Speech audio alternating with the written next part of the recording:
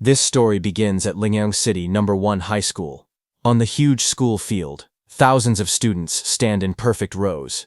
The atmosphere is tense. Everyone knows today is not an ordinary day. A teacher steps forward and speaks loudly. He tells the students a harsh truth. Only those who enter the Hongdrai class will have a real chance to become warriors in the future. For everyone else, this path will be closed. Next, he explains the rules. The class placement exam is just like the college entrance exam. It has two parts, a cultural test and a martial arts test. The total score is 750 points, 225 points for culture, 525 points for martial arts. Then comes the most brutal rule. Only the top 10 students can enter the Hongji class. No mercy, no exceptions. Soon the cultural exam will begin, and students are ordered to enter the exam hall one by one. For many students, this is their only chance to change their fate. Among the crowd, a quiet boy clenches his fist. This chance means more to him than anyone else. He is our protagonist, Chen Du. He remembers that during his first year of high school, he suddenly collapsed and lost consciousness. His parents were terrified and forced him to take 2 full years of medical leave. While others trained and grew stronger, he was left behind, and he knows this is probably his last chance to become a warrior. This time, he will not let it slip away. As Chen Du walked down the corridor toward the exam hall, he suddenly bumped into a few students who were blocking the way. One of the students laughed and said it was surprising to see Chen Du there. He said he did not expect Chen Du to actually come and take the exam. Another student pointed at him and mocked him, saying everyone had a chance to take the Hongji class exam. Yet Chen Du had taken 2 years off since his first year and still dared to come. The group laughed again. The student in front stepped closer, his face dark and full of malice. He said young people really had guts. He mocked Chen Du for getting sick, taking 2 years off, and still daring to come straight to the Hongji class exam. Chen Du looked at him calmly and replied that there was no need for concern.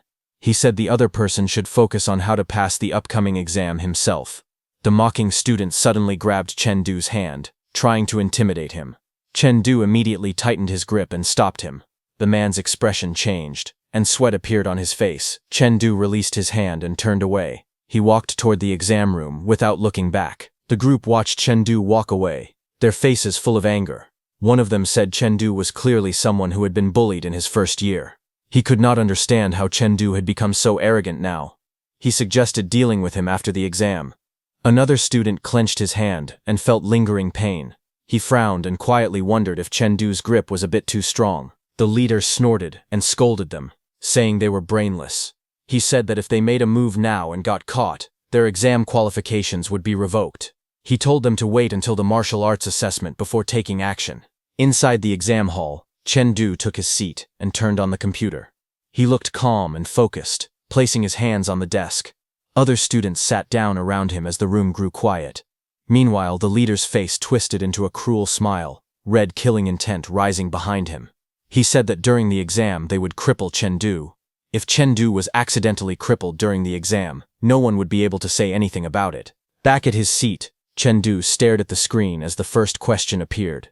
The exam began with a general knowledge question, asking the students to briefly describe the current world background and the starting day of the high martial calendar. Chen Du looked at the question and frowned, remembering that in the year 2842 of the old era, an otherworldly civilization was discovered. Not long after, they invaded Earth. Humanity responded by launching nuclear weapons. 2 years later, humanity suffered a complete defeat in the total nuclear war. The death toll exceeded 5 billion people. Under full-scale nuclear radiation, human bodies were pushed beyond their limits. Humans began to evolve. Terrifying creatures appeared across ruined cities, and powerful beings rose from the chaos. On August 27, 2860 of the old era, all adults reached life strength level 2. That day marked the end of the old era, and the beginning of a new age. It became known as the initial day of the high martial calendar. The exam continued with more questions. The second question asked about important individuals who made major contributions during the early wars of the high martial calendar. The third question asked what wrong policies different nations proposed to restore world order. A fourth question followed. After finishing the questions, the exam reached its end. Chen Du moved the mouse and submitted the exam. His expression stayed calm. The result appeared. It showed a perfect score. He leaned back slightly and thought about the past. After the incident, he had not slept for 2 years. During that time, he had been badly injured and kept entering a strange space again and again. Inside that space, his spiritual power awakened, and he gained a photographic memory. Because of this, even after being away from school for 2 years, he still had the confidence to take the exam. However, he knew the cultural exam was only worth 225 points. He still needed to go home and properly prepare for the martial arts assessment. Later, Chengdu returned home. As he went inside the house, his dad was preparing dinner. Chengdu walked in with his bag on his shoulder. A card slipped out of his pocket and fell to the floor. His sister nearby bent down and picked it up. She mocked him for being clumsy and warned him not to lose his admission ticket. Moments later, the family gathered around the dining table as dinner was served. Suddenly, Chengdu's father spoke and asked him to look. Chengdu paused while holding his chopsticks. He looked toward the bottle placed on the table and frowned slightly. He asked his father where those qi blood pills came from. His father smiled and explained that since Chengdu was about to take the Hongji class exam, he had bought the qi blood pills to help boost his score. Chengdu looked serious and said that he could get in even without using those pills. His father reached out and patted Chengdu's head, telling him to stop overthinking things. He said that even though he himself could not become a warrior, whether it was Chengdu or his younger sister, the family could still afford to support warriors. He told him to eat well, drink well, and not worry, because there was always a way to make money. Chengdu lowered his head and listened quietly. After a moment, he nodded. A faint smile appeared on his face. Late at night, Chengdu sat cross-legged on his bed, his breathing slow and steady. He thought about the qi blood pills. One bottle alone cost 200,000. Buying them had almost drained the family's savings. In this society, if someone did not become a warrior, they could not even guarantee their family's safety. Chengdu understood this very well. He closed his eyes and focused. Whether tomorrow's exam would go smoothly depended on tonight. As his mind sank deeper, a cold blue light appeared. Energy gathered between his hands, glowing quietly as fragments of crystal floated around him. In the next moment, his consciousness entered a familiar place. Towering crystal pillars rose around him, filling the space with icy light. A sword was stuck in the ground nearby. Chengdu stood there calmly, surrounded by danger. After that incident, every night when he fell asleep, he would enter this crystal space. There were many monsters here. Their goal was to destroy the crystal. To protect it, Chengdu had to fight them. If the crystal was destroyed, he would be unconscious for the entire next day. But if he died while fighting to protect the crystal, he would wake up quickly and be full of energy all day. At first, Chengdu did not dare to fight desperately. Because of that, he kept failing again and again, and his body would remain unconscious the next day. Later, he slowly figured out the pattern. Once he understood that death inside the crystal space led to full energy in reality, things gradually began to improve. Each time he successfully defended against a wave of monsters, his spiritual power increased a little. That growth greatly enhanced his memory and comprehension. Even after being away from school for 2 years, he could still keep up without trouble. But every time he defended against a wave of monsters, the next wave would arrive in 30 seconds. And the process repeated like that until he died or successfully defended against the wave of monsters. However, the unfortunate part was that only the first successful defense of the crystal was effective. The next moment, the battlefield turned violent again. Chengdu rushed forward, slashing through a monster with blazing force. Blood and energy exploded as the creature was torn apart. He flipped through the air, sword still in hand, and smashed down toward the ground. The impact shook the entire crystal space as cracks spread beneath him. Breathing heavily and covered in wounds, Chengdu raised his head. Blood dripped from the corner of his mouth as steam escaped with his breath. He stretched out his hand and opened his status window. A blue interface opened in front of him, displaying Chengdu's current status. He looked at the data calmly and thought that with his current stats, it still would not be enough to enter the Hongji class and become an elite warrior in the future. Before he could think further, another alert appeared. The screen announced that the 5th wave of monsters was coming and told the player to prepare. Chengdu narrowed his eyes and lifted his head. In the next moment, a massive red monster rushed out. Flames burst from its mouth as it released a terrifying fire breath. Chengdu reacted instantly. He kicked off the ground and shot forward, dodging through the sea of fire as heat and shockwaves spread around him. He landed hard, gripping his sword tightly, sliding across the cracked ground. The monster attacked again, swinging its claws down with overwhelming force. Chengdu leaped sideways and raised his blade. Then he leaped high into the air, sword pointed downward, aiming straight at the giant red lizard's body. The monster twisted violently. Its massive tail swept across the battlefield like a red storm. The strike slammed into Chengdu midair. His body was sent spinning, blood spraying as the impact shook his bones. He forced himself to twist his body and barely stabilized before hitting the ground, rolling across the scorched earth. The giant lizard did not stop. Its huge body surged forward, pressing down with overwhelming presence.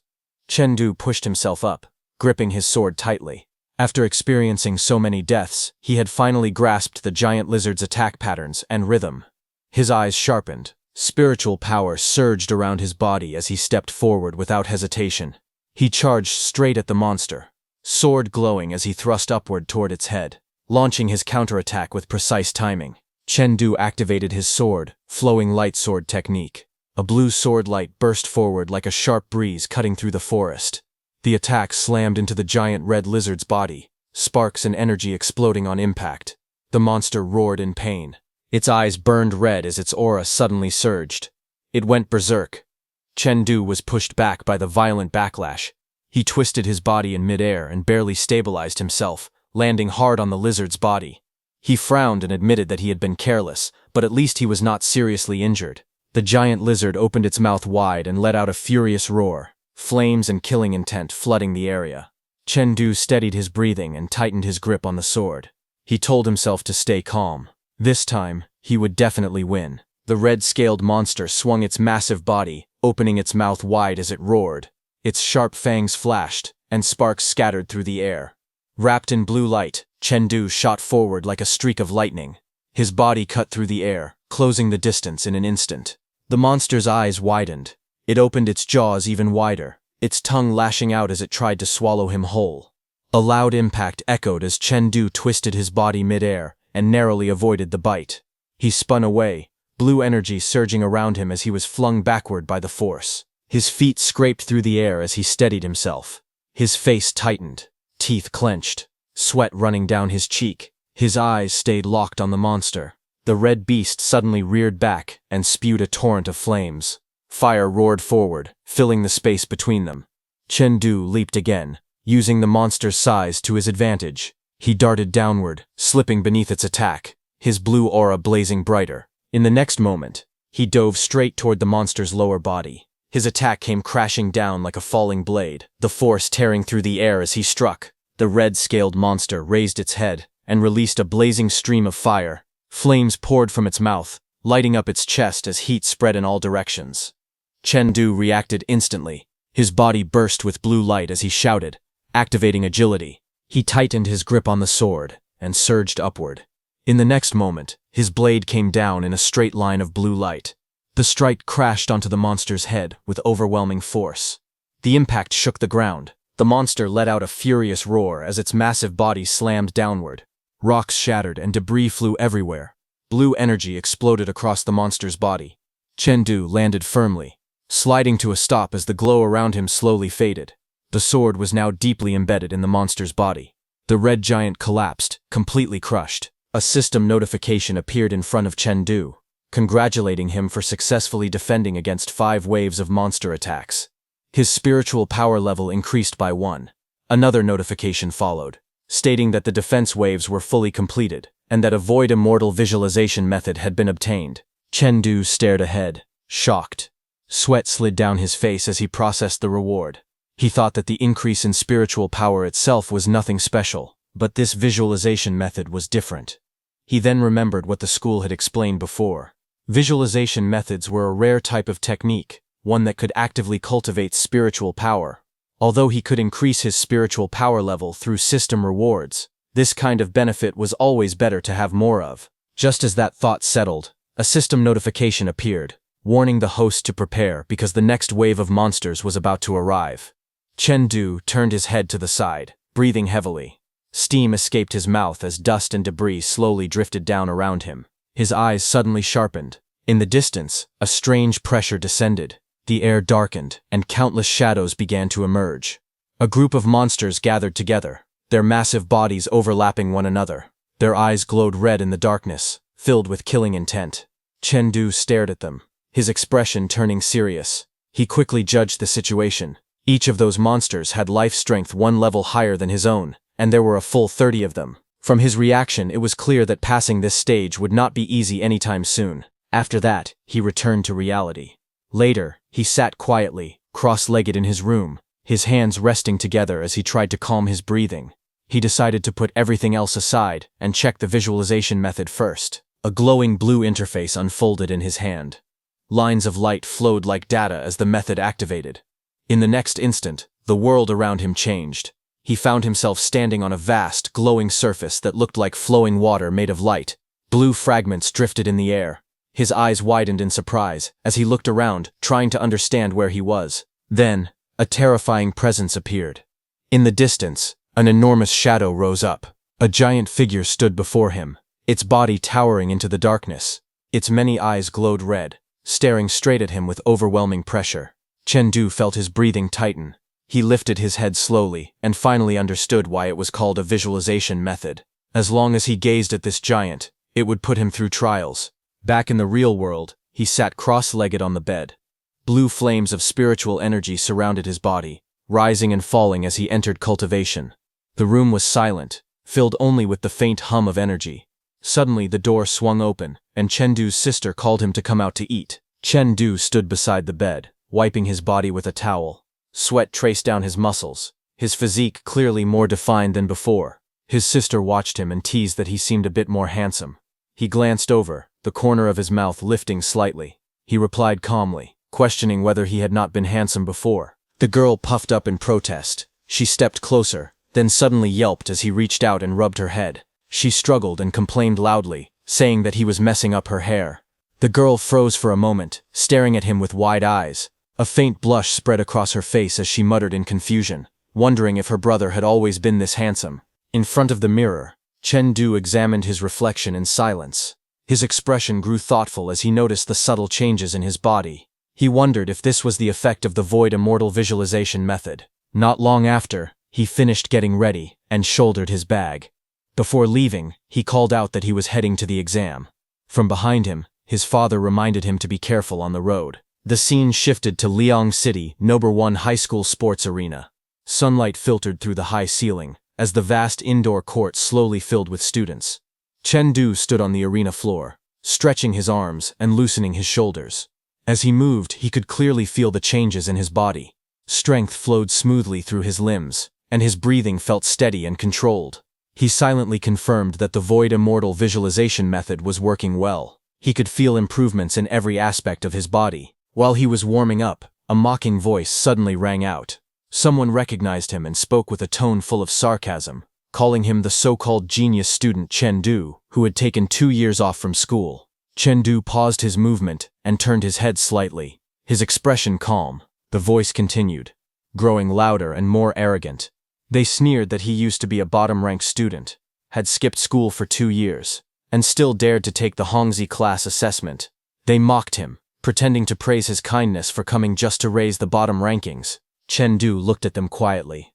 Then he spoke in a flat, steady voice, saying that he was still better than someone who could not even pass the cultural exam. The atmosphere instantly changed. One of the students' faces twisted in anger. Another shouted furiously, demanding to know what Chengdu had just said. Chengdu looked at them calmly and spoke with a faint smile.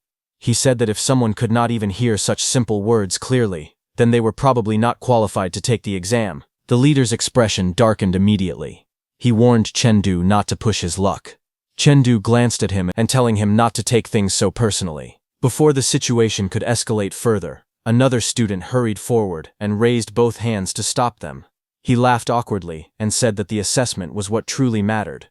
If something really happened and a teacher showed up, it would not be good for anyone. The angry group clicked their tongues in dissatisfaction. As they turned to leave, the leader looked back and threw out a cold warning, telling Chengdu to just wait and that he would get what was coming to him soon. After they walked away, one of Chengdu's classmates rushed over, panic written all over his face. He grabbed Chengdu's sleeve and said anxiously that he was done for.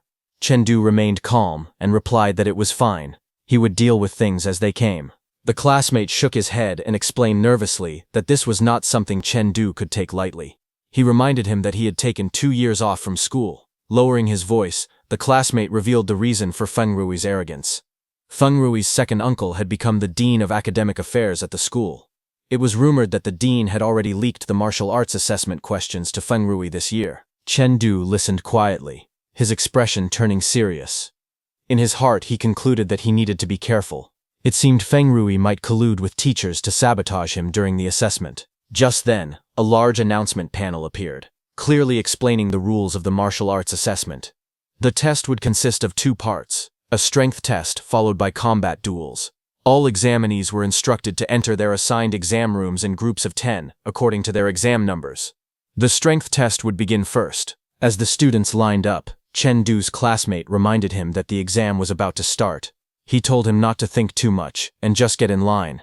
Soon the group was led into the testing area. A massive sandbag device stood before them, shaped like a strange creature with glowing red eyes. The atmosphere instantly became heavy. New rules were announced. The exam would use a last-place elimination system. Everyone had to strike the sandbag with full force at the same time. Those with the lowest scores would be eliminated on the spot. Murmurs spread through the group. Chen Du's classmate complained that this year's strength test was far too harsh. Chen Du listened quietly. He remained composed as he analyzed the situation. He reminded himself that there was still a combat duel coming afterward. Conserving strength was important. His gaze sharpened. He made a simple decision in his heart. He would win with speed. Blue energy surged around his arm as he stepped forward. His fist tightened, his expression cold and focused. As he prepared to strike, Feng Rui cracked his knuckles and laughed confidently, saying that this test was a piece of cake and that he had strength to spare. A clear announcement rang out across the arena, declaring that the first group's assessment had begun. Chen Du stood, his expression calm and focused. Across from him, Feng Rui's face appeared fierce and twisted with arrogance. His red eyes filled with excitement as killing intent surged. In the next instant, Feng Rui stepped forward. He roared as he swung his fist with full force. Red energy exploded around his arm as his punch smashed into the sandbag. A deafening impact shook the arena. The massive sandbag caved inward, waves of force rippling outward as dust and shockwaves filled the air. The crowd froze for a moment, then erupted. Students shouted in excitement, calling Feng Rui amazing and praising his overwhelming strength. Someone yelled that it was exactly what they expected from him, and that he was far too strong. More voices followed, whispering in shock.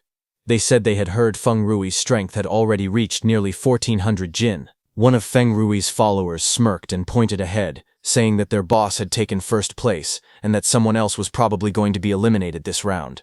In the next instant, Chen Du moved. His figure blurred. A deep pressure surged through the air as his fist shot forward. A violent shockwave exploded across the testing area. The sandbag caved in with a thunderous boom, its massive body warping violently as the force tore through it. For a moment, the entire arena went silent. Students froze in place, eyes wide in disbelief. Someone shouted in shock, asking what had just happened. Another voice trembled as it reported the result. 1,500 jin of punching force, achieved at only life strength level 5.1. Feng Rui's confident expression cracked. He turned his head sharply, veins bulging as disbelief flashed across his face. Whispers erupted everywhere. People questioned which class Chen Du was from, how he could be this strong, and why his name had never appeared in the top 50 last year. From the crowd, Chen Du's classmate jumped up excitedly and shouted at the top of his lungs, calling Chen Du his bro. Behind him, others stared in shock, unable to accept what they had just seen. Chen Du's classmate screamed in disbelief, wondering when his bro had become this terrifyingly strong. The examiner stood with his arms crossed, his fingers resting against his chin as his eyes narrowed. He thought that a life strength level of 5.1 normally corresponded to only 1,000 jin of punching force, and that no one in the Hongji class could achieve such a result. To think that a student this capable existed in a regular class made no sense. He suspected it might be due to Chen Du's martial skills. He then spoke again, asking to see Chen Du's file. A staff member quickly handed over the documents. As the examiner read, his gaze sharpened. The file stated that Chen Du was a regular class student who had taken 2 years off and had still managed to reach first-order martial strength at 55%. The examiner lowered the file and looked toward the arena, his eyes filled with interest. He said that this afternoon, he would have to take a good look at Chen Du's true strength. The scene shifted to the combat arena, where the examiner stood alone in the center. He stepped forward with a list in hand and announced loudly that students whose names were called should come up for their combat duels. The examiner called out Chen Du and Feng Rui and asked them to come to the combat arena. The two figures stood facing each other, their expressions completely different. Chen Du looked calm and cold, while Feng Rui wore a twisted smile full of confidence and hostility. Among the students watching, whispers spread quickly. Someone said that even though Chen Du had just returned to school, his strength test score was unbelievable. They wondered if he could really win this time. Another student shook his head and replied that it was impossible. He said Feng Rui would definitely win. Combat duels depended on martial skills, not raw strength. Having strong power alone did not give much advantage. On the arena, Feng Rui stepped forward and pointed his weapon at Chen Du. He warned him not to think that beating him in the last round meant he would be lucky again this time. Chen Du stopped and slowly turned his head. His expression remained relaxed. A faint smile appeared on his face as he replied that he hoped Feng Rui could still be this arrogant later. The tension between the two instantly filled the arena. Feng Rui attacked first. He charged forward with his metal staff, his movements sharp and aggressive. His foot slammed into the ground as he swung, the force tearing through the air. Sparks burst out where the weapon passed, carrying the intent to suppress his opponent through pure martial power. Chen Du moved at the same time. He stepped in, his body light and controlled. As the staff came down, he raised his sword and blocked it cleanly. The clash rang out loudly, sending shockwaves across the arena. In the next instant, Chen Du counterattacked. His sword flashed upward, forcing Feng Rui back. Feng Rui's eyes widened as he hurriedly twisted his body, barely avoiding a direct hit. The impact still sent him flying, his body flipping in the air before crashing down hard onto the ground. Feng Rui landed on one knee, gripping his staff tightly as he struggled to steady himself. His expression twisted in disbelief and anger. In Feng Rui's mind, a thought screamed out. Chen Du, the one who could enter the Hongdai class, would definitely be him. A violent aura suddenly burst out from Feng Rui's body. His eyes glowed red as he roared and leaped forward again, gathering all his strength into a single desperate strike. He slammed his weapon down with full force. Chen Du reacted instantly. He stepped forward and thrust his sword straight ahead. A sharp beam of force shot out, tearing through the air like a blade of light. Chen Du's gaze remained calm as sparks drifted past his face. He thought to himself that fighting real people was somewhat different from fighting monsters in the crystal space. In the next instant, he moved. His body twisted sharply as orange lights surged around him. He stepped in and struck, his attack spinning like a blazing arc. The force exploded outward, ripping through the air with violent momentum. The impact crashed down like a falling pillar of light. The arena shook as power slammed straight into Feng Rui. Feng Rui was thrown backward. His body spun uncontrollably as the shockwave tore through the ground beneath him. Dust, debris, and fragments burst into the air. Chen Du did not stop. His eyes narrowed as he followed up instantly. He saw it clearly. Feng Rui's stance was unstable. Before Feng Rui could recover, a cold blue light erupted. A sharp breeze swept across the arena as Chen Du unleashed his technique. The attack descended like flowing wind beneath a forest canopy, clean and precise, yet overwhelmingly sharp. The blue energy surged upward, cutting straight through Feng Rui's defense. Feng Rui's body was lifted into the air, completely overwhelmed. As the force swallowed him whole, Feng Rui suddenly coughed violently. Blood sprayed from his mouth as his eyes widened in pain. In the next moment, Feng Rui's hand moved. A short blade flashed as he drew it smoothly, his expression cold and focused. Chen Du stepped in without hesitation. His sword came down in a sharp arc, the strike carrying overwhelming force. The impact landed squarely on Feng Rui, sparks bursting at the point of contact. Feng Rui tried to resist, his face twisting in fear and shock. But before he could recover, Chen Du closed the distance. A heavy punch smashed straight into Feng Rui's face. The sound echoed sharply. Feng Rui's eyes rolled back as his body flew backward. He crashed hard onto the ground, limbs limp, completely knocked out. The arena fell silent for a split second. In the stands, students stared in disbelief. Someone shouted that Chen Du had actually won. Another voice yelled in shock, unable to understand what had just happened.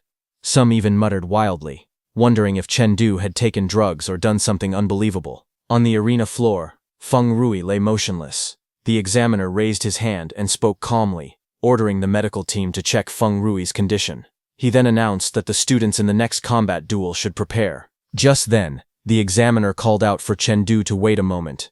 Chengdu paused and turned his head. A bead of sweat slid down his face as he looked back calmly. Teacher Ling stood in the arena, hands behind his back, his expression steady and composed. Chengdu stepped forward and lowered his head slightly. He apologized, saying that he had been too caught up in the moment and had failed to control his strength properly. Teacher Ling looked at him for a second, then spoke in a calm tone. He said that getting injured in combat duels was normal and told Chengdu not to worry about it. He reminded him to be more careful next time and added that Chengdu had worked hard today. Before dismissing him, he casually told him to remember to stretch when he got home. Chengdu straightened and thanked his teacher respectfully. As Chengdu stepped aside, Teacher Ling's gaze shifted toward the direction Feng Ruoyi had been taken. In his mind, he noted that Feng Ruoyi had been beaten badly, yet had not suffered any serious external injuries. It was most likely because of Chengdu's overwhelming advantage in martial skills. Teacher Ling clenched his gloved fists slightly, his expression turning thoughtful. He then called Wang Sai, telling him to contact the principal immediately.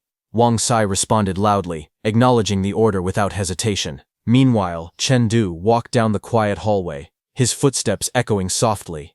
He thought to himself that it was still early. His father and sister would not be home until later. Soon he stopped in front of a large machine, the virtual combat pod. He looked at it calmly. Although he could not afford real one-on-one sparring partners, the school had provided every student with one of these. He stepped closer, recalling how it worked. As long as he lay down inside, the system would automatically match him with opponents of similar skill level for combat training. Since he had always been fighting monsters in the crystal space, he had not done much virtual combat. Because of that, his current rank was only bronze. Reaching out, he plugged the cable into the socket. As the machine powered up, another thought crossed his mind. Feng Ruoyi had lost badly today. Because of that, there was a high chance someone would try to cause trouble for him, all to stop him from entering the Hongji class. Chengdu stood in front of the open virtual combat pod, quietly observing the seat inside. He knew that every combat record from the virtual pod would be uploaded to the Blue Star Youth Rankings, a special leaderboard created for college exam students. It was also known as the Genius Rankings. This ranking represented pure martial skill strength and was recognized across all ecological zones worldwide. Even many students from the Hongji class had failed to appear on this list. Chengdu sat down and slowly closed his eyes. He understood clearly that as long as he could make a name for himself on the Blue Star Youth Rankings, he could earn his way into the Hongji class through real ability alone. The pod activated. Light flickered, and his surroundings changed as the virtual space formed around him. His body appeared inside the simulation, standing on a clean white platform. He thought calmly that ever since obtaining the crystal space, he had barely used the virtual combat pod. He decided to warm up with a single match first. Blue data fragments gathered in front of him. Chengdu looked ahead, slightly puzzled.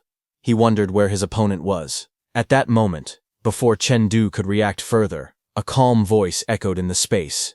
In the next instant, a blur of motion descended from above. A purple-haired female figure dropped down with deadly precision, blade flashing as she aimed straight for Chengdu. The moment the purple-haired girl struck, Chengdu reacted instantly. He twisted his body and raised his sword, barely blocking the sudden attack. The impact exploded with force, shockwaves rippling across the ground. The girl landed lightly and smiled. She praised him, saying that his reactions were pretty good. Then her expression sharpened. She reminded him that this was not a school exam where opponents waited politely before attacking. In real combat, hesitation meant death. Chengdu straightened, gripping his sword tighter. He calmly replied that the lesson was learned.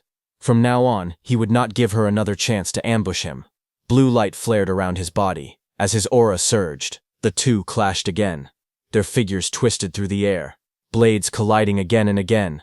Blue arcs of light tore across the battlefield as Chengdu advanced aggressively, forcing the girl back step by step. A powerful move burst forth. Azure Dragon Thrust. Chengdu's sword shot forward like a raging dragon, the strike sharp and overwhelming. The girl's eyes widened slightly as she dodged at the last moment. She looked at him in surprise and pointed out that he had used Azure Dragon Thrust. She noted that it was clearly a thrust-type move, yet he was wielding it like a sword technique. Chengdu pressed forward without hesitation, launching another fierce attack. As she retreated, the girl spoke again, her tone turning instructive. She told him that the 4 flowing light forms did not need to be confined to a single shape. What mattered was understanding the true essence of the martial skill itself. Chengdu felt his mind snap into clarity. He realized that sword techniques should never be trapped by rigid forms. Power was meant to flow freely, not be restrained by labels or structure. As his blade swung, a sharp arc of light cut through the air. At the same time, a doubt flashed through his mind. He wondered how the girl knew his sword technique so clearly. Before he could think further, her voice rang out, warning him not to get distracted. She moved like lightning. Her strength was overwhelming, and Chengdu could not tell what basic martial skill she had learned. Every strike felt unfamiliar, yet perfectly refined.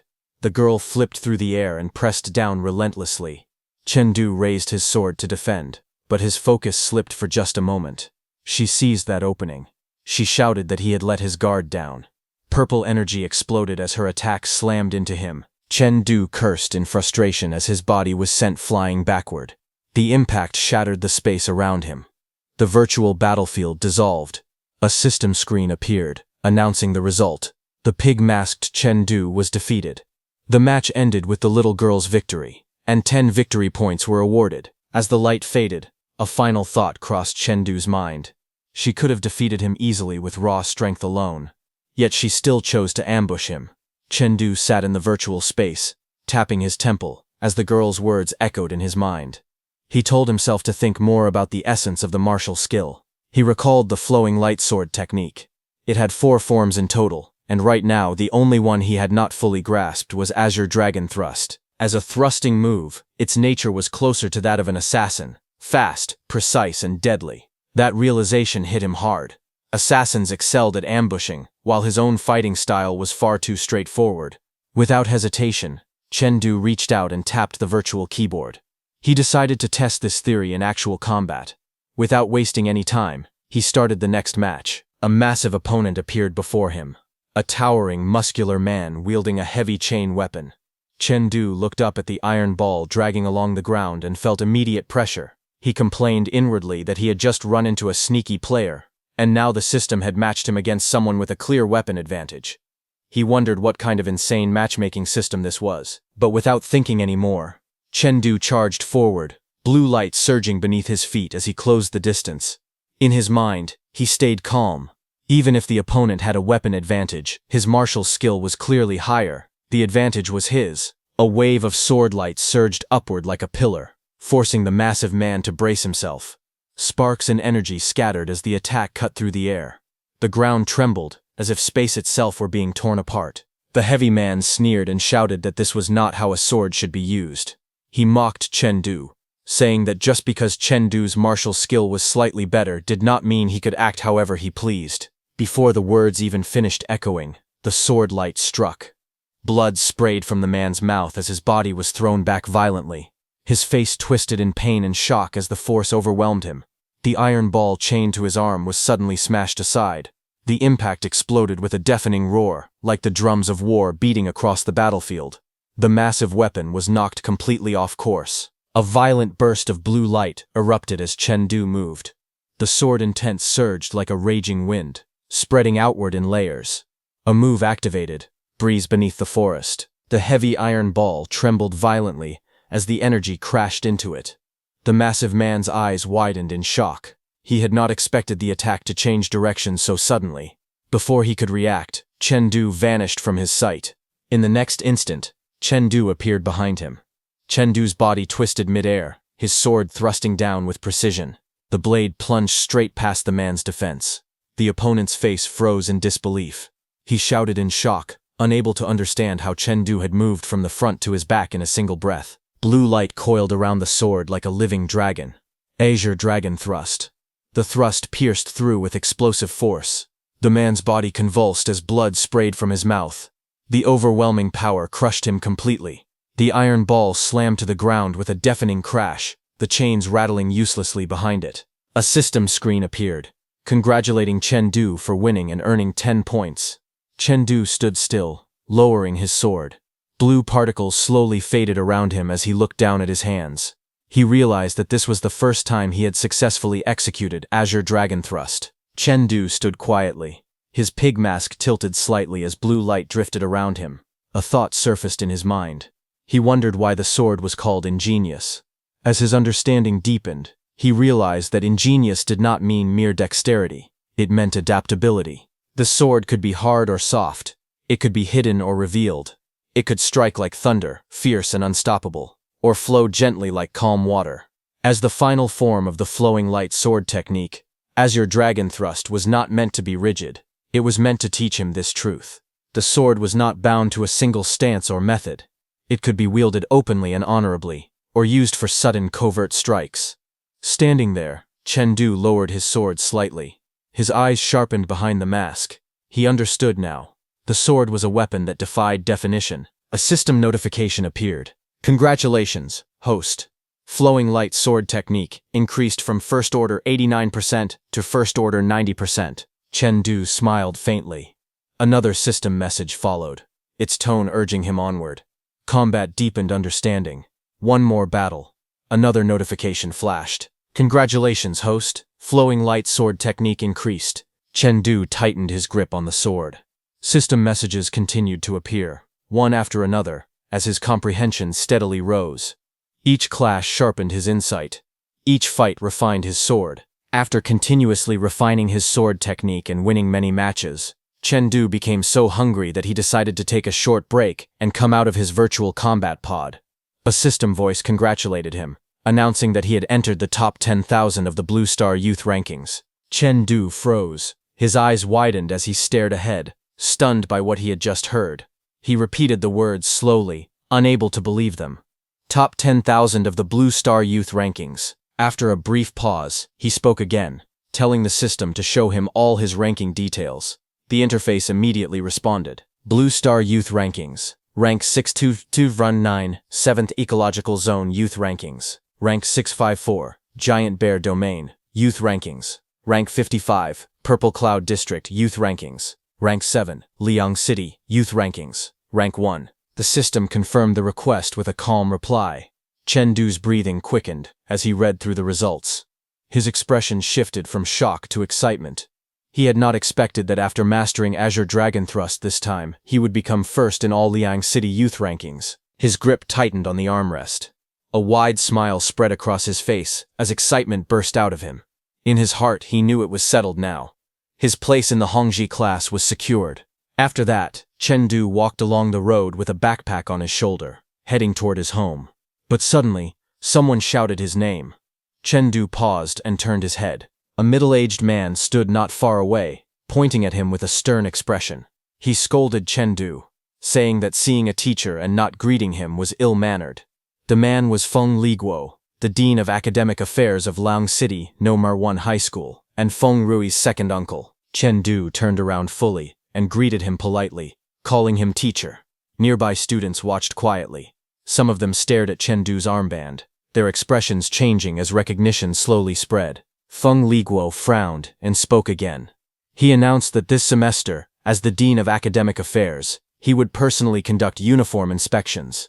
He pointed at Chengdu and questioned what he was wearing. Chengdu lowered his gaze slightly and replied calmly that it was the school uniform. A few students nearby let out suppressed laughter. Feng Liguo suddenly shouted for silence. Whispers still spread among the students. Some said that Chengdu was in trouble, that Feng Rui had still not been discharged from the hospital, and that his second uncle would definitely seek revenge. Others claimed they heard Chengdu had won by using banned substances and said he deserved what was coming. Someone else muttered in confusion, saying they thought Chengdu was actually that strong. Feng Liguo suddenly lashed out. He raised the wooden baton and struck down, shouting angrily that this, and this, all of it failed. Chengdu tilted his head slightly and avoided the blows. His expression remained calm. He spoke evenly, saying that everything he was wearing complied with school rules, and he did not understand what was failing. Feng Liguo's face twisted with rage. He pointed at Chengdu and roared, demanding how he dared to talk back. The baton came down again.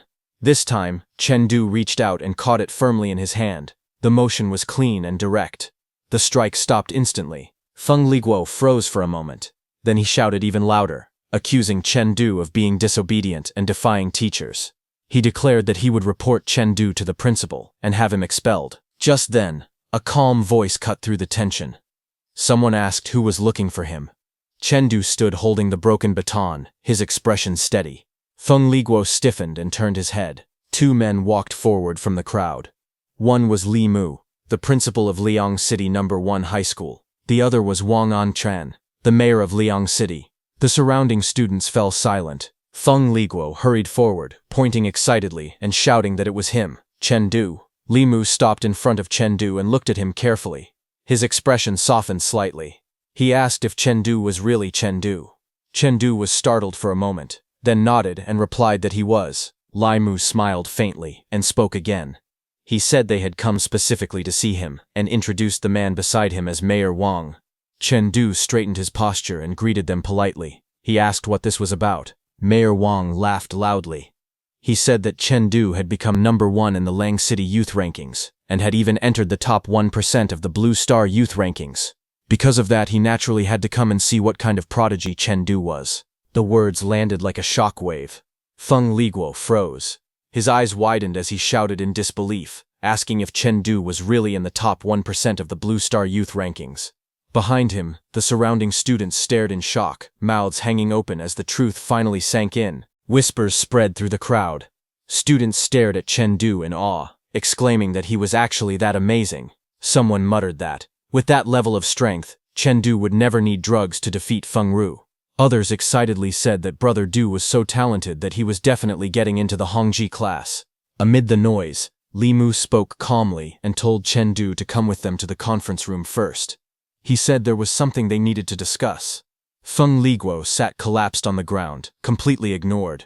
Chengdu nodded and replied with a simple yes. He walked away with the principal and the mayor as the students watched in silence. The scene shifted to the conference room. Chengdu entered and politely greeted them again. Inside, two students were already present. One was Lu Bo, a senior from Liang City No. 2 High School and second place in the Liang City youth rankings.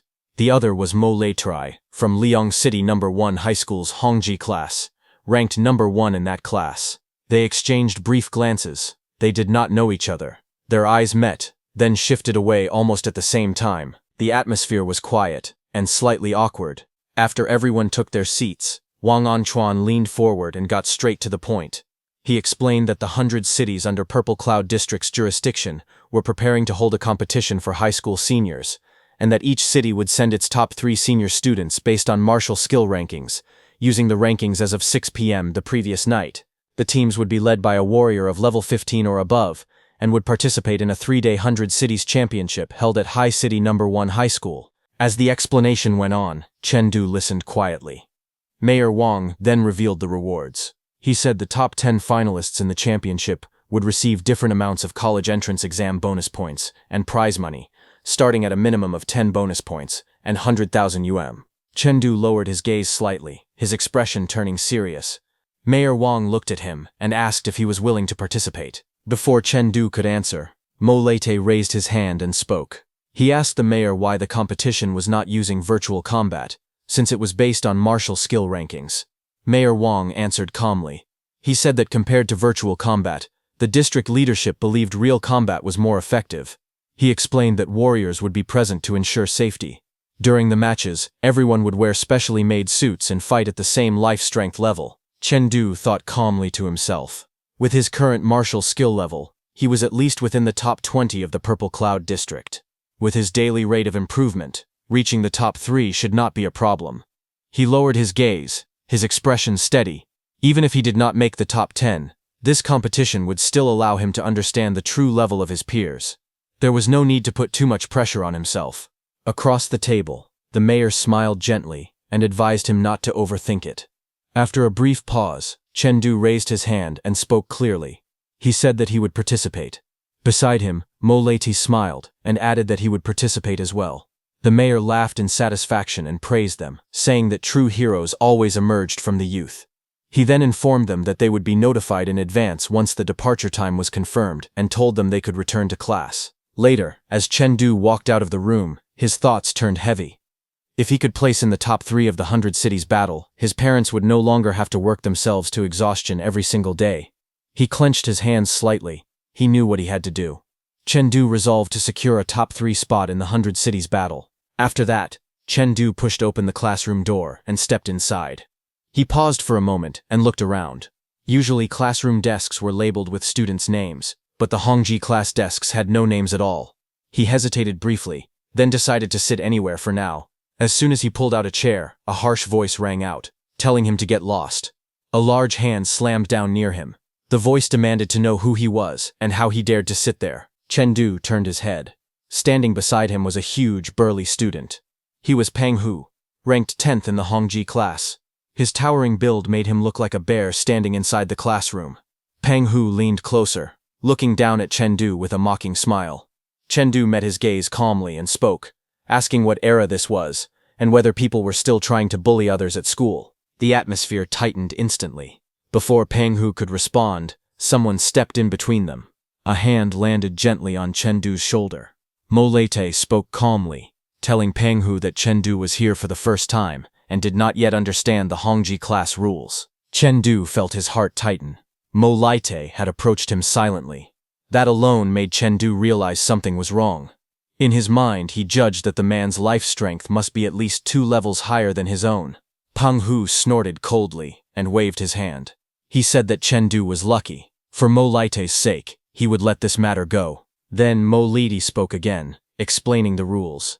He said that since this was Chengdu's first time in the Hongji class, he probably did not know that strength and status here were determined by seat numbers.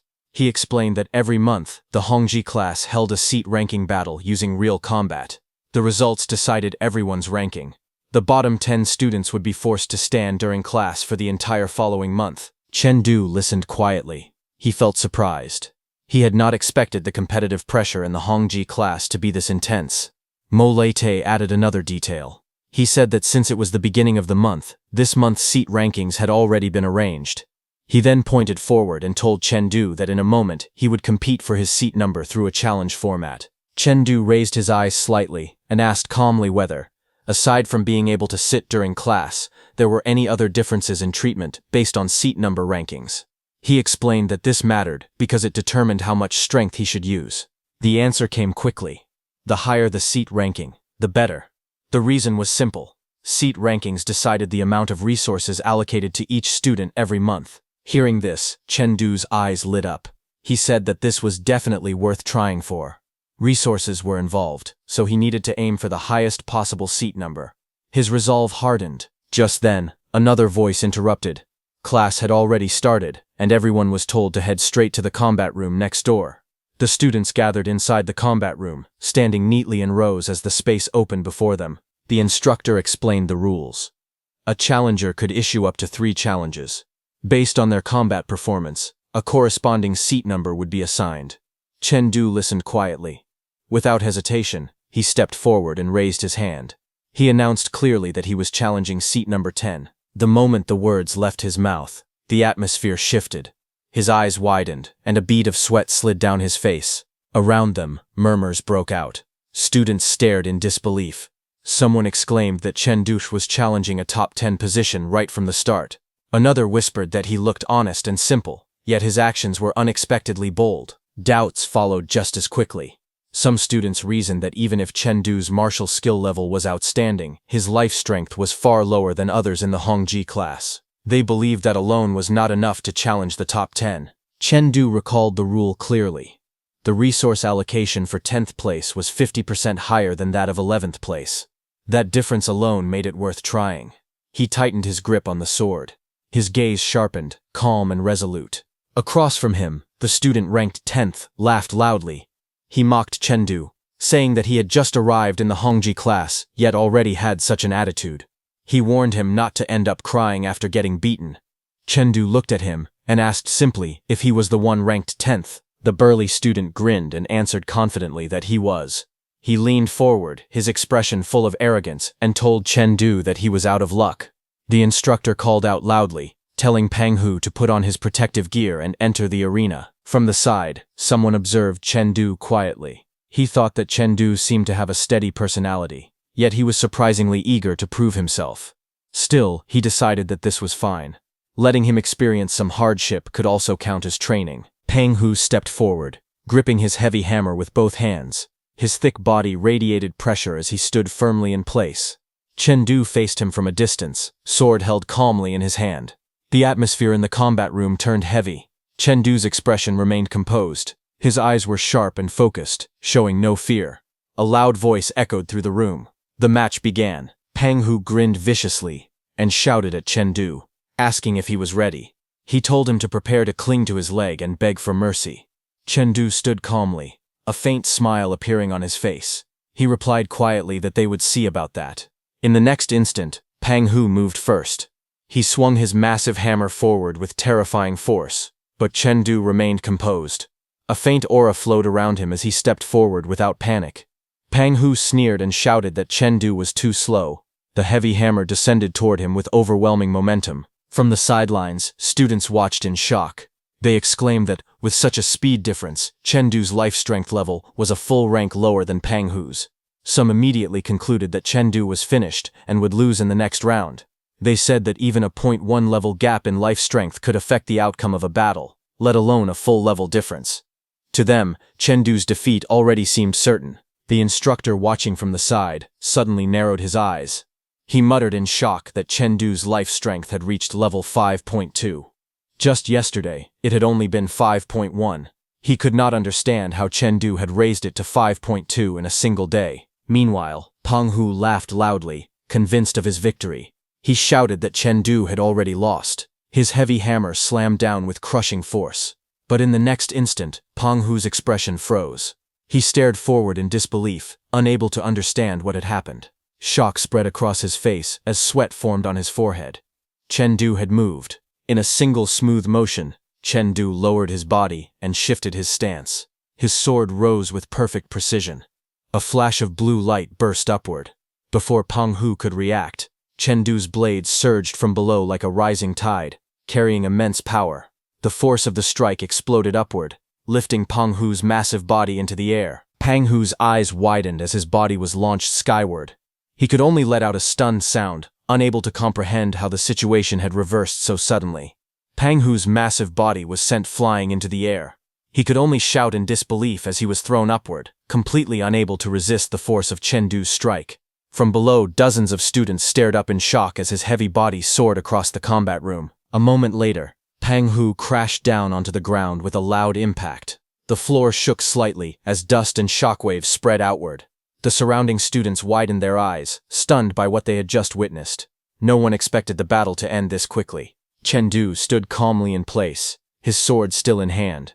From the side, the instructor suddenly noticed the technique he had used. He stared at Chengdu's weapon and asked in disbelief if that was the Azure Dragon Thrust.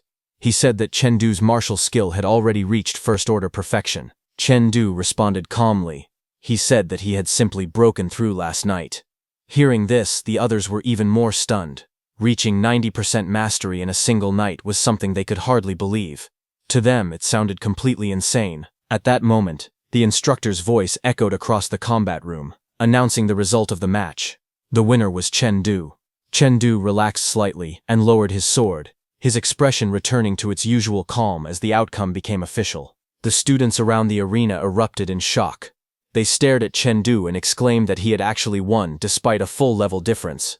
Some could not believe their eyes. Others shouted that it was incredible. He had taken the victory with just a single strike. Among the crowd, Mo Laita muttered that Chengdu truly was a late-blooming genius. The instructor stepped forward and announced that Chengdu had earned seat number 10. He asked if Chengdu wanted to continue challenging for a higher rank. Chengdu shook his head calmly and refused. He explained that even if he moved up a few more spots, the difference in resources would not be significant. It would be better to conserve his strength. The surrounding students immediately surrounded him. One of them smiled and took out his phone, asking to add Chengdu on WeChat, since they were classmates and should stay in touch. Others quickly joined in, asking to be added as well. Chengdu looked slightly awkward under the sudden attention, but still agreed politely. At that moment, Pang Hu slowly got back on his feet. His earlier arrogance was completely gone. He looked up at Chengdu nervously and called him Big Brother, asking him not to hold a grudge and to forget what he had said earlier. Chengdu looked at him calmly and thought to himself that Pang Hu really knew how to bend with the wind. After the match ended, Chengdu stood quietly among the students. Just then, a voice called out to him. The instructor told him to come to the office after class. Chengdu turned his head in surprise, wondering what it was about. Later, he knocked on the office door. A calm voice from inside told him to come in. Chen Du entered and saw the principal sitting behind a desk, writing something on a document. The atmosphere inside the office was quiet and formal. Meanwhile, Chen Du's instructor asked the principal whether there were any special recruitment slots left for Mount Everest Martial Arts University and Mount Tai Martial Arts University in their ecological zone. The principal, confused, asked the instructor to sit first and then questioned why he was asking about this. The instructor told the principal that he wanted to try and see if Chen Du could qualify through special recruitment. Upon hearing this, the principal's expression turned thoughtful. He explained that both Mount Everest Martial Arts University and Mount Tai Martial Arts University were ranked among the 8 great schools. Their minimum requirement for students was martial skill at first-order perfection. He continued, saying that Chen Du was only 1% away from reaching that level. However, that final 1% was an extremely difficult barrier to break. Instructor Ling Yun spoke impatiently and told the principal that there was no need for more discussion. He reminded him that there was a device in the office used for testing students' martial skill proficiency, and suggested letting Chen Du try it. The principal sighed and replied that Ling Yun always overthought things. Still, he agreed and pointed toward the corner of the office, saying the testing device was over there. He explained that its maximum reading was first-order advanced, which made it perfect for evaluating students. Ling Yun immediately grabbed Chen Du by the shoulder and led him toward the machine. He instructed Chen Du to reproduce the same attack he had used during the seat battle and strike the proper spot on the device. Chen Du nodded calmly and stepped forward. His expression turned serious as he stood before the testing machine. He slowly raised his sword. A quiet stillness filled the room as he gathered his strength. In the next instant, he moved. With a sharp motion, Chen Du unleashed his technique. Azure Dragon Thrust erupted forward in a brilliant surge of blue light, crashing toward the testing device with overwhelming force. A loud cracking sound echoed through the office. The testing device shattered under the impact of Chen Du's strike. Fragments scattered across the floor as the machine smoked and collapsed. The principal froze in shock, staring at the broken device. He exclaimed in disbelief, unable to process what had just happened. Nearby, Instructor Ling Yun spoke with equal surprise. He said he had not expected this either. Just yesterday afternoon, Chen Du had still been at the advanced stage. Yet by last night, he had already broken through. Now, he had reached first-order perfection. Chen Du stood awkwardly beside the ruined machine, scratching the back of his head nervously. He apologized to the principal. He said he had not expected the device to break. Ling Yun, however, showed no concern for the machine. Instead, his expression turned excited and intense. He declared that Chen Du was absolutely a fighting genius. That instinct to win was extraordinary. He continued passionately, saying that in all his years of teaching, this was the first time he had met a student whose combat sense felt so seasoned. It was as if Chen Du had survived countless life-and-death battles. His instincts were incredibly sharp. Chen Du stood there quietly, his face slightly flushed as he held his sword. The principal fell into deep thought, one hand on his chin. After a moment, he spoke decisively. He declared that Chen Du was a true martial arts genius and must be prioritized for training. Temporarily, he ordered that Chen Du be given the same resources as seat number 1. He then added that he would personally handle communication regarding Chen Du's special recruitment. As for the 100 Cities tournament, he told Chen Du to make sure he fought for a top 3 spot. If he achieved that, everything else would be practically guaranteed. Chen Du raised his hand slightly and asked what special recruitment actually meant. Ling Yun explained calmly that to enter one of the 8 great schools through the normal college exam, a student's life strength had to reach at least level 6.5. With Chen Du's current life strength, reaching that level before the exam would be extremely difficult. However, through special recruitment, the requirement was different. Chen Du would only need his martial skill to reach first-order perfection 1 month before the exam. After the 100 Cities tournament, professors from Mount Everest Martial Arts University and Mount Tai Martial Arts University would personally come to assess him. If he performed well, he could be directly recruited. Chen Du listened carefully, and then asked another question. He wondered if, after passing those schools' special recruitment, he would still be able to take the regular exam and apply elsewhere. Ling Yun looked at him with curiosity and asked if he already had a particular martial arts university in mind. Chen Du answered honestly. If possible, he said he would like to attend Huangshan Martial Arts University. However, Instructor Ling Yun was confused and asked Chen Du why he wanted to attend Huangshan Martial Arts University. Since all 8 great schools offered similar resources, Chen Du explained that 6 years ago, In Yunlei district of Hushi City, a sudden disaster had struck. Giants ambushed the city without warning. Even though Hushi's defense corps and soldiers from nearby cities rushed in to help, their numbers were limited. Despite their efforts, tens of thousands of people still lost their lives in the chaos. The memory of that tragedy remained vivid. Chengdu quietly revealed his reason. He said he simply wanted his family to live safely. His eyes hardened with determination as he continued. If Liang City ever faced danger, he wanted to be able to rush back immediately and protect them. Ling Yun looked at him silently, understanding the weight behind those words. He remarked that such a reason was usually held by people who had lost everything before. Then he spoke with a hint of respect. To possess such resolve at such a young age, while still having a complete family, meant that Chengdu was someone capable of bearing great responsibility. Chengdu raised his hand and spoke calmly. He said he would treat the two schools as a backup. If he couldn't get into Mount Huang Martial Arts University, he asked if he could choose those two instead. The principal sat behind his desk and replied firmly. He explained that once Chengdu passed the early special admission, he would have to sign a contract tying him to the school. Later, Teacher Ling told Chengdu the situation clearly. If Chengdu earned a ranking in the 100 Cities Hegemony Tournament next month, admission to the two schools would be almost guaranteed. With early special admission, the score requirement could be lowered by another 100 points. He also warned Chengdu about the alternative. If he didn't take the early special admission route, his life intensity would need to reach 6.5, and the exam score reduction would only be at most 30 points. He advised Chengdu not to take risks with his future. Chengdu smiled lightly and thanked both the teacher and the principal. He said he would think about it carefully. Then, outside the school gate, Chengdu walked alone among the passing students. He thought about the timeline. Early special admission would only begin after the 100 Cities tournament, still more than a month away. As he crossed the street, he planned ahead. From that day onward until the college entrance exam, he would stay in the exclusive martial arts room the school had provided and focus completely on raising his strength. He also considered another possibility. During this time, he wanted to try using medicine to speed up the improvement of his life intensity. What he needed should be available. After all, it belonged to the Technology Martial Palace. Walking under the open sky, Chengdu looked ahead with determination. In his mind, he recalled the structure of their world. There were 3 pinnacle forces in the entire high martial civilization. These major organizations worked together to protect humanity's future and hope. The first organization confronted alien civilizations. It was known as the Extreme Martial Palace. The second force was responsible for improving humanity's overall strength and was called the Technology Martial Palace. The third group was responsible for maintaining human public order. It was known as the Martial Artist Alliance. Then there was the founder of the Technology Martial Palace, Durags, recognized as the second strongest person in their civilization. Chengdu knew that although his strength did not surpass Yan, no one could deny the enormous contribution he made to humanity's progress. Later, Chengdu walked into a shop with a spacious hall. A woman in a blue dress noticed him and greeted him warmly, saying she was happy to serve him. Chengdu stopped in front of her and spoke politely.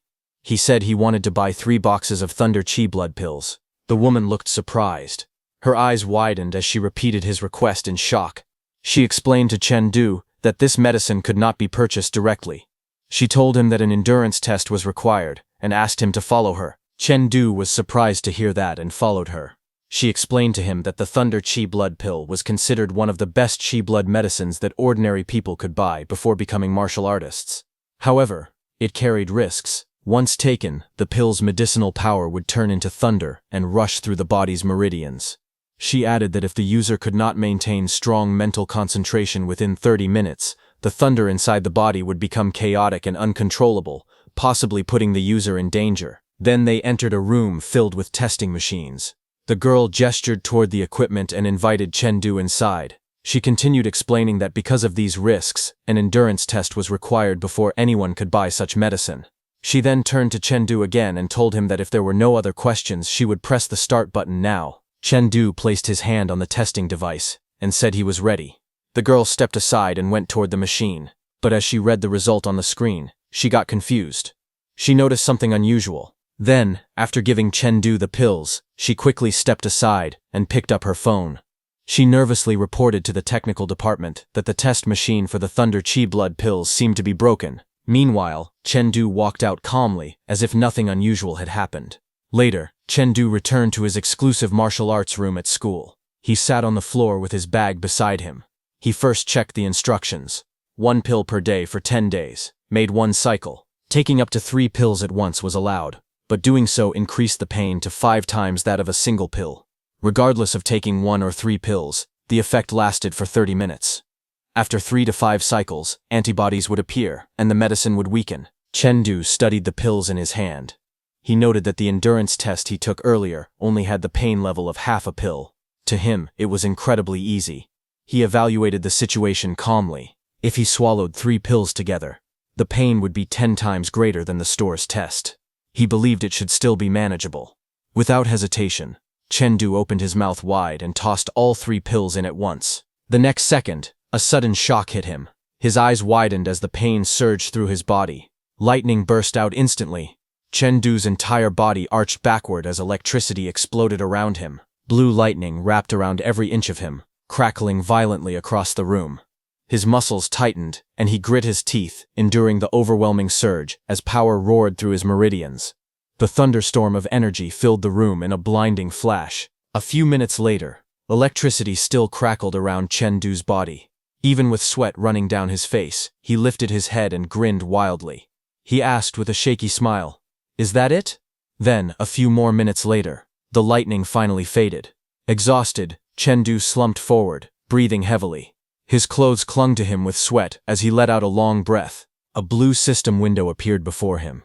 The notification stated that his life intensity had increased from 5.2 to 5.3. Seeing that, Chengdu's eyes lit up. He clenched his fist in excitement and said that he was now 1 step closer to reaching level 6.5. As long as his life intensity improvement could speed up, he was determined to refuse early special admission. He looked at the remaining pills inside the open box beside him. He muttered to himself that he had originally planned to take the medicine for an entire month, but now it seemed he could only continue for 10 days. Based on the balance on his card, he calculated that his funds would only last 55 days. Sitting on the training room floor, Chengdu leaned back against the wall. He spoke to himself that if this was the situation, then he had no choice. He needed to fight his way into the top 2 of the 100 Cities Hegemony tournament. That was the only way to get the money he needed to continue improving. But while he was thinking all that, suddenly he fell to the floor, his body still trembling from the earlier surge of thunder power. He struggled to move and realized the side effects were stronger than he expected. He thought to himself that his body was temporarily unable to move because of the ravaging thunder energy inside him. Since his body was exhausted, he shifted his focus. He decided to improve his mental power instead. With determination, he closed his eyes and said inwardly that he was heading into the crystal space. The next morning, Chengdu finally woke up and sat upright again. His expression was calm and focused. He recalled what had happened inside the crystal space. He had spent the entire night slaughtering green firefly giants. Although he hadn't defeated them fully yet, he could feel his mental power improving greatly. He remembered the time he spent on the crystal space battlefield, how he charged forward, leaping high into the air, and how he swung his blade, releasing a bright blue arc of energy as he attacked the creature. Remembering that, a small smile appeared on his face. He had just received information about the school's resource subsidy. Knowing that the support had arrived, he felt excited and said he couldn't wait to go to class. He then went to his classroom. There, a teacher with red hair and glasses stood at the front. She was Ya Dai, the mental power teacher of the Hongji class and a member of the Martial Artist Alliance. She introduced the lesson for the day. She told the students they would be learning in advance about a combat method for martial artists, mental power attachment. Chen, seated in the front, thought that the mental power course was exclusive to the Hongji class. Only students with Tier 2 mental power were allowed to learn it. He saw that the teacher leading the course had a life intensity above 15, an impressive level. The red-haired teacher continued her explanation. She said that the higher one's martial arts skill level, the greater the development of physical strength. But if mental power was mastered properly, it could produce twice the result with half the effort. She went on, explaining that physical strength generated by martial arts dispersed throughout the body. In contrast, mental power could gather all excess strength into a single point, increasing one's explosive force. An image in the lesson showed energy concentrating into one place. The teacher said that mental power attachment was the ability to make every strand of strength in the body play its proper role. Hearing her, Chengdu looked around the classroom. He noticed that none of the students seemed surprised by the explanation.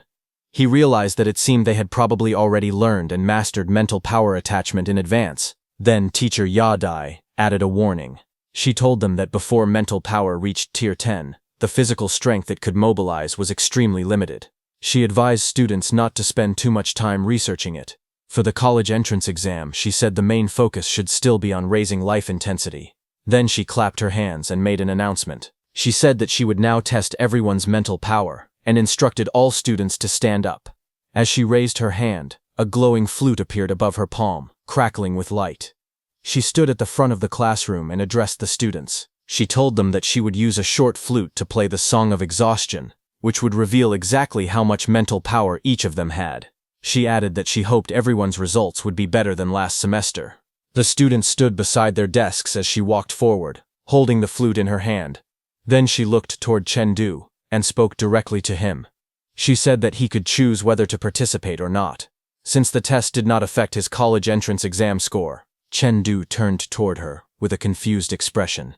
He thought to himself that the teacher probably assumed he would collapse the moment the flute played because he only had Tier 1 mental power. She must have been worried he would embarrass himself. With a determined look, Chengdu straightened his posture and answered firmly, telling the teacher that he would participate. The teacher smiled lightly and agreed. She thought to herself that young people were always too competitive. Mental power was not something simple to control, and even the other students in the Hongji class struggled with it. She decided to let him try anyway.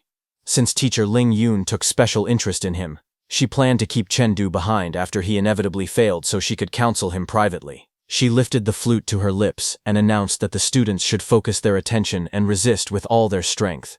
Her song of exhaustion would make both their bodies and minds feel drained at the same time. Chengdu stood with a determined expression, ready to face whatever would come next. All the students responded confidently, shouting that they were ready. The teacher lifted her flute and began to play. A wave of glowing purple energy burst out, swirling around her as musical notes formed in the air.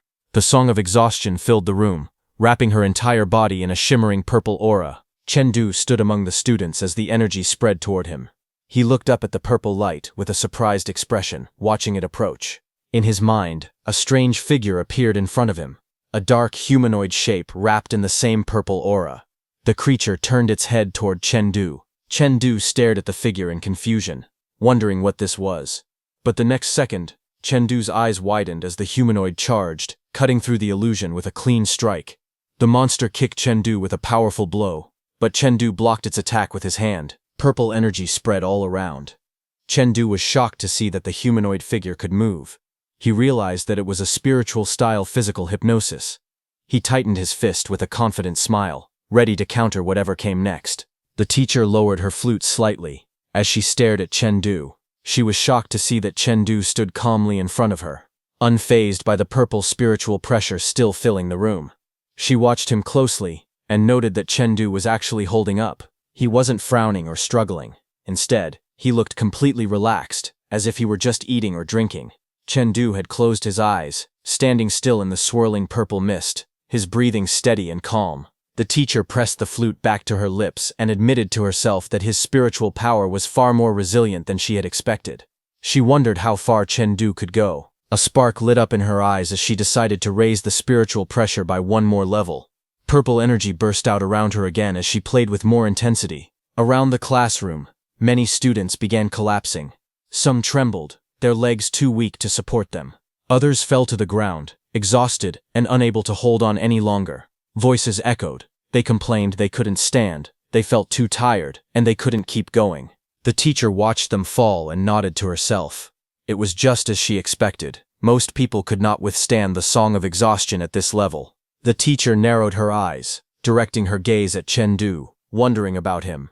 But she was shocked when she saw Chengdu still standing without much reaction. The purple spiritual aura twisted behind Chengdu as he continued to stand firmly in place. Students nearby stared in disbelief. One of them cried out that Chengdu was still holding on.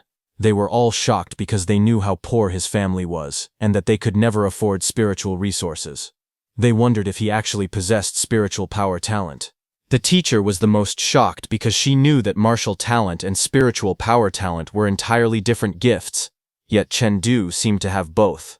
It was the first time she had seen someone possess that combination. Peng Hu, who had collapsed early, looked up with a relieved grin. He laughed to himself, feeling proud because the stronger Chen Du appeared. The more it proved that his own defeat yesterday wasn't because he was weak. Suddenly, a sharp cracking sound rang out. Students turned toward it with wide eyes, startled by the sudden shift in pressure. The sound was Mo Lai-te, finally falling to the ground under the pressure of the Song of Exhaustion. He lay on the floor, drenched in sweat. Everyone watched him in disbelief. They knew that he not only had martial talent, but also spiritual power talent. With a different background, he could compete for entrance into the 3 great elite academies. The teacher stared at Mo Lai-te with wide eyes. She saw that Mo Lai-te, the top student in the class, had collapsed at level 6. Yet Chen Du had endured level 7 without falling. Shocked, she decided to increase the pressure. She brought the flute to her lips again, preparing to unleash level 8 spiritual power. Chen Du's body trembled as the next wave hit him. He let out a strained breath, barely staying upright as the spiritual pressure flooded the room. In his mind, the humanoid figure he was fighting turned into a towering spiritual figure, massive and muscular, glowing with violent purple energy. It loomed over Chen Du, its aura shaking the ground. The giant figure swung its fist, sending a huge impact crashing toward Chen Du. Chen Du crossed his arms to block, but the force still threw him backward in a burst of light and shockwaves. He gritted his teeth as the weight pressed down on him. He was shocked to see how heavy that punch was. Chen Du looked up, sweat beading on his face. His eyes widened as he realized the next attack was already coming, faster and heavier than before. Chen Du dropped to one knee, breathing heavily as the pressure faded.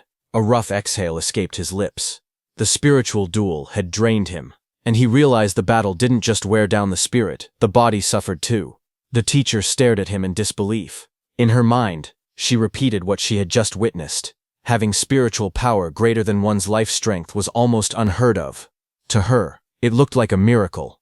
And Chen Du not only had unusually strong spiritual power, but his martial skill talent was extremely high as well. She imagined the path he could take. Someone who could become immune to spiritual attacks and rely on a powerful body to tear enemies apart. Her expression tensed as she reached a conclusion. Chen Du was practically the perfect warrior for battling the Big Eye civilization. Then, sometime later, in the principal's office, the principal was shocked to find that Chen Du had dual talent in martial skills and spiritual power. Inside the office, teacher Ya Dian nodded firmly. She confirmed that she had personally verified everything during class. The shocked principal leaned back in his chair with wild hair flowing around him. Teacher Ling said he had just finished talking with Chen Du about his situation. From his perspective, Chen Du had the potential to reach level 20, a skywalking warrior. Hearing that, Teacher Ya Dai was shocked and asked Teacher Ling if he meant a real skywalking warrior, someone who could actually fly. The principal leaned forward with a serious expression. He explained that skywalking warriors were extremely rare, only 1 in 10,000. A genius like Chen Du, he said, would be completely wasted in the 8 great schools. He said that Chen Du should aim for one of the 3 great elite martial academies, the kind that didn't take normal exam students and only accepted those capable of becoming skywalking warriors.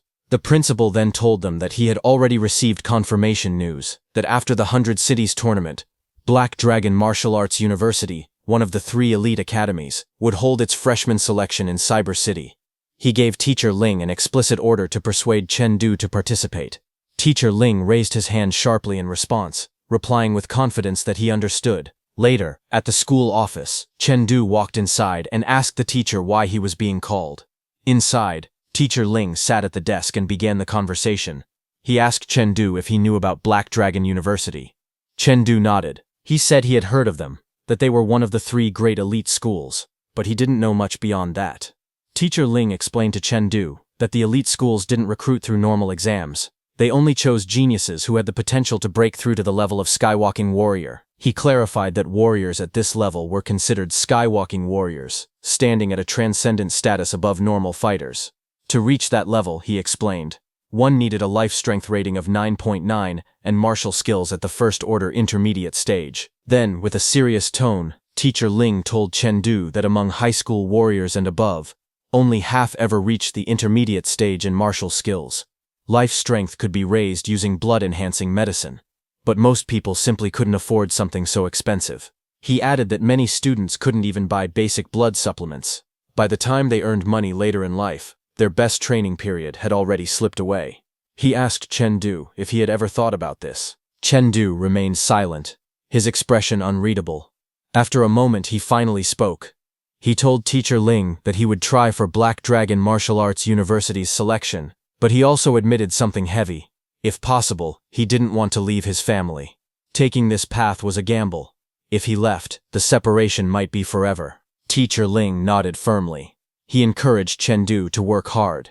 With his current condition, if he chose the special recruitment route, he was almost guaranteed a place in the 8 great schools. Teacher Ling told him that he could treat those schools as backups while aiming for Black Dragon Martial Arts University, because his future could be far greater. Hearing all that, Chengdu lowered his gaze. He thought that there was still 1 month before the 100 Cities tournament. He should focus on that first. Everything else could wait until the results were out. The scene then shifted to Chengdu's home. As he returned, a voice called out from inside, telling Chengdu that breakfast was ready and he should come eat. Chengdu stepped into his home with his backpack on, answering his mother's call for breakfast. When he saw the plate being handed out, he quickly responded, saying he was coming. At the table, his younger sister paused while eating and glanced toward him. She quietly wondered why her brother felt so different lately. She thought about it more as she watched him. To her, he now seemed fitter, more handsome, and even more mysterious than before. Chengdu sat down and spoke to his family. He told his dad, mom, and sister that starting today, he planned to live at school. He wanted to focus completely on training so he could prepare for the 100 Cities tournament happening in 1 month. His mother looked worried and asked if he would be able to rest properly. She reminded him that working hard was good, but he needed to take care of his body too. She feared he might collapse again. His sister added another concern. She asked whether the school could still assign him a dorm room, since housing was usually arranged before the school year began. Chengdu smiled reassuringly. He told his mother not to worry. The school had given him many resources, and he wouldn't face the same problems as before. Chengdu explained calmly to his family that every Hongji class student received a personal martial arts chamber with its own resting area. He told them he would train and rest there without any problems. Hearing that, his father nodded with approval. He said it was fine, and encouraged Chengdu to keep his drive and work hard. If Chengdu ever needed anything, he should tell his parents. His father raised a fist proudly, and told him to charge ahead. Chengdu responded with a firm yeah, then stood up from the table. He said he was done eating, and was heading to school. His family immediately began to cheer him on. His mother told him to take care of himself. His father called him a good kid, and urged him to work hard. His sister grinned excitedly and shouted for him to come back with first place. Chengdu listened to their voices of support as he walked away, carrying their expectations with him. The morning mist hung over the school grounds as Chengdu arrived. The sports field and the tall school building slowly came into view through the fog. Inside the martial building, he walked briskly with his bag on his back. A list of supplies ran through his mind. 90 bags of blood-boosting milk, 30 blood-boosting pills, and 4 packs of perfect blood powder. He noted that all the resources the school provided had already been sent to his personal martial chamber. Altogether, it was worth at least 50,000. He realized martial arts truly was a sport for the rich. He pressed his fist onto a glowing device panel, activating the chamber.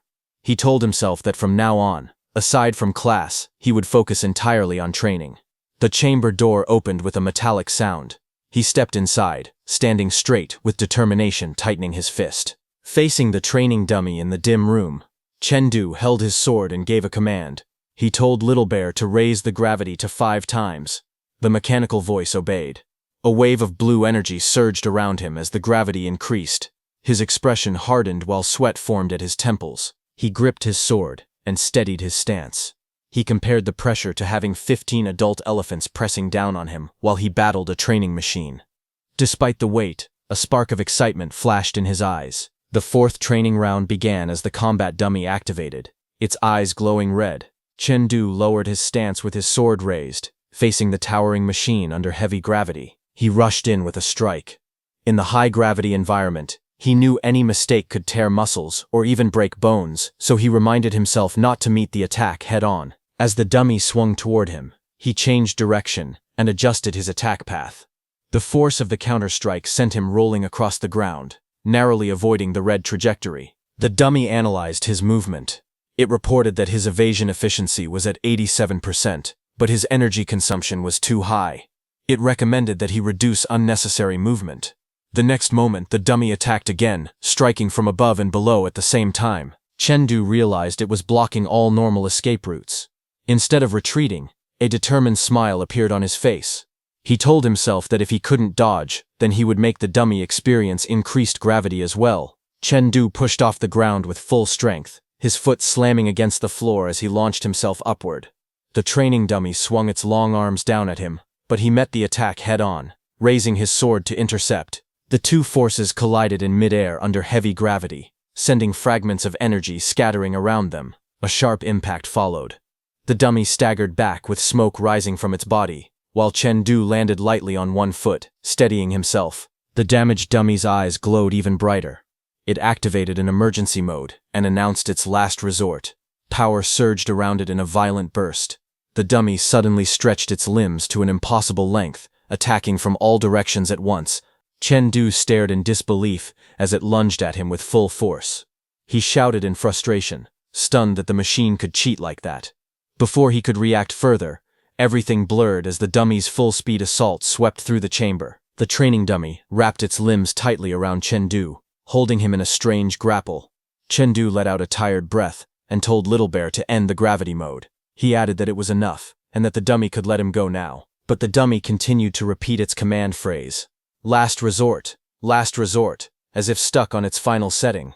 When it finally released him, Chengdu sat down cross-legged. He felt his body reaching its limit. He said he would use the Void Immortal Visualization method next to raise his spiritual power and let his body recover. As he closed his eyes, his consciousness sank into a different space. His shadow stretched downward like a black river, while strange red symbols floated around him. A massive red figure hovered far above, watching silently. Chengdu steadied himself in the void, blue energy swirling around him. He encouraged his spiritual power to grow, calling for more experience. A moment later, he opened his eyes again. He learned that his spiritual power had increased by 0.3 levels.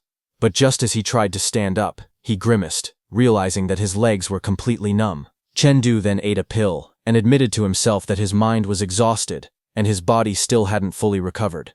Since that was the case, he decided he would sleep. He lay down flat on the ground with his arms spread out, letting his body relax completely. As his eyes slowly closed, he slipped into a calm state. In that quiet moment, he told himself it was time to enter the crystal space and sharpen his martial skills. When he opened his eyes again inside the crystal space, huge crystal pillars surrounded him. He gripped his sword tightly and stood ready. His footsteps echoed on the ground as he stepped forward. In front of him, several green fire giants appeared. Their massive shapes loomed in the mist. He remembered that last time, he couldn't figure out how to deal with them, and didn't manage to kill even one. Now he stood firm with his sword in hand. This time, he wanted to see what he could do. Chengdu stood with his sword resting on his shoulder. Blue spiritual energy swirled behind him, making the air shimmer as he faced the giants with calm eyes. His attack struck one of the giants, and as the blow landed, he realized something important. The green patches on their bodies weren't curses or birthmarks at all. They were sources of healing energy. Understanding this, he moved quickly. He landed on a giant's shoulder and struck directly at one of the green patches, causing the giant to roar in pain. He continued analyzing their abilities. Other than the healing spots, the green fire giants only had thick health bars and nothing else. As long as he destroyed the green patches first, they weren't scary at all. He rushed forward with renewed confidence. After the intense gravity training earlier, he felt like his control over his body had improved dramatically now that he was back in normal conditions. His body flipped in midair as he swung his sword downward, aiming straight for another weak point. He saw an opening and tightened his grip. This was his chance. He brought his blade down with full force, cutting through the giant's defenses as red energy burst from the impact. Chengdu's strike landed with overwhelming force. One of the giants was blasted backward, its arms flailing as it collapsed under the impact. Flashes of light rained down behind him as more giants gathered, their red eyes glowing in the darkness. Chengdu stood calmly in front of them, his sword held at his side while blue flames of energy flowed around his body. He felt light, almost springy. The sensation excited him. He thought that once he woke up from this training space, he would continue his gravity training immediately. He dashed forward with full momentum. He believed that if he kept improving step by step like this, he would definitely have a chance to place in the top 3 of the 100 Cities tournament. Then the next day in High City, the long-awaited day of the 100 Cities tournament had finally arrived, and the city buzzed with energy. Chengdu followed his group into a grand hotel. He looked around wide-eyed, surprised by the luxurious interior. It was his first time being in such a fancy place. The instructors told the group to stay close. While Chengdu was looking around, someone suddenly shouted at the reception, asking why they weren't letting him sign in. Hearing that, Chengdu turned around. It was a man named Wuzong, a member of the Lu City competition team. He slammed his hands on the counter and glared furiously. His expression twisted with anger as he shouted that he had clearly arrived within the required time. He demanded to know why he was being targeted, and insisted they give him an explanation. The receptionist stepped back in fright, her hands raised nervously as she faced his intimidating presence. Wuzong lowered his head slightly, his eyes narrowing with a dark, dangerous look. His hand moved toward the sword at his waist, gripping the handle tightly. Chengdu, watching, wondered anxiously if he was about to attack someone right there in the hotel. Chengdu, standing nearby, felt a sharp wave of sword intent coming from Wuzong. He stared in shock, realizing that Wuzong's martial skill level might not be lower than his own. Hearing that, Lu Bo and Mo Lei muttered in disbelief, wondering how such a vulgar man could actually be so strong. At that moment, a girl with long purple hair appeared there, observing the situation. She stepped forward with authority. Her name was Zhou Xiaogu, a member of High City's competition team. She instructed the staff to take care of Wuzong. She said they should let him sign in, but his teammates would be treated as forfeiting. While saying that, she was standing on the upper balcony. The crowd below recognized her instantly and began whispering excitedly.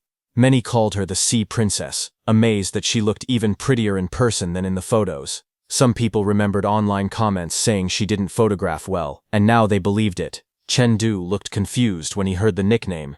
His teammate Mo Lei explained it clearly. Zhou Xiaogu, the Sea Princess, was the only daughter of High City No. 1 High School's principal. She had family power, money, reputation, and talent. Everything about her was top tier. She was considered a true heaven's favorite. Then he added bluntly that Chengdu didn't stand a chance. But Chengdu suddenly froze as he looked up at the girl with purple hair. A strong sense of familiarity hit him. He felt certain he had seen that face somewhere before. Then the scene from the online simulation match flashed in his mind, where he saw Zhou Xiaogu leap gracefully through the air, spinning with perfect balance, her long hair fluttering as she descended. Chengdu stared up at her, stunned and wide-eyed. His memory snapped into place. She was the sneaky player from Virtual Combat, the little girl who sold nukes. Zhou Xiaogu leaned forward slightly, unaware of his realization. Chengdu examined her face carefully, recognizing it completely. He had always assumed the system generated that appearance, but he never expected someone in real life to actually look this pretty. A small smile formed on his face. His teammate watched him curiously. Chengdu thought about the past. Back then, her martial skill had already been one step ahead of his, reaching first-order perfection. He believed she wouldn't recognize him now. Meeting an old online opponent in real life felt surreal. He wondered how strong she had become since then. Joining the 100 Cities tournament suddenly felt like the perfect decision. Later that day, the group gathered in their hotel room. The door to room 301 closed behind them. Inside, their instructor shared new information. The leaders had changed the tournament rules. Before the elimination rounds, there would be an additional event, a badge battle. Chengdu repeated the term quietly, trying to understand it. Sitting on the couch, he asked what the new tournament rule actually meant. His instructor explained the structure. The 100 Regions tournament would last 3 days with 3 different rounds. The first round would begin the next day, a badge battle held in a forest arena. Within a 13-hour time limit, every participant had to obtain 2 badges marked Gao and Wu. The instructor continued that after collecting them, teams needed to reach the finish point and check in. Whether they passed or not depended on how many of their teammates reached the end together. Hearing that, Chengdu asked how many badges existed. The instructor replied that there were 50 Gao badges and 50 Wu badges, meaning only 50 teams could advance. At least half the teams would be eliminated on the first day. He went on to explain that the second round would be a 1 versus 1 elimination bracket, with almost no rest between matches.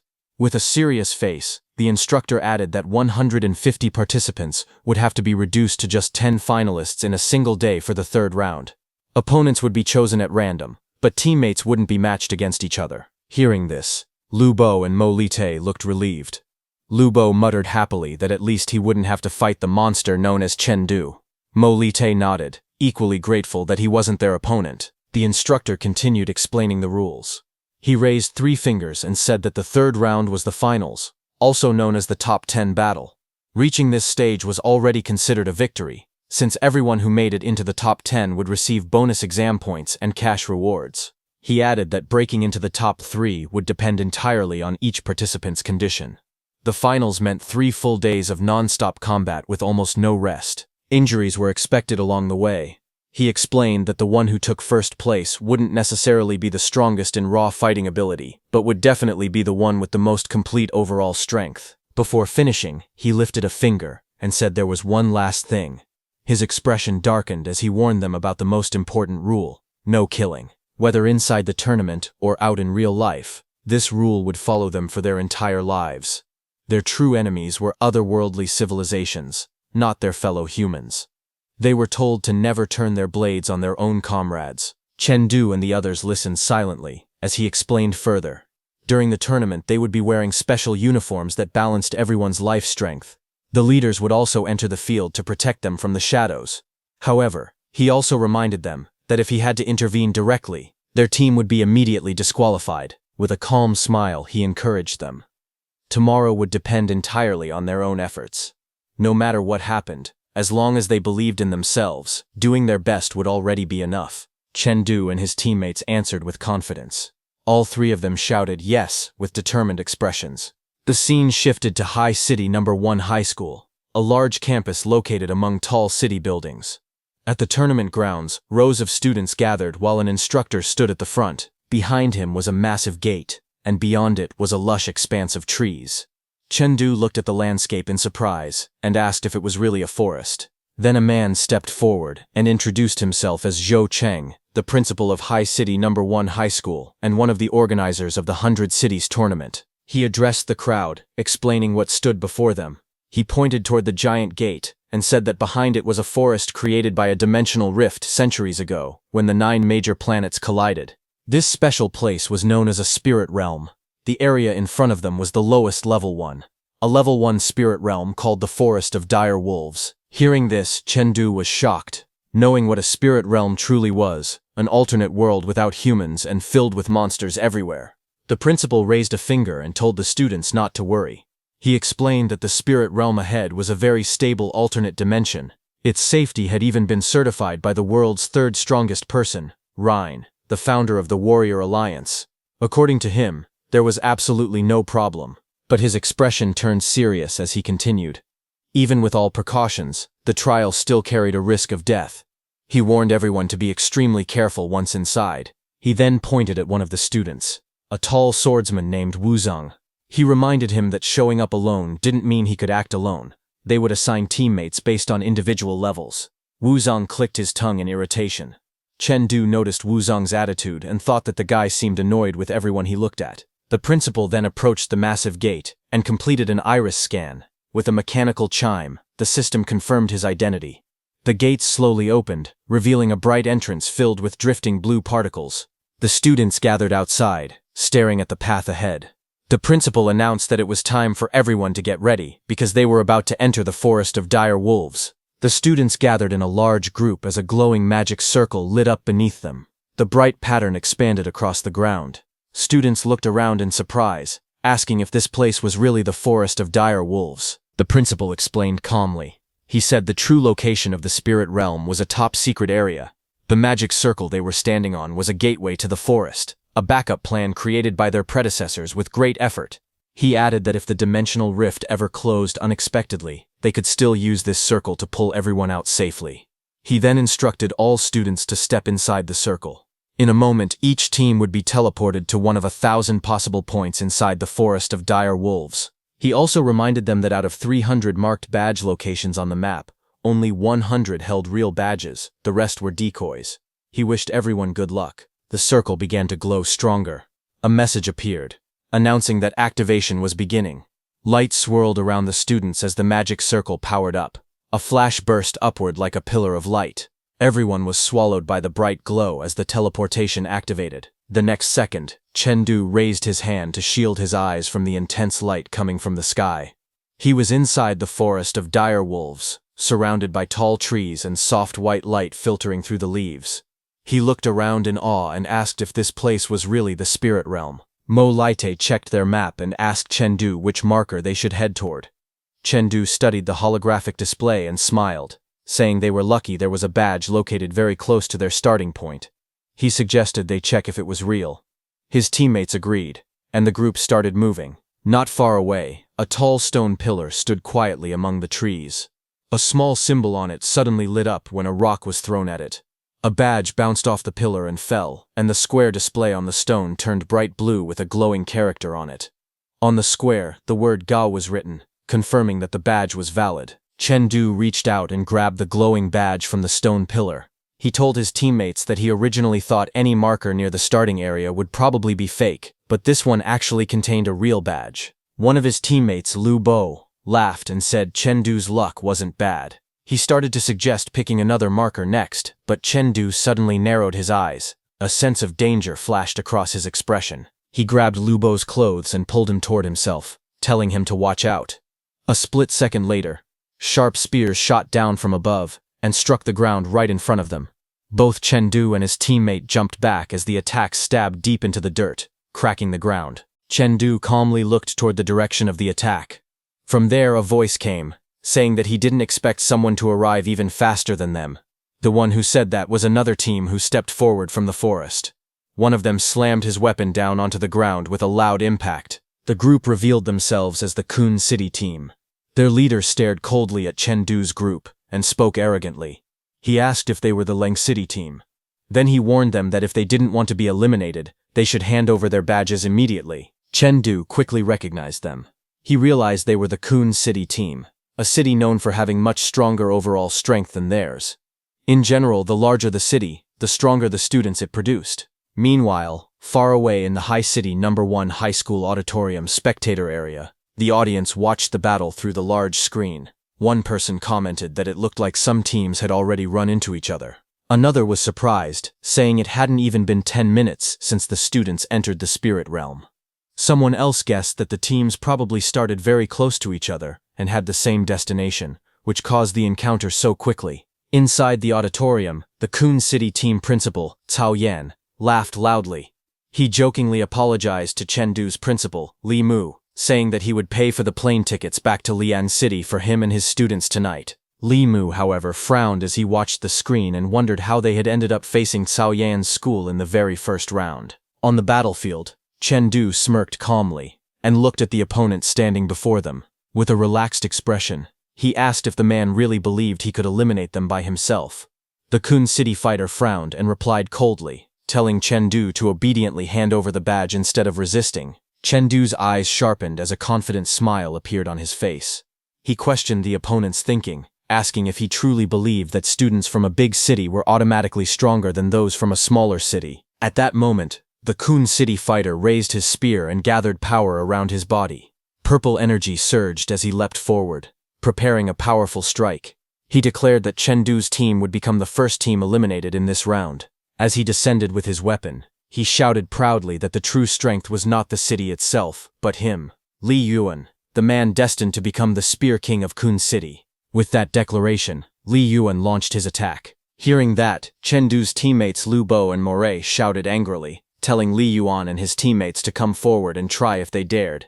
But Chengdu remained calm. With a quiet voice, he told his teammates to leave the fight to him. He stepped forward and declared that he would handle the battle alone. Behind him, energy began to surge as the opponent prepared his technique. Li Yuan activated Comet Spear Art, third stance, boiling the loot and burning the crane. His aura flared violently as he rushed into the air, his spear glowing with powerful purple energy. Looking down at Chengdu, he mocked him, saying that Chengdu clearly did not understand the vast difference between heaven and earth. From above, multiple spear strikes shot downward toward Chengdu at incredible speed. The attacks tore through the air like falling comets, aiming straight for him, but Chengdu did not retreat. Standing firmly in place, he raised his sword and struck forward. With a loud clash, the sword collided directly with the incoming spear attack. Seeing this, the opponent's eyes widened in shock. He could not believe that Chengdu had met the attack head-on with his sword and had not fallen behind at all. Li Yuan gripped his spear tightly, as veins bulged across his hand. The power behind his attack continued to surge, but he still couldn't push back Chen Du. Li Yuan was shocked because he knew that everyone in the assessment had a life intensity of level 5, so he couldn't understand how Chen Du was so strong. On the other hand, Chen Du calmly analyzed the situation.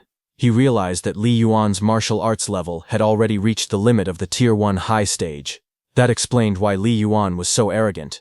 However, Chen Du also noticed that Li Yuan's other two teammates were far weaker. At that moment, Chen Du's eyes sharpened. A powerful force awakened within him as his level 9 mental power attachment activated. Blue energy surged around his body as he gripped his sword firmly. With a sudden burst of power, Chen Du swung his blade forward. A powerful wave of energy exploded outward, sending Li Yuan's attack flying backward. Li Yuan's eyes widened in disbelief as the force pushed him away. Chen Du then unleashed his technique, flowing light sword art. First stance, painting the ground as a prison. A huge arc of blue sword energy swept across the battlefield, crashing toward Li Yuan with overwhelming force. Li Yuan groaned as the force of Chen Du's attack struck him. The powerful blow sent two of his teammates flying backward. Their bodies slammed into the ground, sliding across the stone as dust scattered into the air. Li Yuan somehow used his spear and barely survived that attack. Li Yuan gritted his teeth and stared at Chen Du in shock. He could not understand how Chen Du's sword could feel even heavier than his own spear. Sweat ran down his face as he realized the frightening truth. Chen Du's strength was far beyond what he had expected. In his mind, Li Yuan wondered just how much power this opponent truly possessed. Even so, he refused to back down. Tightening his grip on his spear, he prepared to continue fighting. From the distance, Chen Du watched calmly. His eyes sharpened as he made his decision. He decided to take down the strongest opponent first. Without hesitation, Chen Du moved. Activating his technique, he unleashed flowing light sword art. Second stance, golden drums. Chen Du moved his sword with incredible speed. But just as his blade flashed through the air to create a powerful strike, suddenly someone blocked his sword with just 2 fingers. It was Li Yarn's teacher, Lin Bei, standing in front of Chen Du. Teacher Lin Bei watched the attack and calmly commented that it was a very powerful sword strike. Seeing him, Li Yuan gritted his teeth and shouted that he could still continue fighting. However, teacher Lin Bei shook his head and stopped him. He explained that Li Yuan had already lost. The fact that Chen Du's attack had torn Li Yuan's clothes meant the strike had already reached the attack power of level 7 life intensity. Teacher Lin Bei added that even if Li Yuan had managed to block that sword strike, he would never be able to block the second one. He told Li Yuan that the fight was over, and that they should leave. Teacher Lin Bei adjusted his glasses and thought to himself that Chen Du's talent was even greater than Li Yuan's. In his mind, he concluded that this boy would definitely become a powerful figure in the future. As their fight ended, teacher Lin Bei looked toward a tree where Chen Du's teacher, Ling Yun, was standing and said that he was leaving. He told Ling Yun that he was looking forward to seeing his performance in the finals. At that moment, Li Yuan shouted toward Chen Du, asking for his name.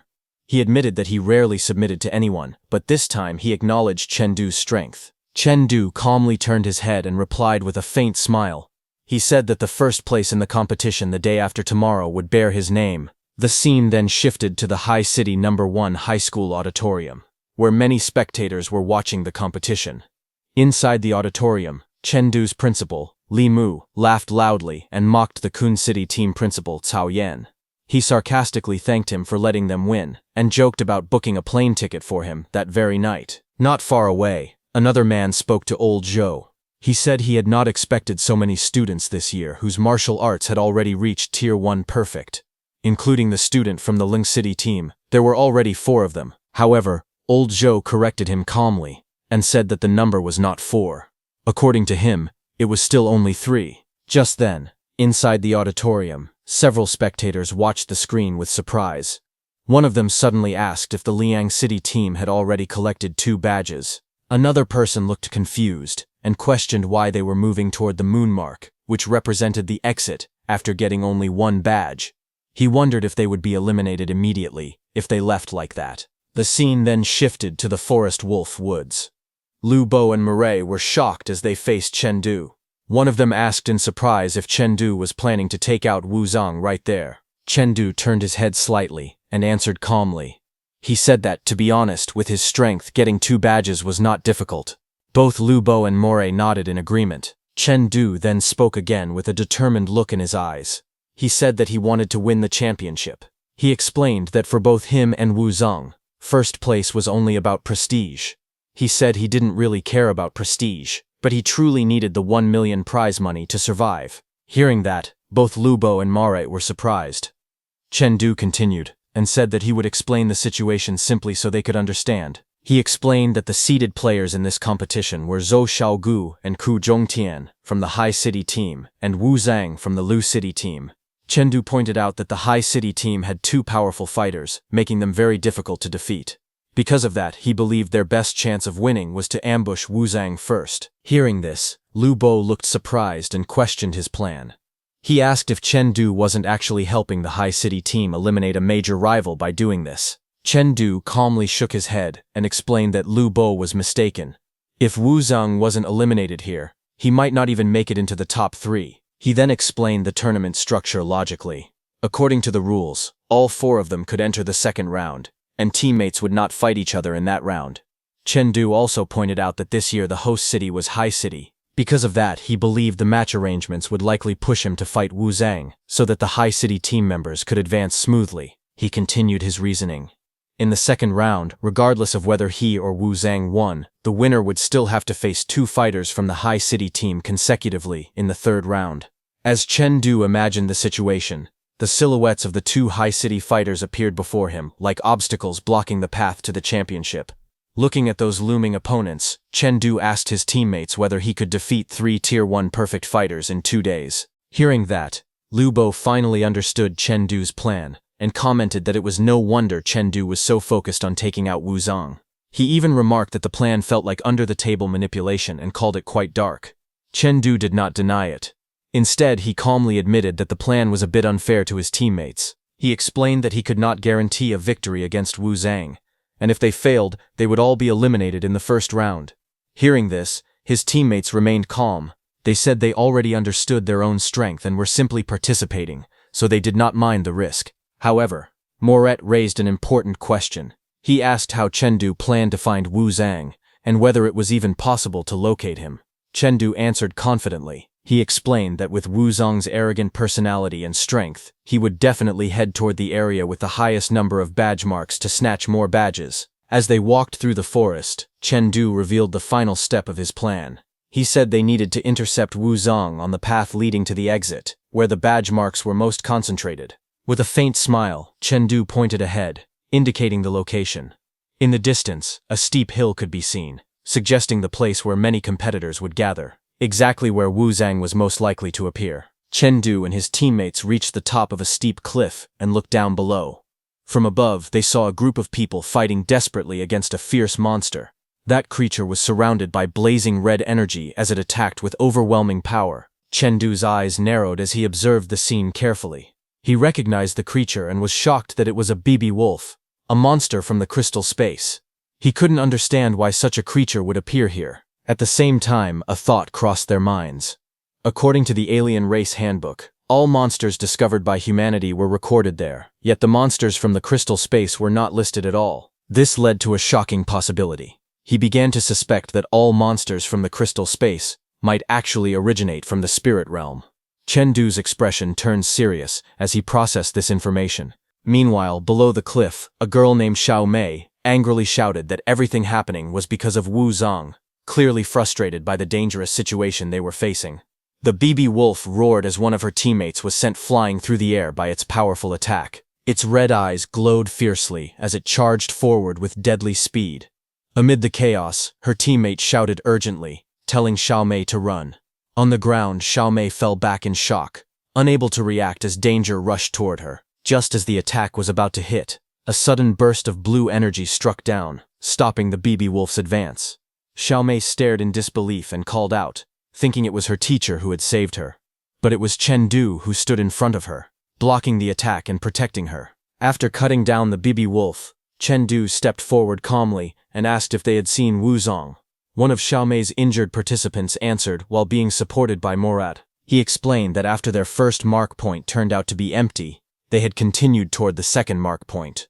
On the way, they unexpectedly encountered Wu Zong, who was fighting against 10 monsters like the one they had just faced. The injured student explained that they had originally planned to follow the teacher's instructions and retreat if they encountered Wu Zong. However, things did not go as expected. They were suddenly targeted by the monsters and chased all the way to this place. Chen Du listened calmly and then asked where the battle was happening. One of them quickly pointed into the forest and said it was over there. Hearing this, Chen Du recalled that there were no badge marks in that direction. He found it strange and wondered why Wu Zong would be fighting there. He thought carefully. When something unusual happens, it usually means something is wrong. But if the situation was real, then Wu Zong's stamina must already be nearly exhausted by now. To him, this looked like a rare opportunity. Without hesitation, he decided to move. He told the others to go, and the group immediately rushed forward through the forest.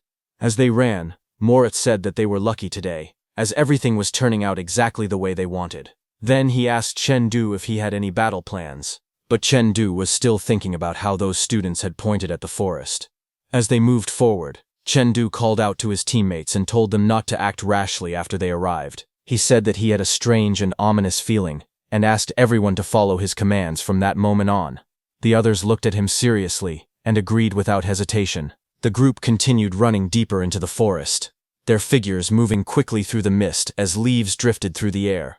Little did they know, somewhere ahead, a terrifying baby wolf, with sharp fangs and glowing red eyes radiated danger, silently watching the surroundings. The area they had entered was known as the Forest Wolf Woods. After running for a long time, Moray began to feel uneasy. He wondered if they had taken the wrong path, since they had been moving for so long but still had not seen any sign of Wu Zong. As the group moved forward, something suddenly passed by them. Chen Du stopped and realized the truth. They had been tricked. Before anyone could react, several terrifying baby wolves appeared behind them. The beast wolves emerged from the darkness, their red eyes glowing as they surrounded the group. Lu Bo and Moret were shocked to see them, and they called out to Chen Du, asking what they were. Chen Du quickly analyzed the situation. He concluded that what those 3 people had said earlier was only half true. It was true that they had seen Wu Zang, but his actual location was definitely not on this path. He realized that those people had seen their badges and deliberately guided them here, planning to use these beast wolves to kill them and then collect their badges afterward. Looking around, they saw the full danger. There were nearly 20 wolves. It was clearly a wolf den. Moret remarked that this was like using one force to eliminate another. Chen Du stayed calm and assessed their strength. He noted that although there were fewer wolves than in the crystal space, their life intensity was much higher. He immediately gave instructions. He warned everyone not to bleed, because he had noticed earlier that these beast wolves would go berserk when they smelled blood. He also explained that the wolves mainly attacked using the spikes on the backs of their claws, telling everyone to pay close attention to their claws as the battle was about to begin. Without hesitation, Chen Du moved first. He leaped forward with incredible speed, his body cutting through the air as his attack came crashing down. In the next instant, his blade struck one of the beast wolves with overwhelming force, releasing a powerful burst of energy. Far away, observers watched the scene unfold. They were surprised as they realized that the Liang City team had actually walked straight into a wolf den. Some of them shook their heads, thinking the team had carelessly followed the wrong path without checking their navigation. To them, it seemed foolish that the team would be eliminated so soon after winning a match. Others were even more certain of the outcome. They believed that facing 20 native wolves was far beyond the team's ability. In their opinion, only a top expert like Senior Sister Zhou from the High City team would have the strength to handle such a situation. Watching the scene, Chen Du's principal questioned whether Chen Du and his team would really be eliminated in the very first round. Nearby, the Kun City principal let out a sigh, already convinced of the result. He remarked that it looked like they would all be leaving together that night. Then a black-haired man turned to Principal Zhou and asked for his opinion. Since the 3 students had encountered a medium-sized wolf den, what were their chances of surviving? Principal Zhou remained calm and gave a simple answer. Their chances were less than 10%. Hearing this, the black-haired man was stunned, unable to believe that the odds were truly that low. As the battle continued, Principal Zhou explained that the badge snatch battle had been organized specifically for these young geniuses to experience real devastation. Even though the cities looked peaceful and comfortable, the outside world was filled with monsters and destruction. These students, who were destined to become martial artists, needed to face reality. Hearing this, the black-haired man questioned whether the danger could be avoided if the students simply stayed away from wolf dens. In response, Principal Joe explained that things were not that simple. The badges had been deliberately placed behind areas that looked safe but were actually wolf dens. If the students followed the navigation blindly without thinking, they would inevitably pass through these dangerous zones. Still, encountering beast wolves was not always a bad thing. If they only faced a few, the students might be strong enough to protect themselves. However, in this case, the Liang City team was simply unlucky. They had run into a medium-sized wolf den with a full group of 20 wolves. Hearing this, the black-haired man wondered whether the High City team would be able to pass through such dangers smoothly. Principal Joe confidently responded that the High City team had strong members like Zhou Xiaogu and Ku Zhongtian. Even if they encountered a large wolf den, it would not be enough to stop them. Meanwhile, back on the battlefield, Chen Du had already killed some wolves. He stood calmly with his sword in hand. A powerful aura surrounded him as he looked at the fallen enemies. Without any hesitation, he concluded that the beast wolves were too weak to withstand even a single blow from him. Immediately, more wolves jumped high into the sky and charged at Chen Du. They tried to surround him from all directions. Seeing them coming, Chen Du quickly assessed the situation. He realized that most of the wolves' attention had already been drawn toward him. As long as the BB wolves did not enter their berserk state, his two teammates should be able to hold their ground. Chen Du started fighting many wolves at the same time. Lu Bo and Mare noticed this and shouted his name in alarm, but another wolf attacked them. Mare immediately reacted and blocked its attack. As he fought that wolf, he called out to Lu Bo, saying they needed to finish off their opponents as quickly as possible so they could support Chen Du. Without hesitation, Lu Bo rushed forward, his body moving like a streak of light as he struck at the attacking wolves. He shouted that they should split the enemies, each taking 3 wolves to handle. The battle intensified as their attacks collided with the wolves in rapid succession. Meanwhile, Chen Du remained composed. With a calm expression, he activated his technique. In an instant, a powerful force spread across the ground, turning the battlefield into something like a prison. Energy surged outward, trapping the wolves within his domain as the fight reached its peak. Chen Du raised his sword high into the air as lightning-like energy gathered around him. With a focused expression, he unleashed his technique. Flowing light sword art, second stance, golden drums ringing to the heavens. In the next instant, his attack descended with overwhelming force. A powerful golden shockwave erupted outward, slamming directly into the beast wolf below. The impact was devastating, crushing the wolf under the sheer force of the strike. Without pausing, Chen Du followed up immediately. His movements became even faster and sharper as he activated the next technique, flowing light sword art, third stance, breeze in the forest. His figure blurred as countless sharp energy lines cut through the air, slicing toward the enemies with precision and speed, leaving no room for escape. Just then, 3 BB wolves suddenly leapt down from above, surrounding Chen Du from different directions. Their red eyes glowed as they rushed in to attack him at the same time. Without hesitation, Chen Du moved. He activated the next technique, flowing light sword, fourth form, Azure Dragon Precision Thrust. His body shot forward like lightning, and his sword pierced through the incoming attacks with extreme accuracy. The strike cut through the wolves in a single clean motion. Having fought them countless times in the crystal habitat, Chen Du already knew their attack patterns, movements, and coordination like the back of his hand. Just then, he heard someone shouting in frustration and looked back. It was Mo Ludo, struggling against the Bibi wolves, frustration flickering across his face. He gritted his teeth, realizing that despite always being ranked first, he had now become a burden to the team. At the same time, a heavy pressure filled the battlefield. The remaining wolves slowly closed in, their killing intent rising. Chen Du steadied himself and observed them carefully. He realized that these Bibi wolves had a life intensity of at least level 5, and the strongest among them was nearly level 6.5. Even though he could exert power equal to level 7 life intensity, he couldn't attack freely unless the wolves made the first move.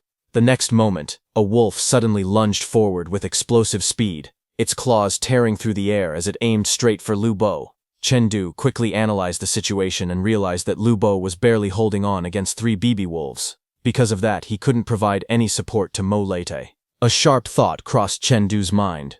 His power and speed were still lacking just a little. If he could push himself just a bit further, things might change. He clenched his jaw and calculated calmly. He needed to improve by another 10%. If his sword became just a little faster, they might be able to fight their way out. At that moment, one of the BB wolves roared loudly, its jaws wide open as it lunged forward with killing intent, its claws slashing through the air as it attacked from the side. But Chengdu moved instantly. His sword flashed, releasing multiple streaks of blue light that cut through the incoming attacks and forced the wolves back. Even so, the pressure around him only grew heavier. He knew they were running out of time. They had only 2 minutes left. If they couldn't reduce the number of BB wolves to single digits, escaping would be impossible. A bead of sweat slid down his face as his eyes sharpened. He pushed himself further, his determination rising. His sword had to become faster than ever before. In the next moment, a powerful aura surged around him, and his focus reached its peak. Chengdu moved at extreme speed, his sword flashing as blue and red streaks cut through the air. His attacks became sharper and faster, each swing flowing more smoothly than before. He could feel it clearly now. This was the feeling he had been searching for. His eyes sharpened as he continued striking, maintaining perfect balance between speed and control. As long as he could hold on to this state, they still had a chance to survive. But suddenly, a voice broke through the battlefield. Lu Bo shouted that this was bad. Mo Leite's arm had been slashed. Chengdu's expression changed instantly. At the same time, Mo Leite stood surrounded by enemies, his body trembling from exhaustion. He lowered his head slightly, guilt filling his face. In a weak voice, he apologized. The situation had become even more dangerous. Chengdu immediately shouted that the wolves were about to enter a berserk state and ordered everyone to leave immediately. Mo Leite looked shocked and hesitated for a moment, trying to say something, but the situation did not allow it. In the next instant, a terrifying red aura erupted as one of the BB wolves lunged forward at high speed. At the same time, Chengdu moved. Lightning burst around his body as he dashed forward, intercepting the attack. His figure blurred as he clashed directly with the incoming wolf. He struck with full power. The impact shook the ground as the wolf hit the ground. Chengdu made a decision. He said he would stay behind to hold them off. He added that Instructor Ling was hiding in the shadows, so he would not die. He explained that this was the only way they would have a chance to make it to the next round. Chengdu shouted at them to go immediately. Mo Leite hesitated for a moment, but Lin Bo grabbed him and said they could not hold Chengdu back anymore. They had no choice but to leave. As they turned and ran, Chengdu stood alone, holding his sword firmly. He knew that in their berserk state, the BB wolves temporarily gained increased speed and strength. However, they also lost their reason and would attack the nearest living target in their sight. Chengdu remained calm. He recalled that he had already faced 30 berserk BB wolves in the crystal space. To him, this was the perfect chance to refresh his experience. In the next moment, a massive berserk wolf appeared before him, its body radiating a violent red aura. The beast lunged forward at high speed, its claws tearing through the air as it aimed straight for him. Chengdu did not retreat. He raised his sword and prepared to meet the attack head-on. As the wolf's claws came down, his blade moved instantly, clashing directly against the strike. As Chengdu clashed with the wolf, he immediately realized something was wrong. He sensed that the creature had reached level 7 life intensity, far stronger than before. At the same time, the scene was being broadcast in the Haicheng No. 1 high school auditorium, where principals watched the battle unfold. One of them commented that facing a medium-sized wolf den in a berserk state would stop even someone who had mastered Tier 1 martial arts to 99%. Another sighed, saying it was a pity. They had hoped to witness a showdown between the 4 great perfections in the second round. Someone else added that if Zhou Xiaogu and Ku Zhongtian from the Haicheng team faced this situation, it would be easy for them. Despite that, one observer, Principal Zhou's friend Mr. Ku, admitted that Chengdu was quite tough to have survived this long without being eliminated. Principal Zhou agreed, saying Chengdu was impressive. So impressive that it felt a bit strange. Curious, Mr. Qiu asked if there was something unusual about him. In response, Principal Zhou revealed that he had just checked Chengdu's profile and discovered that he had never even left Liang City before coming to Haicheng. He offered the document to Mr. Qiu. Seeing this, Mr. Kuo dismissed the concern, stating that it was not that strange, since martial arts mainly depended on talent. Principal Zhou clarified that the issue was not Chengdu's martial arts proficiency, but his fighting style. Mr. Kuo asked how that could be. Principal Zhou explained that Chengdu's flowing light sword was not yet perfect, meaning his martial art had not reached Tier 1 at 99%. Yet despite that, he could predict attacks without even looking. On the battlefield, Chengdu moved smoothly, his sword tracing arcs of light as he dodged and countered the wolf's attacks with precise timing. Watching this, Principal Joe continued, saying that Chen Du fought as if he had survived countless life-and-death battles, like someone who had carved his way out of piles of corpses on the front lines. He added that ordinary people did not even know about the spirit realm, let alone creatures like Bibi wolves. At first he had assumed Chen Du must have a background with the extreme martial hall, with access to detailed information about such beasts. But now it was clear Chen Du was actually just a kid from an ordinary family, with no background at all. Meanwhile, the battle continued as Chen Du pressed forward without hesitation. Chen Du stepped forward, his foot pressing firmly against the ground as his body steadied into position. A powerful aura surged around him, blue energy rising as he gripped his sword tightly. The surrounding Bibi wolves closed in, their bodies tense as they prepared to attack from all directions. In the next moment, multiple wolves lunged forward, their claws slicing through the air with sharp red streaks. Chen Du remained calm. With a swift motion, he swung his sword and used the forest breeze technique. A wave of blue energy burst outward, cutting through the incoming attacks as the wolves were forced back by the force of his strike. Inside his mind, Chen Du quickly analyzed the situation. Among the wolves, the strongest one possessed level 7 life intensity, while the rest ranged between level 6 and 6.5. Although there were only about a dozen of them, their overall strength surpassed even the green firefly giant he had previously defeated in the crystal space. Without hesitation, Chen Du moved again. His sword carved through the air, unleashing a powerful strike, thundering war drums. A massive surge of energy erupted forward, crashing directly toward the incoming wolf. Then Chen Du struck sharply against a tree behind him, its tip piercing forward with precision as he launched himself upward. In the next instant, his body twisted mid-air, moving with speed as he leaped again, adjusting his position against the massive tree behind him. His movements were fast and controlled, but a drop of sweat slid down his face, showing the pressure he was under. Inside his mind, a single thought echoed. He had to find the key to breaking through. Without stopping, Chen Du pushed forward again. His foot slammed against the surface as he accelerated, rushing straight ahead. At that moment, multiple Bibi wolves surrounded him from the ground, their glowing red eyes locked onto him as they closed in from all directions. One wolf looked different from the others, slightly smaller in size.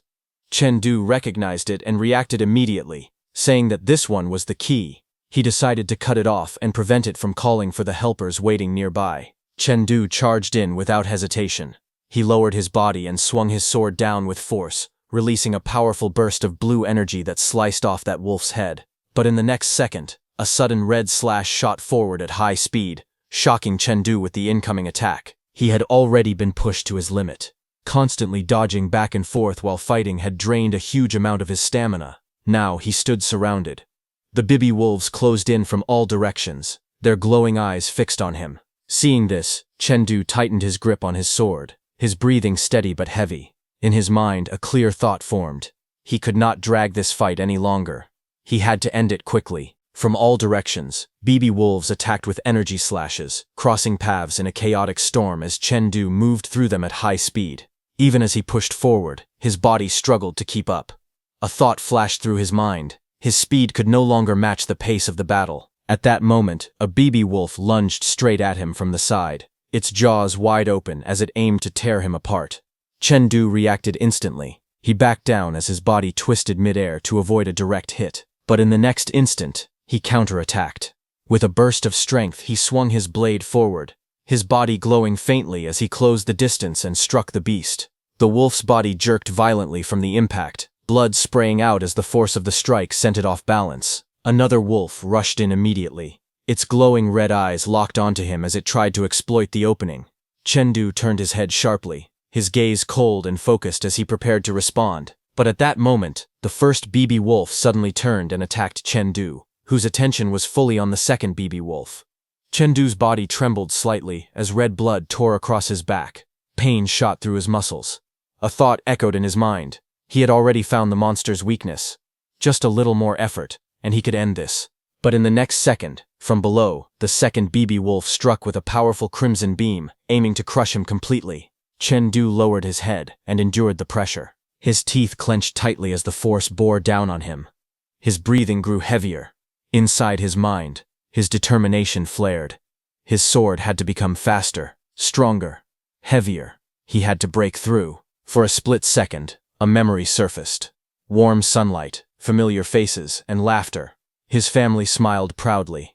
He remembered training all day just for this moment, his teachers looking at him with confidence and believing in him. Seeing all these memories, blue flames suddenly erupted around Chengdu's body, rising like a raging tide. This was no longer just a competition. To him, this moment was the turning point of his life. He gripped his sword tightly and drove it forward, blocking the claws of the BB wolves. He clenched his teeth in resistance as blood streaked across his body. Chengdu's breathing turned rough, but his will did not waver. Energy covered his whole body as he told himself he absolutely could not fall here. The blue flames intensified, pouring upward like a pillar of light. His aura surged violently, pushing back against the BB wolf in front of him. At that moment, he felt it. Something had changed. The sensation in his hands was different. The weight of the sword, the flow of power. The strike felt sharper, clearer, more complete. His eyes widened slightly as realization dawned on him. At that moment, 4 BB wolves with glowing red eyes lunged in from both sides, their attacks converging toward him at the same time. But Chengdu no longer looked shaken. Just then, the massive BB wolf standing in front of him grabbed his blade. A sharp grin stretched across its face as its claws pressed tightly against the blade. Seeing this from behind the trees, Chengdu's teacher, Ling Yun, thought that if Chen had not trusted others so easily, he would not have ended up in this situation. Perhaps it was a necessary lesson before stepping into society, but the price had been far too high. He let out a quiet sigh. In his eyes, the outcome was already decided. It was time to end this. His gaze turned cold and serious as he prepared to make his move. But just then, his eyes suddenly widened. A flicker of disbelief appeared on his face. In the distance, something unexpected was happening. He could hardly believe it. Chengdu had actually done it. In front of him, Chengdu stood calmly as streams of blue energy swirled around him like flowing wind. He could feel it clearly. The sensation of his sword strike was slightly different from before. In the next instant, the blade moved. A powerful vortex of wind spiraled as Chengdu struck. Energy roared as it tore through the air. The BB wolves' red eyes widened as the swirling force rushed toward them. The wind howled violently, forming a sharp rotating current that crushed everything in its path. Chengdu shifted his footing as his sneaker pressed firmly against the ground, stabilizing his stance. With a single move, he killed all the BB wolves. Blue light traced the arc of his swing, forming a perfect crescent in the air. The sword remained planted in a wolf's body, surrounded by dancing particles of wind energy. A faint smile appeared on his face. He realized that the trajectory of the sword now perfectly matched the movement of the wind. It had truly become stronger. Slowly, he reached out his hand and firmly grasped the sword's hilt. Chengdu turned around and walked away as a notification appeared before him, congratulating him because his flowing light sword art had officially upgraded from Tier 1, 98% to Tier 1, 99%. At the same time, inside High City No. 1 High School Auditorium, the live broadcast continued to play on the large screen. The scene of Chengdu standing amid swirling blue wind energy filled the display. All the principals were stunned. Kun City Team Principal Cao Yan exclaimed in disbelief that Chengdu from Limu's school had actually achieved a martial arts breakthrough at such a critical moment. Chengdu's principal, Limu, was also stunned and added that his martial arts level was now the same as theirs, both at Tier 1, 99%. But the most shocked one was Principal Zhou.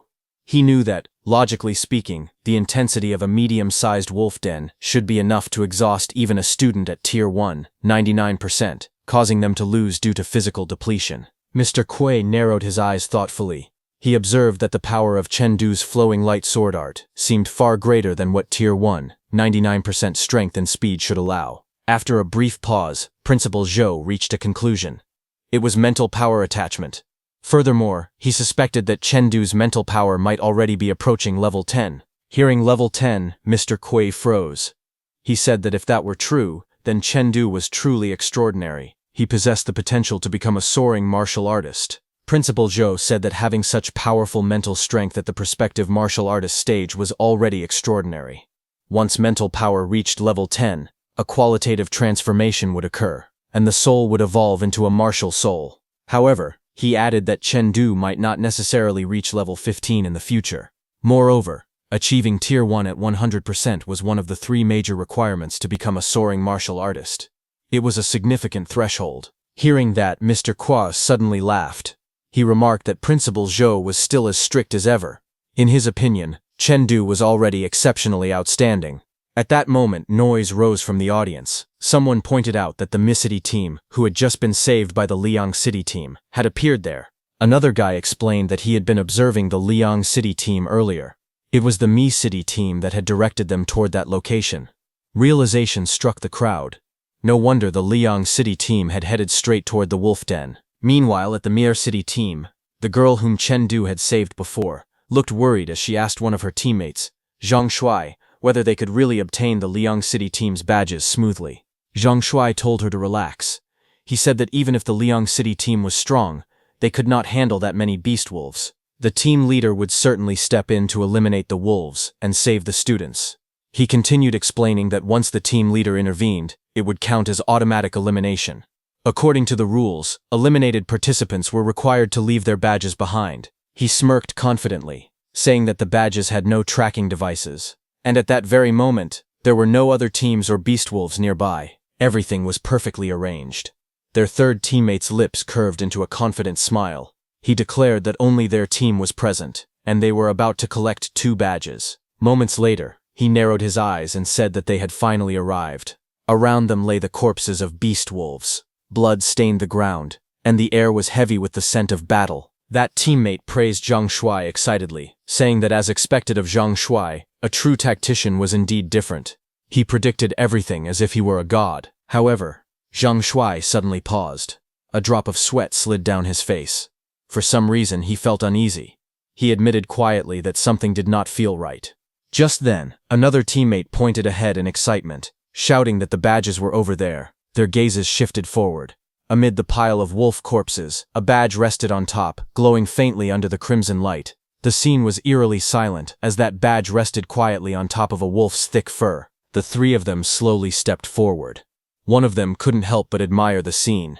He commented that the teacher of the Liang City team was truly impressive, actually managing to kill all of those beast wolves. The forest was silent as Zhang Shuai looked around carefully. He admitted that it really did seem like a massive fight had taken place there. Yet no matter how he examined the surroundings, he felt as though they had overlooked something important. Suddenly, his eyes widened as a drop of sweat slid down his face. He shouted for everyone to run, warning that the Liang City team had not been eliminated at all. The badge was a trap. One of his teammates froze in shock. He argued that it was impossible. All the beast wolves were clearly dead.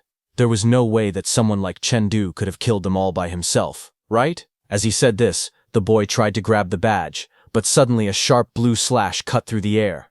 The strike flashed like lightning, slicing forward with overwhelming speed.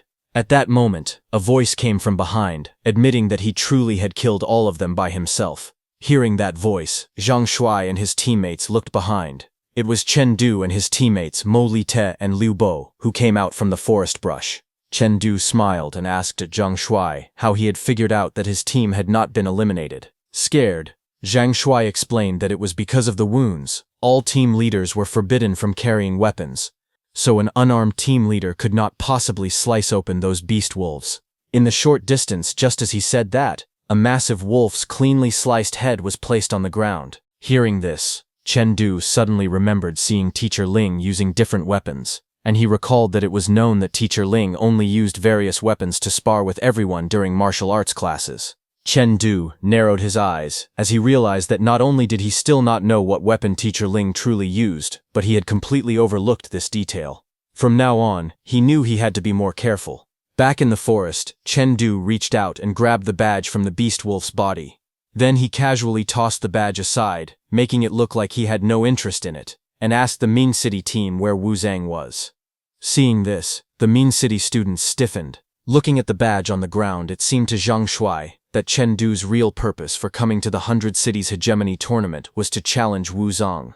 He quickly told Chengdu that they had met Wu Zhang in the opposite direction, and it looked like Wu Zhang's target had been the star mark located behind them, but he had encountered beast wolves midway instead. Hearing that Wu Zhang had encountered wolves midway, Chengdu looked at the information displayed before him, realizing that the straight-line navigation provided by the officials had a problem. Zhang Shuai told Chengdu that Wu Zhang should no longer be in his original position. However, he was definitely somewhere near that star mark. Just as he said that, suddenly someone hit Zhang Shuai from behind. His eyes widened slightly as he fell.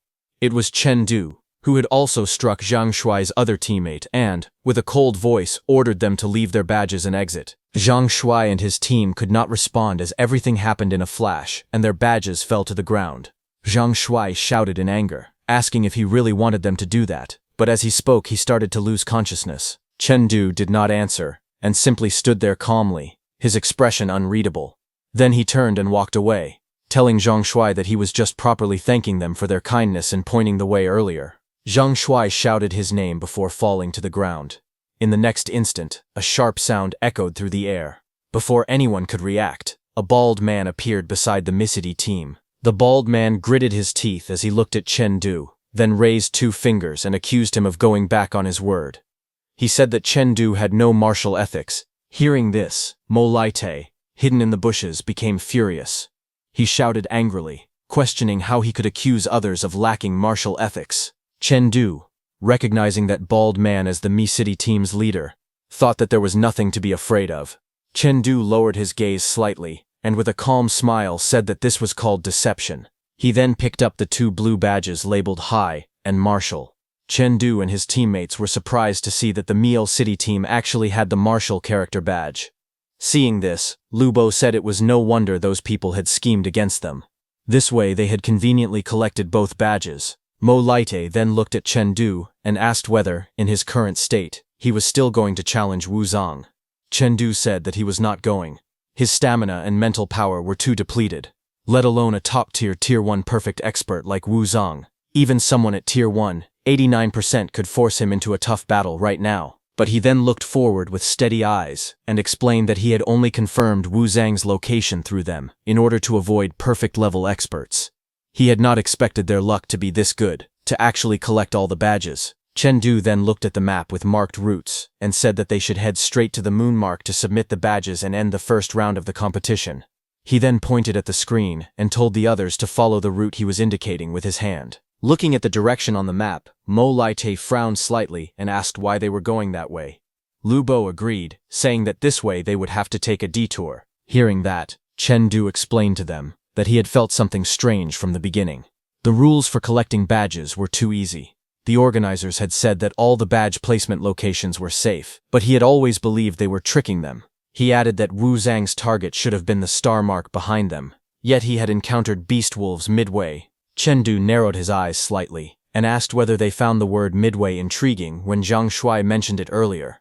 Hearing that, Lu Bo was surprised and asked if he meant that. Mo Laite said yes. This meant that the danger of collecting badges was not at the destination at all, but on the journey there. Chen Du told them that the entire Forest Wolf Woods had been deliberately designed.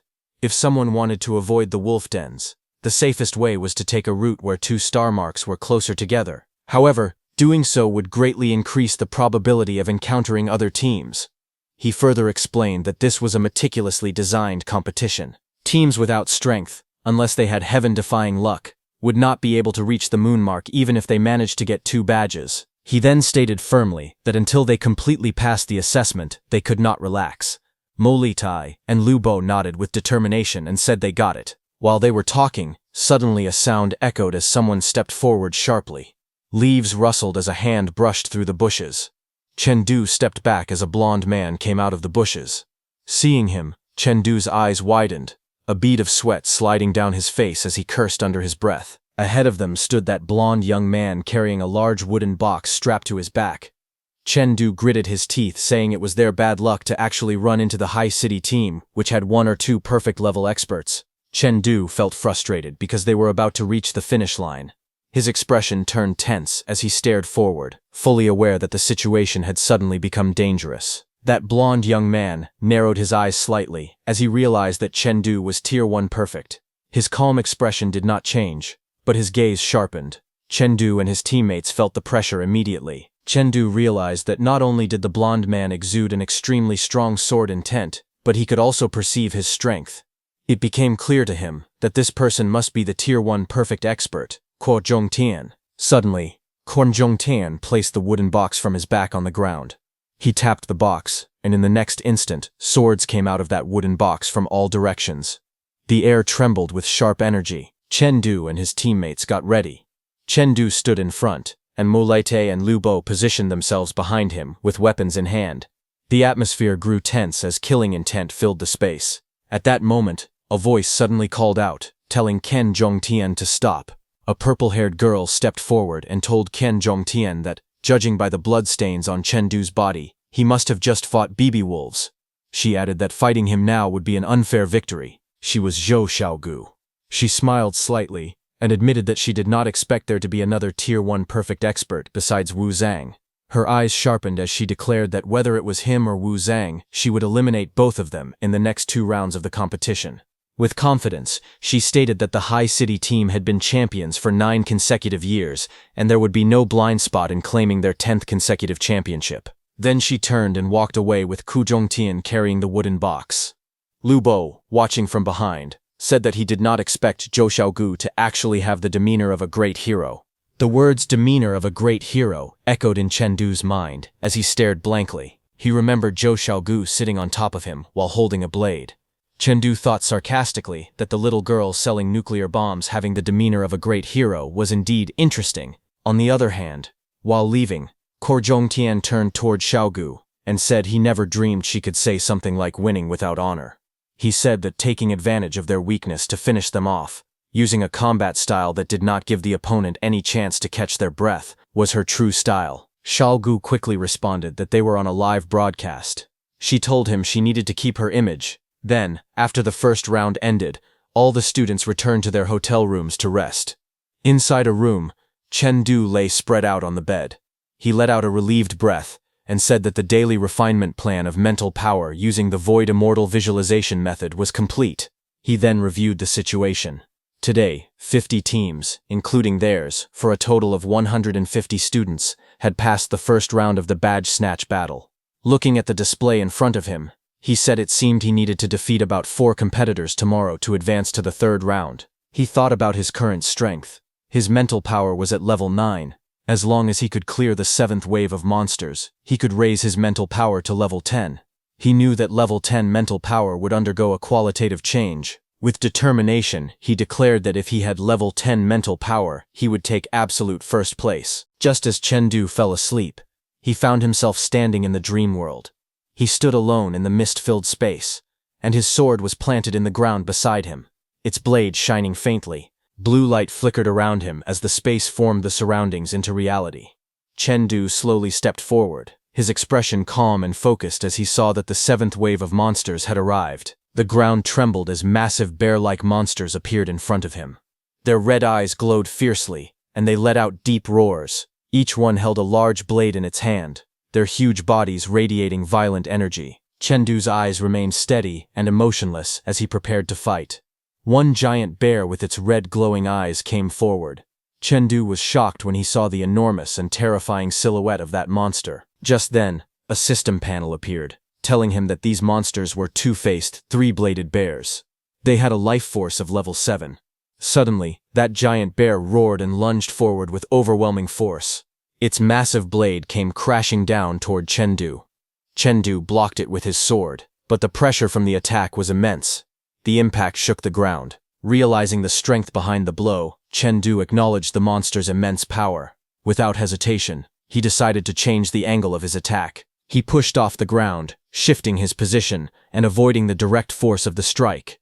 From above, he descended toward the massive bear, but his eyes widened in shock when he saw the back of the giant bear's head. Chen Du cursed in frustration as he saw that the monstrous bear had eyes behind its head too, glaring at him with its second pair of glowing red eyes. Seeing that, Chen Du realized why it was called the 2-faced 3-bladed bear. Without turning back, the giant bear swung its massive blade with tremendous force, creating a violent shockwave that tore through the air. Reacting instantly, Chen Duo twisted his body mid-air and flipped away, narrowly evading the attack. Landing on the ground, he remained focused and determined. He resolved that to pass the upcoming qualifications smoothly tomorrow, he had to eliminate this monster tonight and raise his level. With that decision made, he tightened his grip on his sword and dashed forward at high speed, aiming directly for the bear. Lightning crackled around his blade as he struck the bear's neck. However, the bear showed no sign of distress or defense toward that area. Seeing that, Chen Du realized that the neck was not its weak point. He then aimed and struck at the bear's head, but the bear didn't block that attack either. Seeing that, he concluded that its head was not a weak point either. His eyes sharpened as he carefully observed the bear.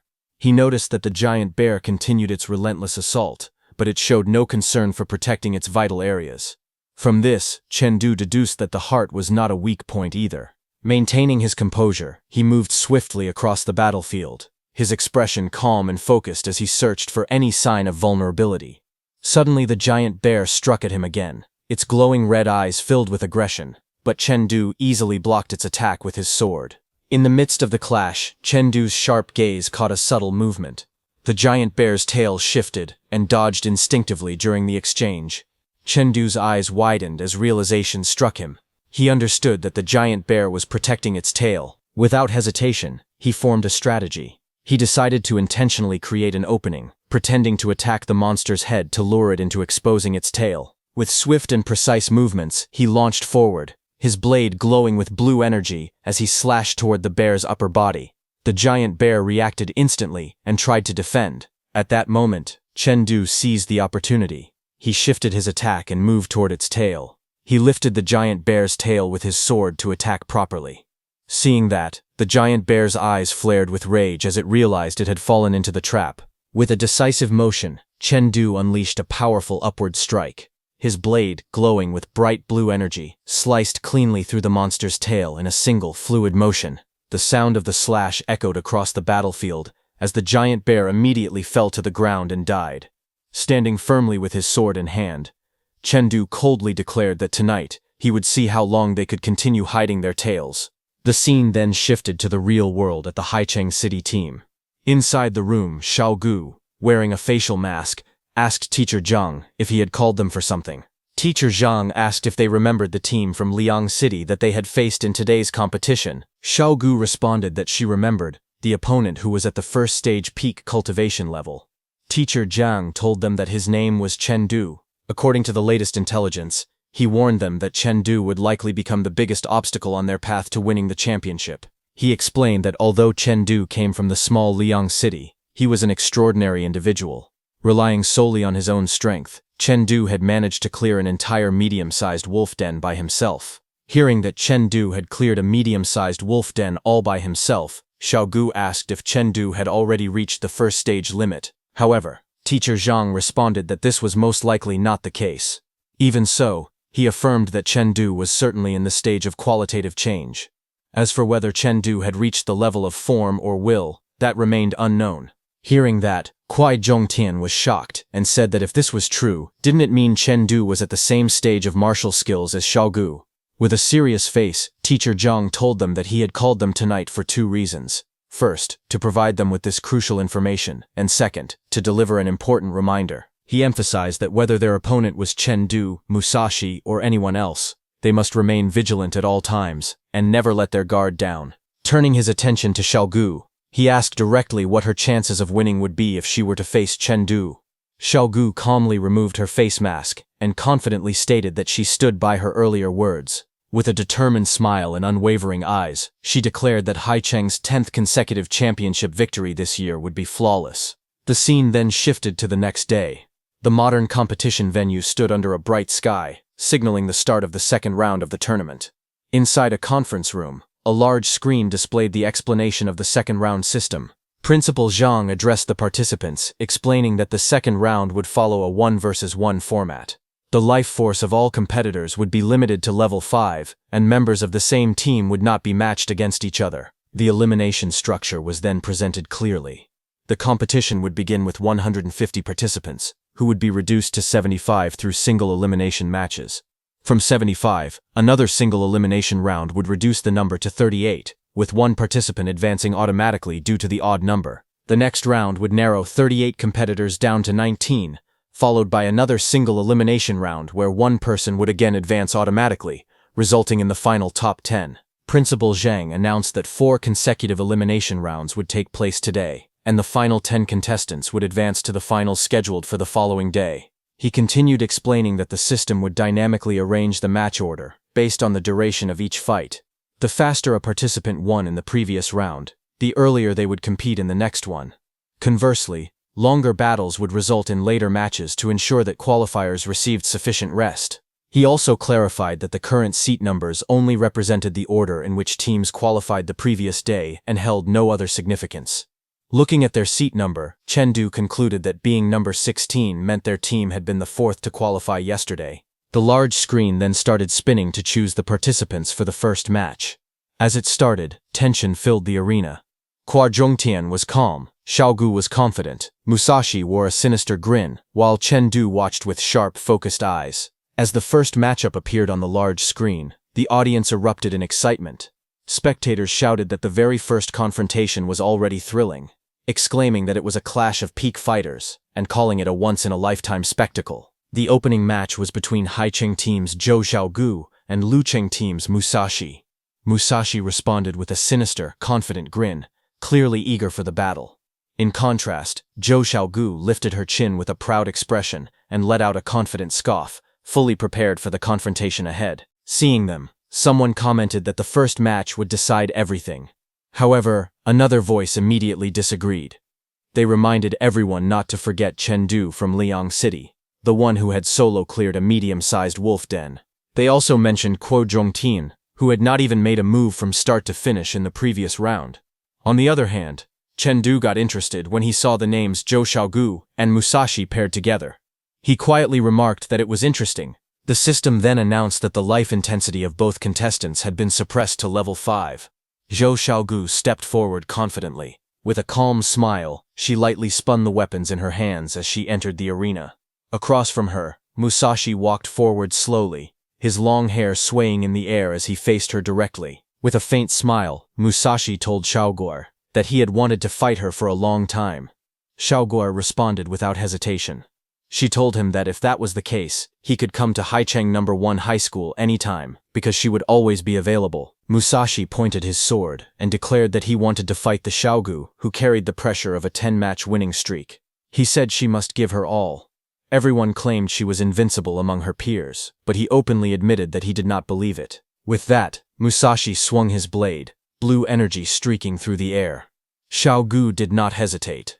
With sharp eyes and a confident expression, she swung her blades forward, purple energy swirling around her hands as she coldly told him that he should start believing. With that, both of them moved at high speed and attacked. Musashi struck with his massive sword, but Xiaogu blocked it with her blade.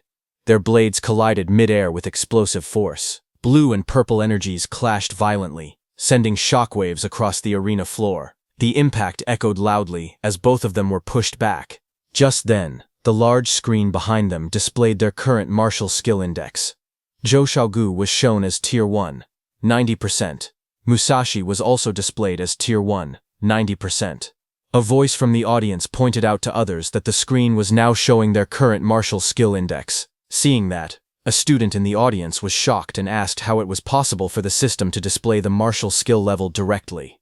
Another explained that the protective suits this time were equipped with special chips designed to sense force.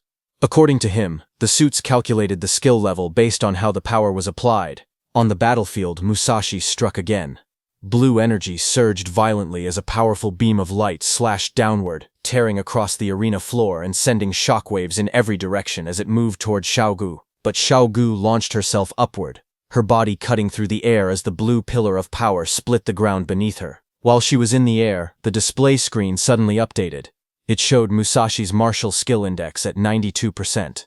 In the blink of an eye, Musashi closed the distance and looked down at Xiaogu with his blade raised and ready. Seeing that, Xiaogu twisted her body mid-air using one arm and raised the other arm, ready to attack but didn't attack. Musashi got furious when he saw that she actually wasn't rushing to slash down while his body was mid-air. He realized that she was still guarding against him. The next second, as Xiaogu got the opportunity, she attacked, aiming at his one hand. But Musashi let go of his sword, dodged her attack, and then kicked Xiaogu's supporting hand. But Xiaogu didn't let go of her blade even then. Seeing that she was still holding her blade without dropping it and was aiming at his hand, Musashi got angry and decided where he should attack. He struck Xiaogu in the stomach with full power, almost making her fall. But Xiaogu didn't fall. Instead, her eyes sharpened with determination. In that split second, Musashi struck again with his sword, aiming at Xiaogu's stomach. Blue energy surged violently, forming a powerful arc as his sword came down. The system screen showed Musashi's martial skill index at 99%. Xiaogu sensed the overwhelming sword intent coming from Musashi's blade and realized that she had to dodge this strike. She gripped her sword tightly with the hand that was in the air, and with full force she swung it down. Their blades clashed in a violent burst of blue energy. The impact forced Musashi's slash off its original path. The trajectory of his blade was altered mid-strike. The display screen flickered, this time showing Xiaogu's martial skill index at 95%. Musashi looked at Zhou Xiaogu with sharp eyes and admitted that she had forcibly changed his slashing trajectory and even injured his shoulder. He declared that she truly was strong. Xiaogu smirked confidently and stated that this was only the beginning. In the next instant, purple energy erupted from her blade as she swung it toward Musashi, but he backed down and dodged it with a smile. But the next second, his eyes sharpened as he noticed something. Purple energy gathered around Xiaogu's second blade as she threw it from behind her back toward Musashi. While he dodged, she closed the distance and struck again. The force of her attack drove Musashi backward. Their weapons collided again and again, leaving streaks of purple light across the battlefield. Not far away, Chengdu watched with a puzzled expression and wondered why he could not see their basic martial skills. Teacher Ling, standing beside him, turned and told Chengdu that previously his martial arts level had not yet reached Tier 1, 99%, so he hadn't told him about the last 1%. Chengdu, surprised, asked what was special about the last 1%. Teacher Ling looked at him and asked if he truly thought that the next step after 99% was simply 100%. Chengdu froze for a moment and asked if it was 99.1%. Teacher Ling explained that from Tier 1, 99% to 100%, the final 1% stage was called comprehension by analogy. Chengdu was surprised to hear the name comprehension by analogy. Pointing at Xiaogu and Musashi fighting, Teacher Ling asked if it wasn't that Chengdu couldn't tell what basic martial skills they were using. A dagger didn't look like a dagger, and a sword didn't look like a sword.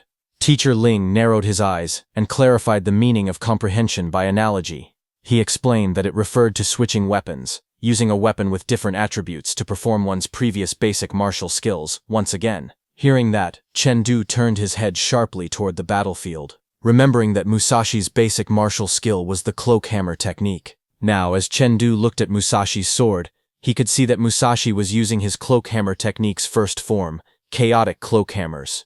Chengdu then looked at Xiaogu, who swung her blades with a swirl of purple energy.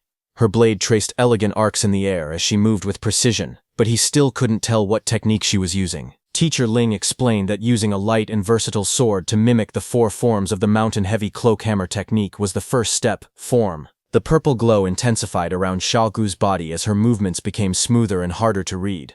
Pointing at that, Teacher Ling told Chengdu that this was the second step, intent. Once someone reached that level, their opponent would no longer be able to distinguish what their basic martial skill truly was. Chengdu's eyes widened slightly as he processed the meaning. At that moment, he recognized that Xiaogu's basic moves were originally from the Holy King's staff technique.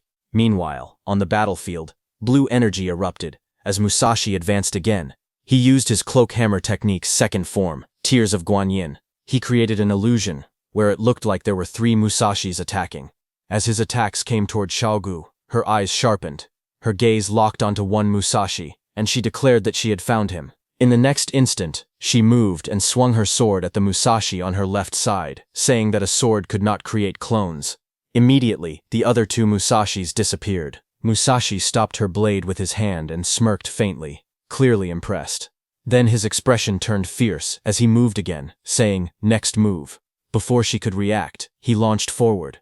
Blue energy exploded outward as he activated his cloak hammer technique's second form, 3 hammers of dark winter. Xiaogu's eyes sharpened as she stared ahead with intense focus. In the middle of the clash, she suddenly noticed something. There was a gap, a thin opening in Musashi's overwhelming attack. Without hesitation, she thrust her blade forward, her strike piercing toward Musashi's lower body. For a brief moment, it looked like she had succeeded, but Musashi only smiled. He grabbed her arm firmly and declared that she had fallen for it. Xiaogu's eyes widened in shock as she realized she had stepped into his trap. But it was already too late. A system-like display flashed before her eyes, showing Musashi's martial skill index at 99.9%. Xiaogu was shocked to see that it was 99.9%, near the limit. At that very moment, A massive pillar of blue energy formed as Musashi's blade crashed down from above, exploding onto the battlefield with terrifying force. The battlefield was covered in thick smoke and drifting clouds as Musashi's attack landed. Someone suddenly noticed a figure standing inside the arena. There was a lone silhouette standing in the center. The audience began to panic. They questioned what was happening and wondered if Xiaogu had been defeated. But a moment earlier, when Musashi swung his blade downward with terrifying force, striking at Xiaogu as she struggled to block the attack, with absolute confidence he declared that the title of being invincible among peers belonged to him. His face twisted into a fierce grin, his eyes burning with dominance. From the stands, Chen Du felt the overwhelming pressure, and thought to himself that the aura was incredibly strong. With his current strength, he knew he would not have stood a chance. He felt relieved that he had not encountered Musashi the previous day, but suddenly, energy crackled through the air as a blade flashed forward at incredible speed. It was Xiaogu, who unleashed her Holy King's staff of the 1004th stance, raging tides and man army. Blue energy burst downward like a torrential waterfall, crashing toward the arena below. Xiaogu stood beneath the descending force, as waves of energy roared around her. The attack struck with overwhelming power, engulfing Musashi in a swirling ocean of blue aura. Water-like energy exploded outward, forming massive spiraling waves that swallowed him whole. Musashi cried out in shock, unable to believe what he was seeing. Inside the raging current, Xiaogu's body was surrounded by churning energy. Her blue eyes sharpened with determination as a system screen suddenly appeared, showing her attack power had reached Tier 1 limit, 100%. The whole crowd stared in disbelief. It was one of the 3 major thresholds required to advance to a soaring martial artist, and she had achieved it at the age of 17. The last person to accomplish such a feat before turning 18 had been Wawa Taurus, the principal of one of the top 8 famous schools. As the energy began to settle, Musashi's sword dropped onto the ground, signaling that the battle had ended. Xiaogu stood calmly on the arena floor, holding her blade at her side as the match ended with Musashi admitting defeat. From the sidelines, Chen Du watched the scene with a tired expression. A sweat drop formed on his head, as he sighed inwardly. He thought that since they had already fought this far, they could have at least had a more intense deathmatch so he could pick up some scraps afterward. Instead, it ended too cleanly. In the audience seats, Master Ku and Xiaogu's father, Principal Zhou, discussed what they had just witnessed. Mr. Ku remarked that it was no wonder Principal Zhou had mentioned earlier that there were 3 perfect-level martial arts. It turned out his daughter had already reached her limit, hiding her true strength deeply. Principal Zhou explained that she had broken through just last week. Even the team leader had not known about it. As a seeded player for the championship, revealing her true state too early would have affected the fighting spirit of the other participants. Hearing that, Mr. Ku sighed and said that fighting spirit was extremely important for the growth of students. Elsewhere, another spectator wearing a black cap looked toward the arena and commented that Zhou Xiaogu was truly outstanding. The white-haired man beside him agreed but pointed out that her father was a 3-star deacon of the Extreme Martial Palace. Because of that, there was a high chance she would choose Black Dragon Martial Arts University. Back in the arena, Zhou Xiaoguo walked forward calmly with her sword in hand. The shattered traces of energy still lingered across the tiled ground, but her expression remained steady as she left the battlefield. In the audience, the black-capped spectator remarked that Wu Zhang was not bad either.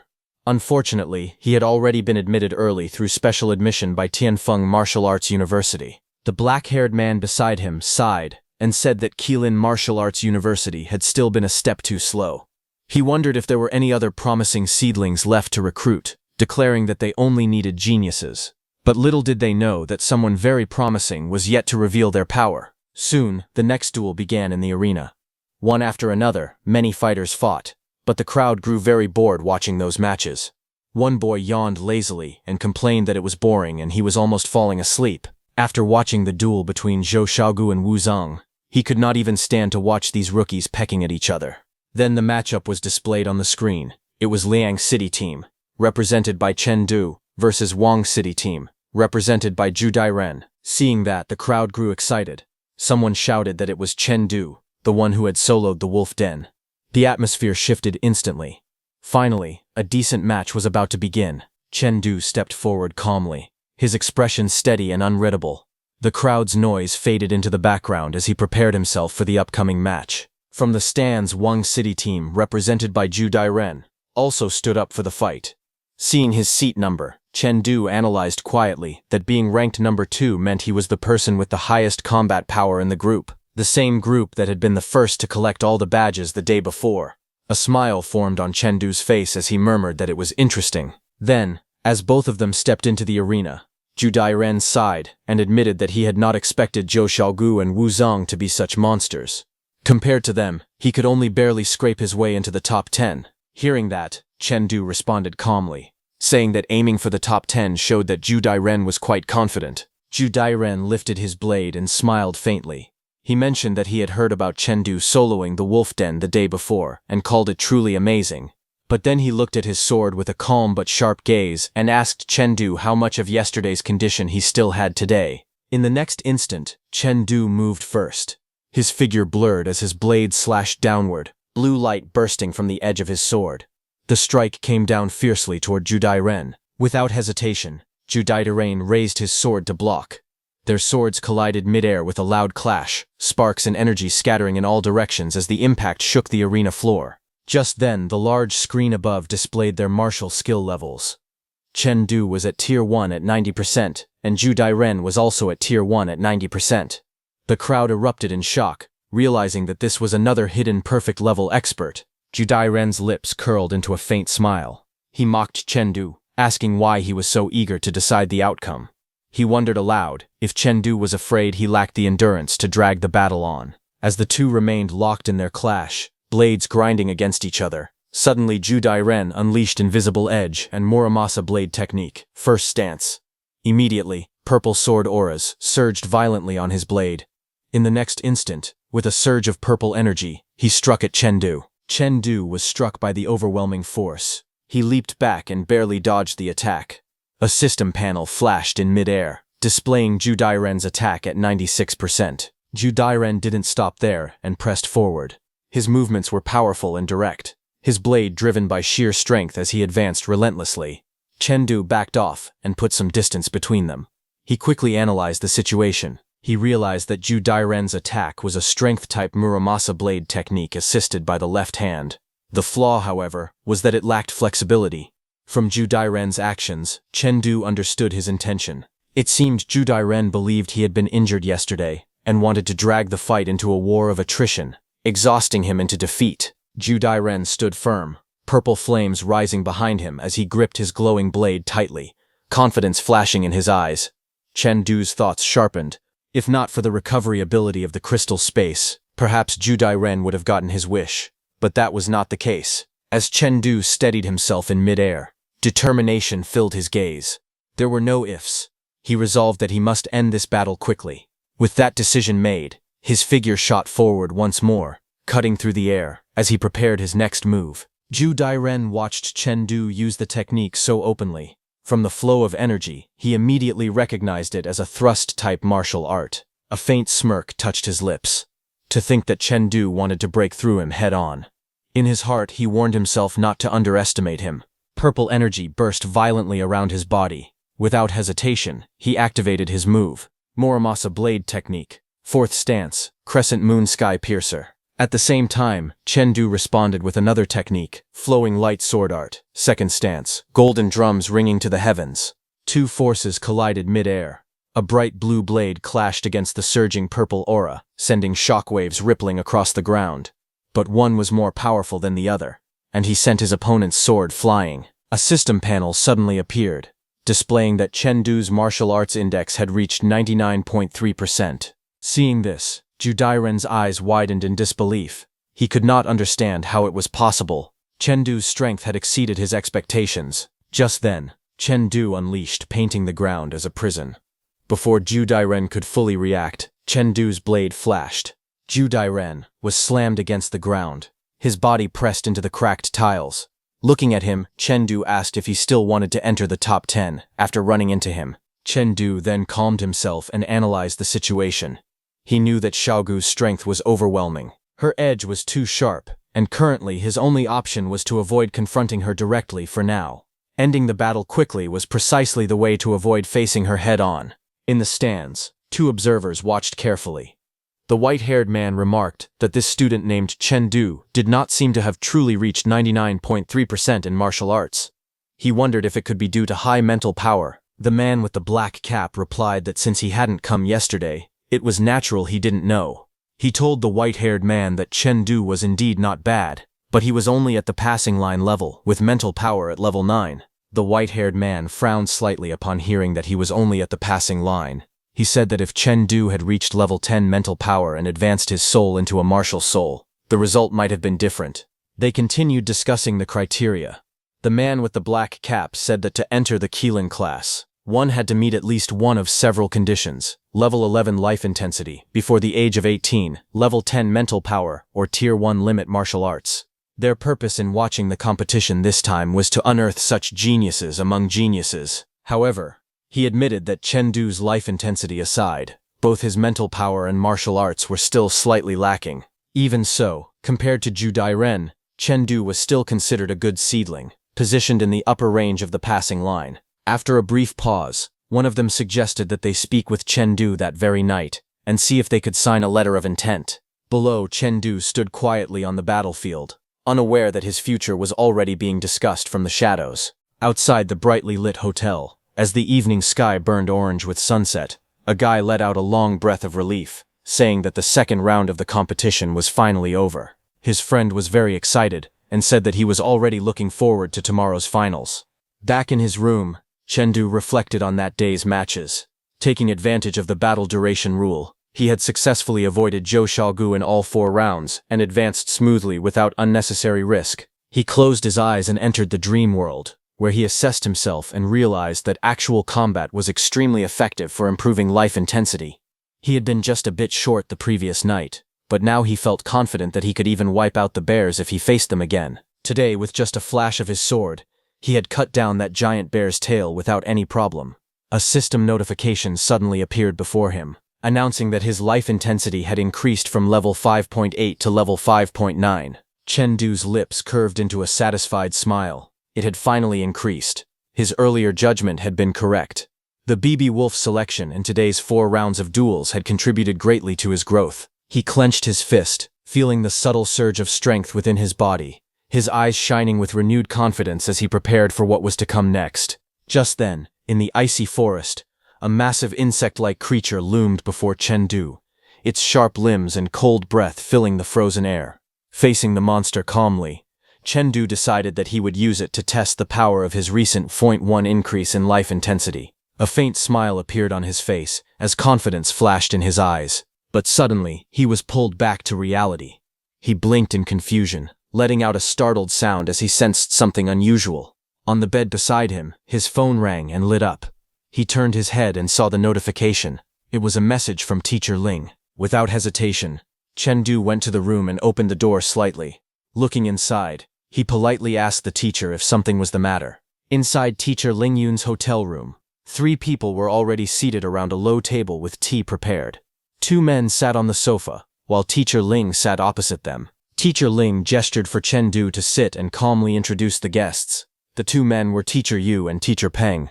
As Chengdu took a seat, Teacher Ling told him that the 2 of them were teachers from the Special Admissions Office of Qilin Martial Arts University.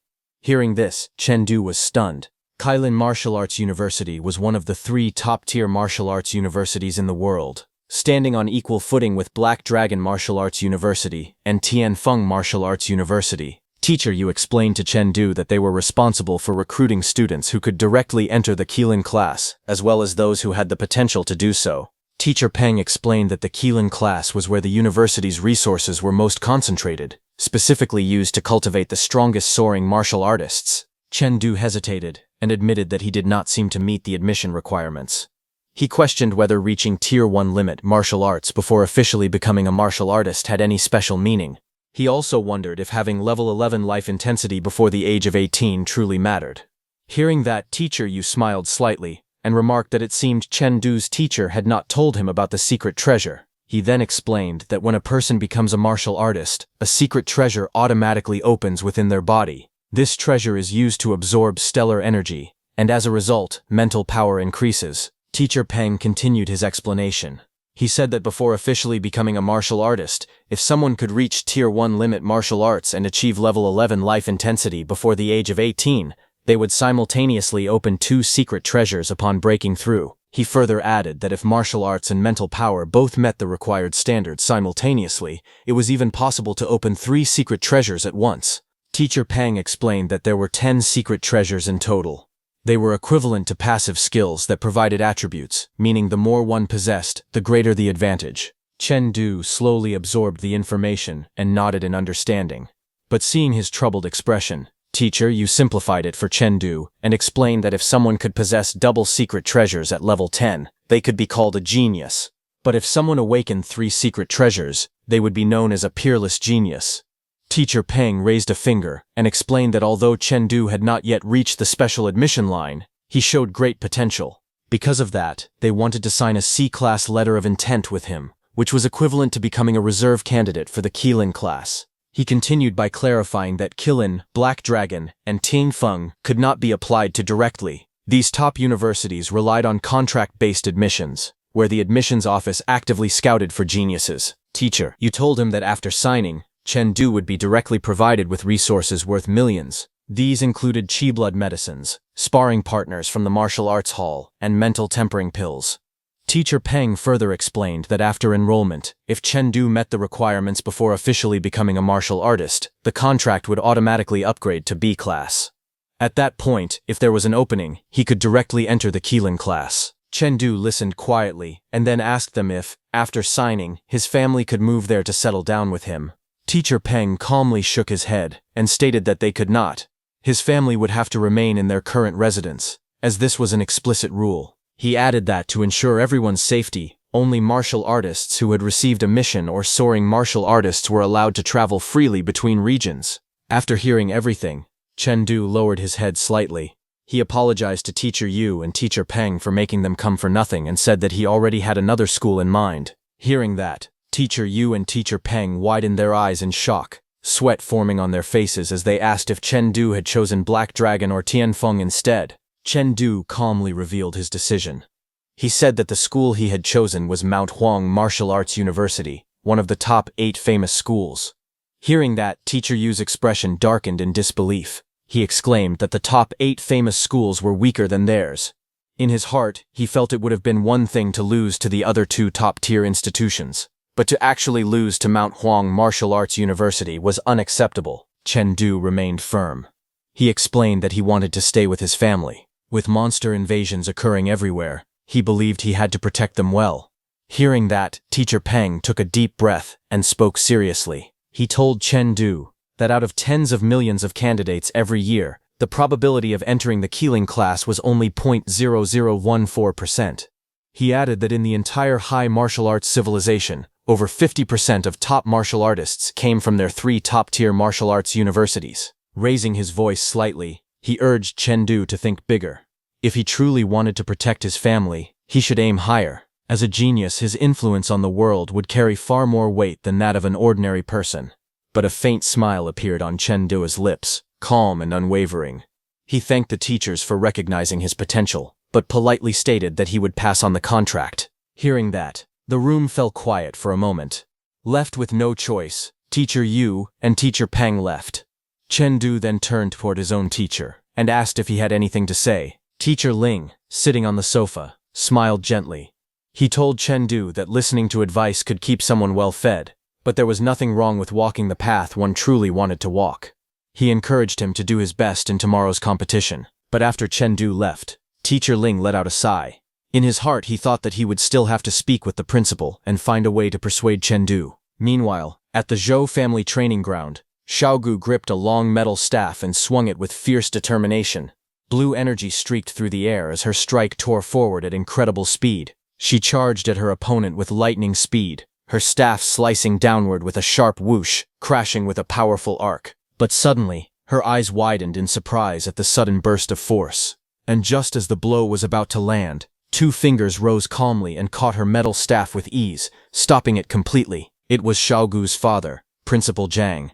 He looked exhausted as he spoke in a tired tone, telling her that he had been beating her up for 3 hours straight and that it was time to take a break. Hearing that, Xiaogu tumbled back across the training ground, glaring up at her father. She huffed angrily and declared that one day she would defeat him. Her father offered her an energy drink, and reminded her that before dreaming of defeating him, she should think about how to win the championship tomorrow. Still puffing her cheeks in frustration, she insisted that she had more powerful trump cards that she had not revealed yet. She confidently declared that the championship would definitely belong to High City. Saying that, she grabbed the drink. But when she noticed the label, her mood instantly brightened. It was white peach flavored. Then the next day at the High City No. 1 High School auditorium. Inside the auditorium, Chengdu walked down the aisle between rows of seats with his teacher Ling, but suddenly he felt a subtle sensation and paused slightly. He looked back, wondering if someone was staring at him. Across the auditorium, Chengdu's principal Li Mu and Kun City Team's principal Cao Yan were watching him with interest. Seeing Chengdu looking toward them, Principal Cao Yan remarked with a faint smile that Chengdu really did have level 9 spirit. To think he had noticed them so quickly with such sharp perception. Principal Li Mu nodded in approval, calling it truly outstanding. Chengdu waved at them, as Teacher Ling explained to him that Principal Li was paying close attention and had come specifically to watch the match. He added that the people seated over there were the principals of various schools. Soon, an announcement echoed through the auditorium, congratulating the students who had won the top 10 yesterday and advanced to the finals. The speaker then declared that the rules for today's finals would now be introduced. The announcement explained that the finals would be divided into 2 rounds. In the first round, the system would randomly draw a list for one-on-one matchups among all contestants, determining the top 5 at once. Then came the second round, the gauntlet battle. In this round, the system would randomly select one person from the top 5 to become the first challenger. That person would consecutively duel the remaining 4. Winning a match would earn 2 points, while losing would deduct 1 point. At the end, the contestant with the highest total score would win the championship. The explanation continued. After the first challenger, the second challenger would be the one with the highest score among the remaining 4, who would then challenge the remaining 3. The rest would follow the same pattern. If scores were tied, the system would draw randomly. Hearing that, Chengdu immediately realized that, in other words, a person could earn a maximum of 8 points and there would be no ties. The only situation in which the system would randomly draw the second challenger would be if the first challenger cleared all 4 opponents in one go, wiping them out and directly securing 8 points, and only one person came to his mind who could do that. As the rules settled in, Chengdu's gaze sharpened. He realized that he would need to give his best while carefully conserving his stamina in preparation for the gauntlet battle. The system started spinning the roll to draw the matches for the first round. As the match list appeared on the screen, the audience quickly noticed that Senior Crave was facing Chengdu in the very first round. 2 fighters at the consummate level had encountered each other as early as the opening match. The groups were displayed clearly. Group 1 was Liang City Team's Chengdu versus High City Team's Kuzhongtian. Group 2 was High City Team's Varo versus Zhou City Team's Zhangtao. Group 3 was Liang City Team's Wang Ming versus Mu City Team's Song Qilan. Group 4 was Song City Team's Ye Shuzhou versus Yan City Team's Hua Ken. On Group 5 was High City Team's Zhou Shaogu versus Gui City Team's Li Ran. Seeing that, some spectators scoffed, claiming that Chengdu had only slipped into the top 10 by avoiding Senior Sister Zhou. With this level of skill, they believed Senior Q was bound to win. Chengdu, however, remained calm. He thought to himself that if High City had prepared tactical arrangements to secure the championship, it would be troublesome if they exhausted his stamina in the first round. Nearby, supporters discussed the odds confidently. They said Senior Varo was slightly better than his opponent, not to mention Senior Sister Zhou. If Senior Q defeated Chengdu, High City Team could sweep the top 3 and give a perfect answer to their 10 consecutive championships. After seeing that match list, Teacher Peng questioned whether there was even a need to watch this final at all.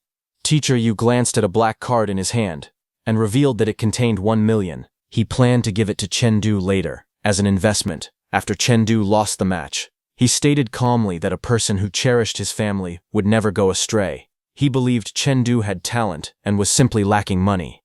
In his eyes, Chengdu was someone worth investing in. Meanwhile, Chengdu walked toward the arena. On the other side, Kun Zhongtian also entered the arena. Seeing him, Chengdu started thinking about his performance the previous day. His opponents had been too weak. They had either surrendered outright or been defeated by a single strike of his sword. No one had been able to force Kuai Zhongtian to reveal his true strength. Chengdu admitted to himself that he could not determine Kuai Zhongtian's real level, nor could he see what kind of basic martial arts he used. Everything about him remained hidden. Deciding not to act rashly, Chengdu chose to observe first, before making a move. At that moment, Kuo Juntian stepped forward with a confident smile. He declared that he had known there would inevitably be a battle between him and Chengdu. Saying that, he immediately took out his sword. Seeing that, Chengdu's eyes widened in surprise. Kuo Juntian suddenly moved. In an instant, he closed the distance between them and attacked. Chengdu's eyes widened as realization struck him. This was it. Without hesitation, Chengdu raised his blade and met the incoming strike head-on. Steel collided with steel, sparks exploding where the two swords clashed. But Chengdu was shocked to see that Kuo Juntian was actually using the flowing light sword art. Kuo Juntian smirked and admitted that he had also been surprised to see Chengdu using the flowing light sword art the day before. Since they both practiced the same technique, there was no need for restraint. Their blades scraped against each other, sending out a piercing screech as energy crackled around the collision point. Kuo Juntian declared that they should decide the winner purely through strength and power. Both of them unleashed their attacks simultaneously, golden and blue energies colliding violently in mid-air as the true battle between Chengdu and Kuo Juntian erupted. As their blades collided again and again, Chengdu felt the pressure increasing. He realized that Kuo Juntian's sword was rapidly becoming heavier.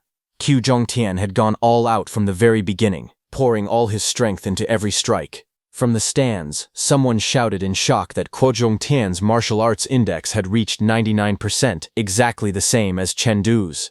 The two figures clashed in a burst of blue and golden light, their swords carving arcs through the air as shockwaves rippled across the arena. But then Kuo Juntian roared that it was not over yet.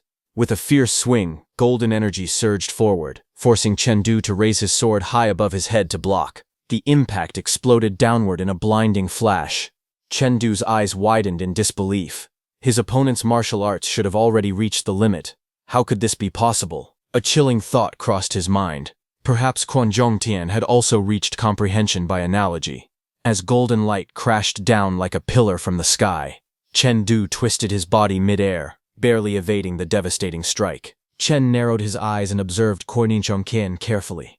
He concluded that Kuo Juntian did not possess that strange feeling after all. What Kuo Juntian was using was mental power attachment. At that moment, a system panel flashed in the air, showing Kuo Juntian's martial arts index at 99.2%. Smoke drifted across the arena as Chengdu backed away, creating some distance between them. Chengdu's gaze hardened. He realized that if he wanted to win the championship, he would have to defeat 5 people in total. He could not afford to waste too much stamina here. This battle had to end quickly. Chengdu raised his sword and gathered his energy. Seeing that, Kuo Juntian sneered and asked if Chengdu was finally going to attack. Chengdu's eyes sharpened, and he declared that he would end the battle in an instant. Kuo Juntian understood his intentions and scoffed, saying he would like to see this instant of his. Chengdu's expression turned cold as he used the 4th stance of the flowing light sword art Pale Dragon Point Thrust. With that, his body shot forward like a streak of light. His sword aimed straight ahead. Kuo Juntian sneered as he faced the incoming strike. He judged that using such a move head-on did not have much lethality. But in the next instant, Chengdu's blade shifted, and he used the 2nd stance of the flowing light sword art, Golden Dragon Returning to Heaven. Seeing that Claudius Horts. But before he could recover, Chengdu's momentum changed once again. He used the flowing light sword art, 3rd stance, Breeze in the Forest.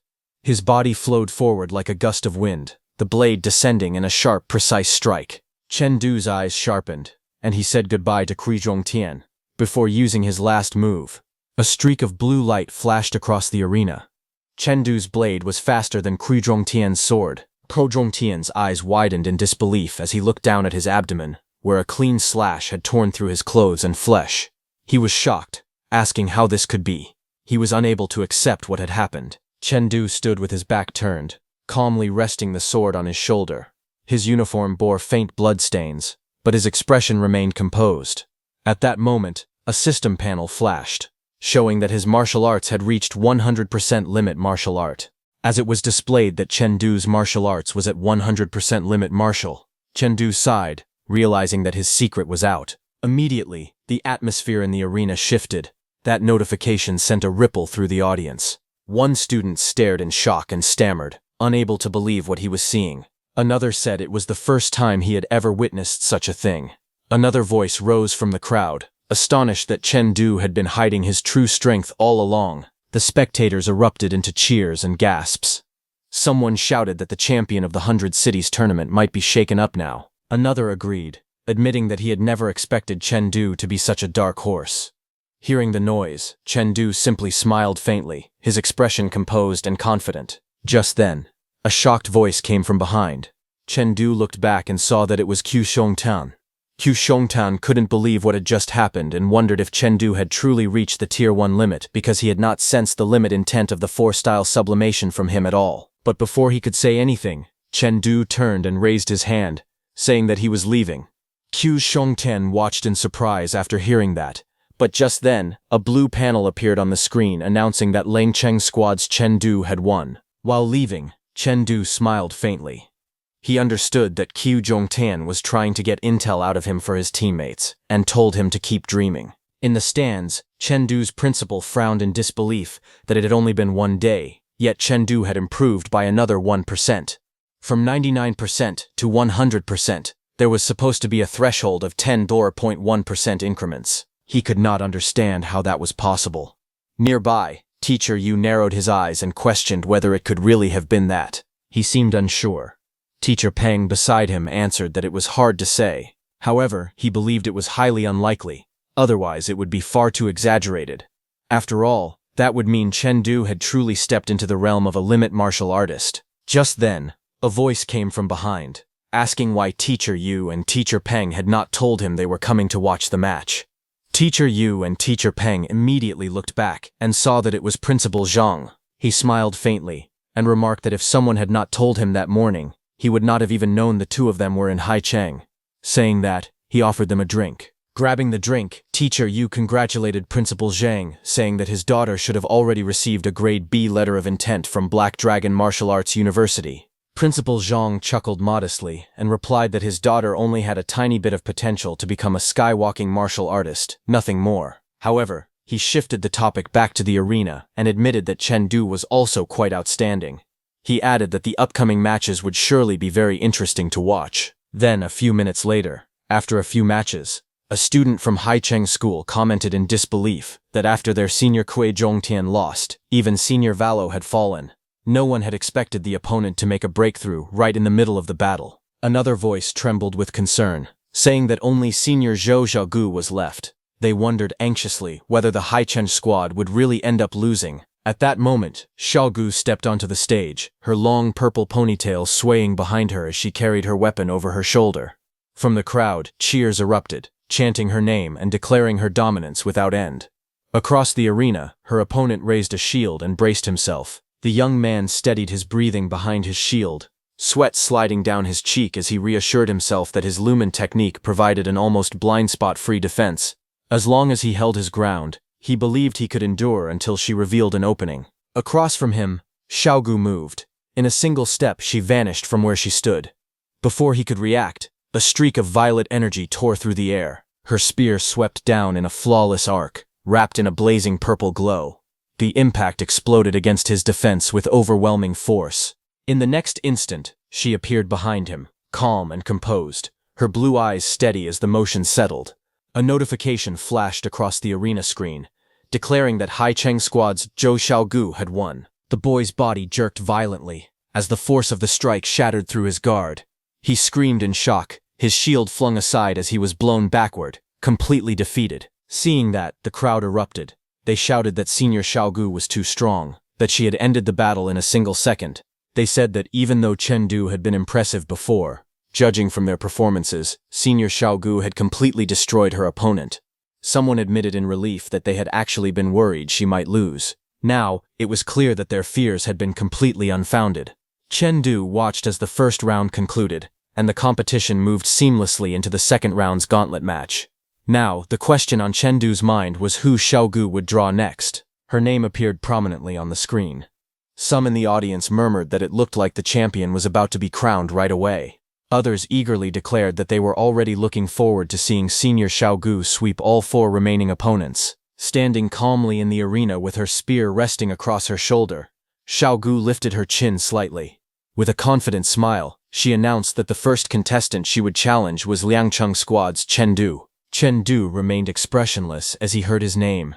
Watching her, he admitted to himself that, just as he had thought, she truly was strong and confident. But then a faint smile touched his lips, and he sighed. He lifted his head, a sharp glint flashing in his eyes. A faint smile appeared on his lips as he admitted to himself that this was exactly what he wanted. Across from him, Xiaogu stood poised with her spear, equally confident. The atmosphere between them tightened. Just then, Xiaogu looked at Chen Du and moved. The system displayed that her martial arts attack was at 100%. Without hesitation, Xiaogu exploded forward. Wrapped in a surge of energy, she leapt into the air and descended toward Chen Du with her spear, releasing her full martial arts power right from the start. Shock rippled through the audience as they questioned whether she was trying to end the match instantly. Facing the overwhelming pressure, Chen Du remained calm. He drew his massive sword and steadied himself, his eyes narrowing as he analyzed her attack. He realized that this was the limit of intent. Her move sublimated to a level approaching metaphysics. It was truly extraordinary. Xiaogu's eyes sharpened as she unleashed her move. She activated the Holy King's staff technique, fourth style, flooding the 1,000 armies. In an instant, a massive torrent of water surged forward, forming a roaring spiral that crashed down toward Chen Du like an overwhelming tide. The waves coiled around him, pressing in from every direction and threatening to swallow him whole. But at that same moment, another display appeared, showing Chen Du's martial arts attack also at 100%.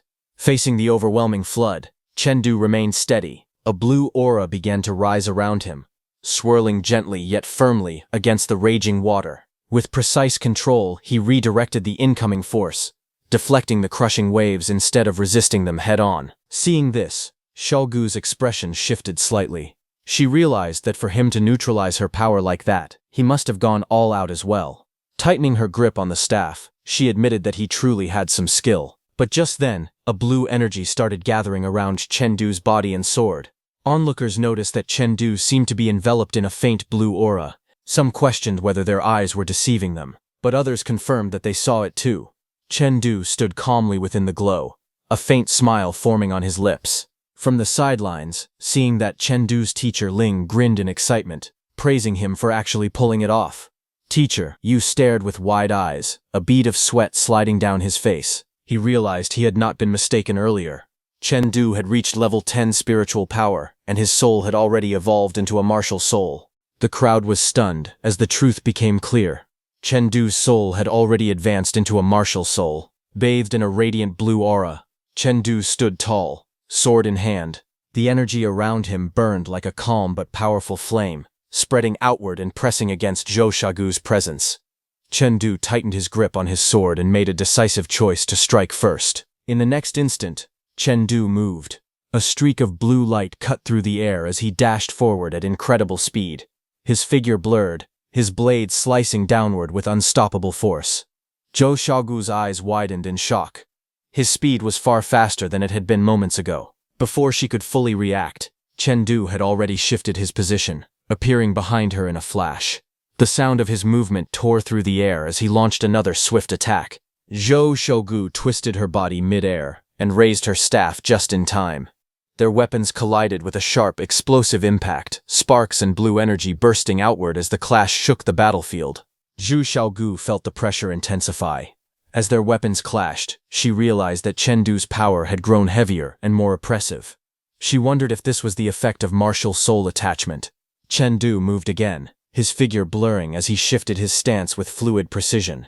The blue aura around him pulsed faintly, enhancing every motion.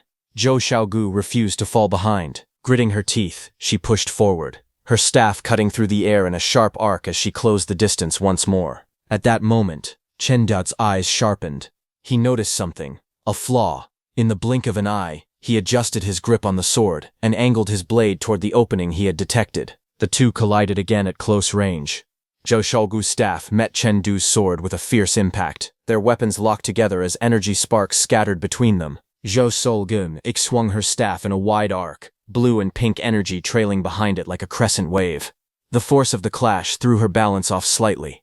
She immediately realized her center of gravity had been disrupted and understood that she had to adjust it first. Chen Du noticed the shift at once. His eyes narrowed as he observed her unstable footing.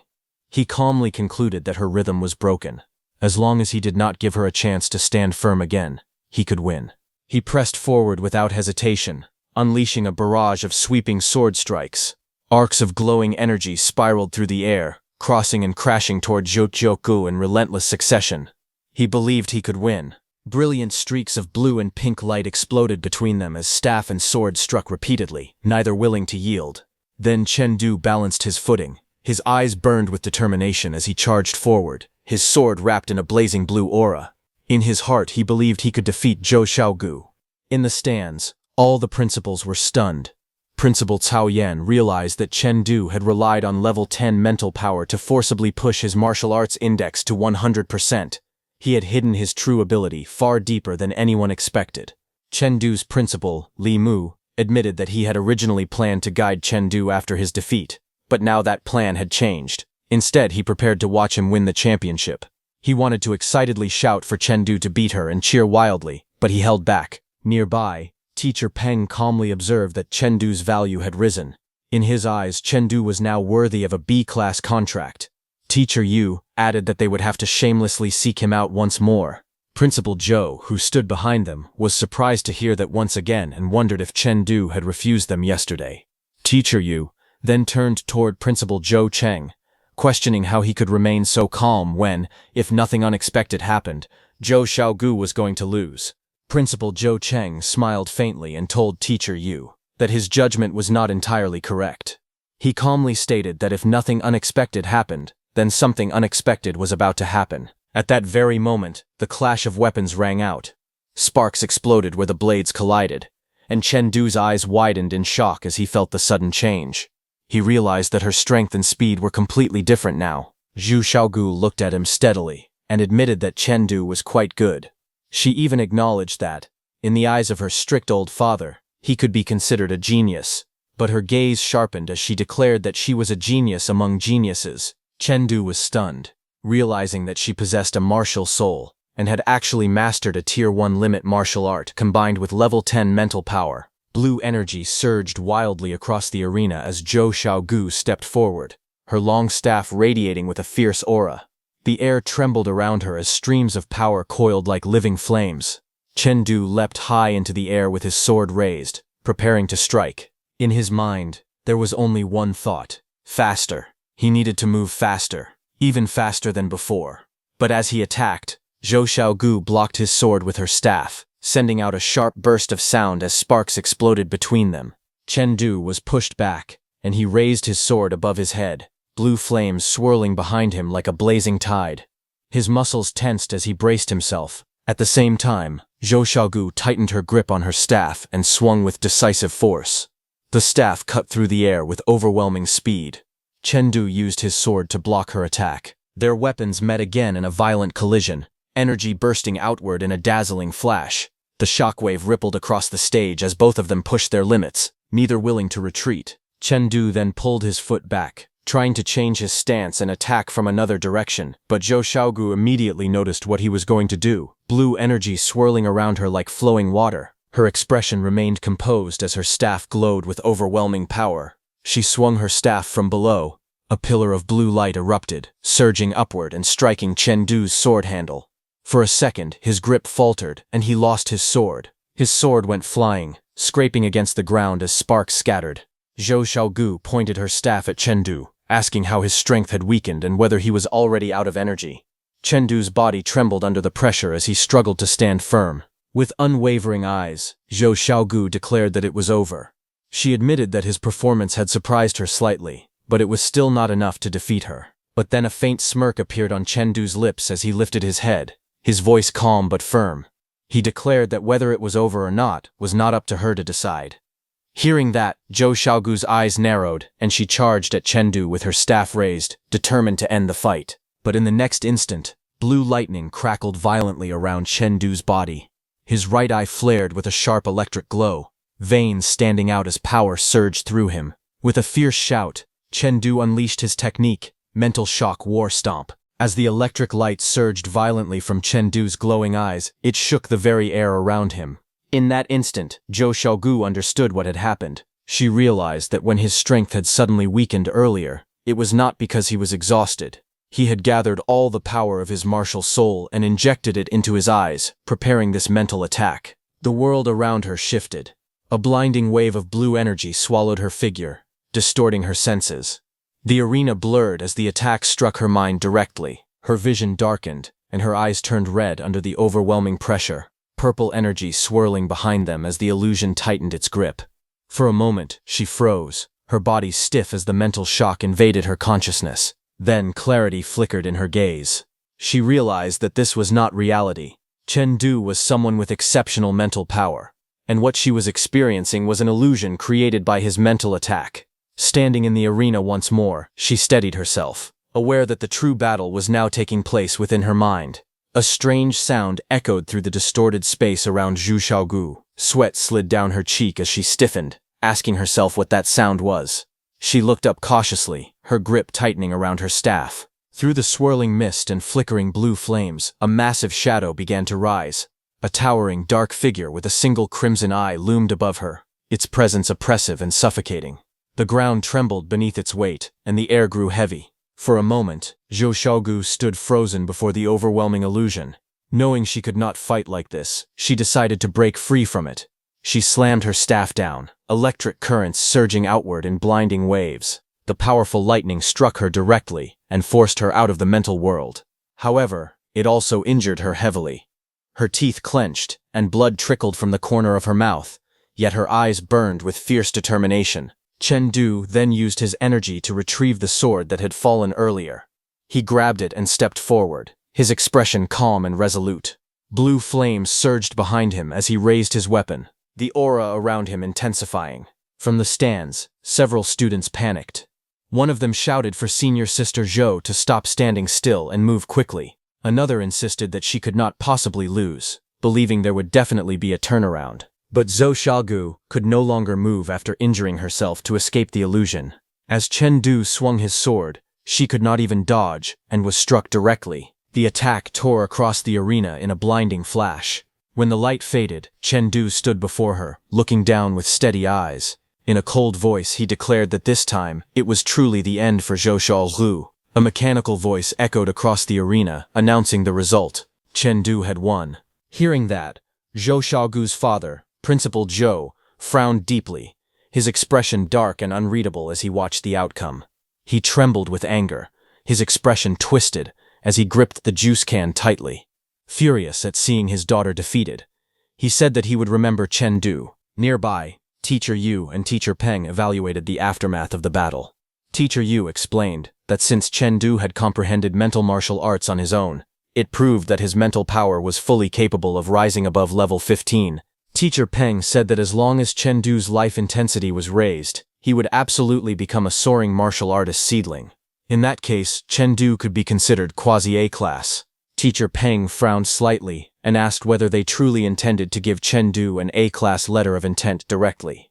After all, those who signed A-class contracts were exceedingly rare. Teacher Yu nodded firmly and said that Chengdu's strength already possessed strategic level potential. However, A-class and S-class evaluations required communication with and authorization from the principal. Without hesitation, he stood up and declared that they should contact the principal at once. They would try their best to fight for whatever Chengdu wanted. A few minutes later, in a corridor somewhere in High City No. 1 High School, Teacher Yu stood alone, activating his communicator. He asked the principal whether it was feasible. On the other end, a calm voice responded thoughtfully. A prospective martial artist who fought to protect his family was indeed interesting. A projection flickered to life, revealing the principal of Keelan Martial Arts University, Pang Tianwen. Surrounded by a halo of light, Principal Pang stated that he highly recognized the judgment of the two evaluators. It was reasonable to grant Chengdu an A-class letter of intent based on his quasi-A-class aptitude. However, bringing Chengdu's family into the first biosphere would violate the regulations of high martial arts civilization. Teacher Yu quickly responded that, as far as he knew, the other two universities had already signed students with A-class contracts this year. They had only just discovered a quasi-A-class talent like Chengdu. If they could sign Chengdu early and raise his life intensity, then in the three-school freshman joint martial arts tournament, held a month after school began, they would still have a chance. They could not remain in third place every year. Principal Pang fell silent for a moment. Finally, he said that he would think about it and asked them to wait for his reply. On the other hand, after defeating Zhou Xiaogu, Chen Du easily won the other matches. That afternoon, after the competition ended, Chen Du stood on the podium as a medal was placed around his neck. The announcer declared that the champion of the 100 Cities Hegemony tournament was Chen Du from the Liang City team. For the first time, a student from Liang City had won the championship. Chen Du had created history. While accepting the medal, Chen Du knew clearly that if he had not wiped out the two-faced three-knife bears in the crystal space the night before, his mental power would not have reached level 10, allowing him to comprehend War Stomp. Chen Du also admitted that if they were to fight again, Zhou Xiaogu would never give him time to charge up, nor would she stay so close to him. Without those conditions, he would definitely lose without a doubt. But Chen Du also knew that there were no ifs in a real battle. He had already won. On the other hand, at High City No. 1 High School's principal's office, the principal stood behind his desk and called for someone to come in. A pair of black heels stepped across the floor as a woman entered the room. She reminded him that he had always wanted to meet Chen Du after the match. He had not gone to the awards ceremony, and now everyone had already left. The principal closed his eyes, then calmly said that there would be a next time. After a brief pause, he added that in a few months, he would return to the Extreme Martial Palace. He instructed her to inform the other 3-star deacons that the dynasty plan was officially launched. The woman was momentarily stunned, then straightened her posture. With a firm voice, she answered that she understood. Now back in Chen Du's hometown, Liang City, a tall building stood proudly under the bright blue sky where Chen Du's family lived. Inside, a table was filled with delicious dishes, colorful vegetables, tofu, meat, soup, and neatly arranged plates. The food was prepared to celebrate the occasion. Chen Du's father laughed heartily, holding up a can in his hand. He praised his son, saying that winning the championship for Liang City this time was truly well done. At the dining table, Chen Du's mother and sister were there too. His mother congratulated him warmly, calling him a champion. His sister excitedly said that his victory had caused a huge sensation throughout Liang City. Chen Du smiled confidently and explained that he had earned a large amount of prize money this time.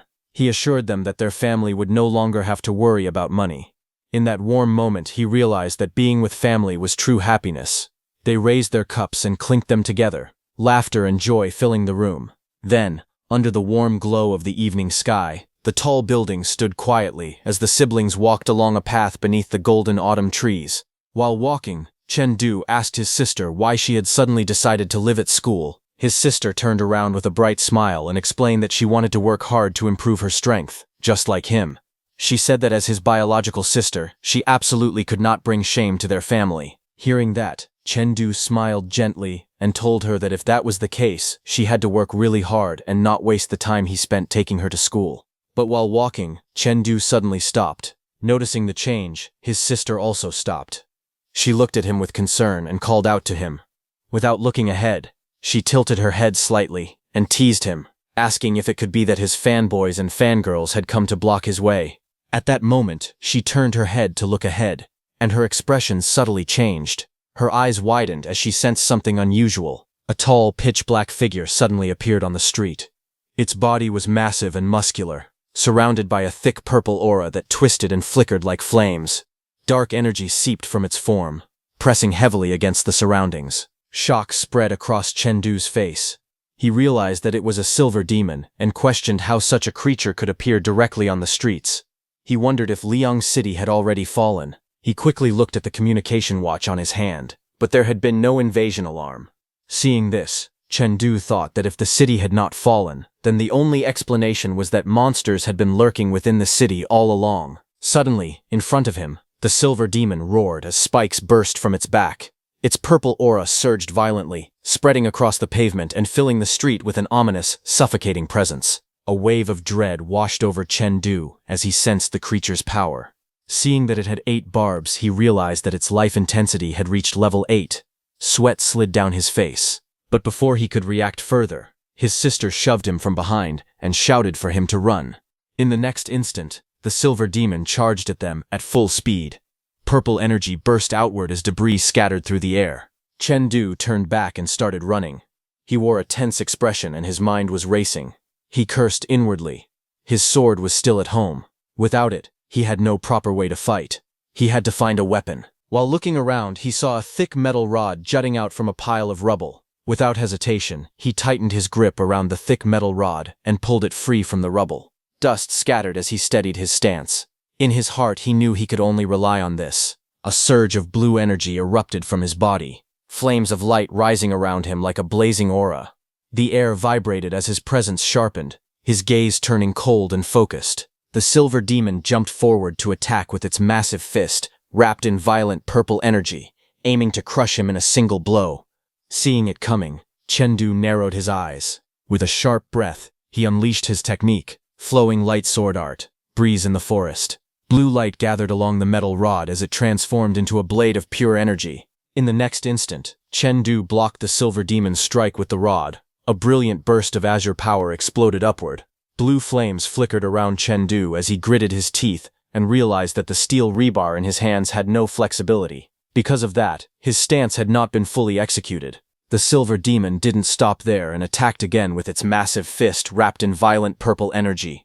Chengdu raised his arms to block as he tried to withstand the impact, but the collision exploded against him, and the force drove him backward.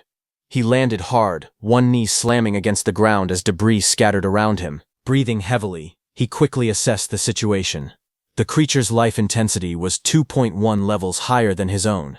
Without a proper weapon, there was no way he could defeat it head-on. But then, a faint grin appeared on his bruised face, as he thought that if he could not beat it, then he would have to look for a chance to run. Meanwhile, the towering demon stepped forward, its massive hand lowering as purple energy continued to ripple around its body. But suddenly, a voice cut through the chaos, shouting for the silver demon not to move. Chengdu's eyes widened, a bead of sweat sliding down his cheek as he turned toward the sound. It was his sister.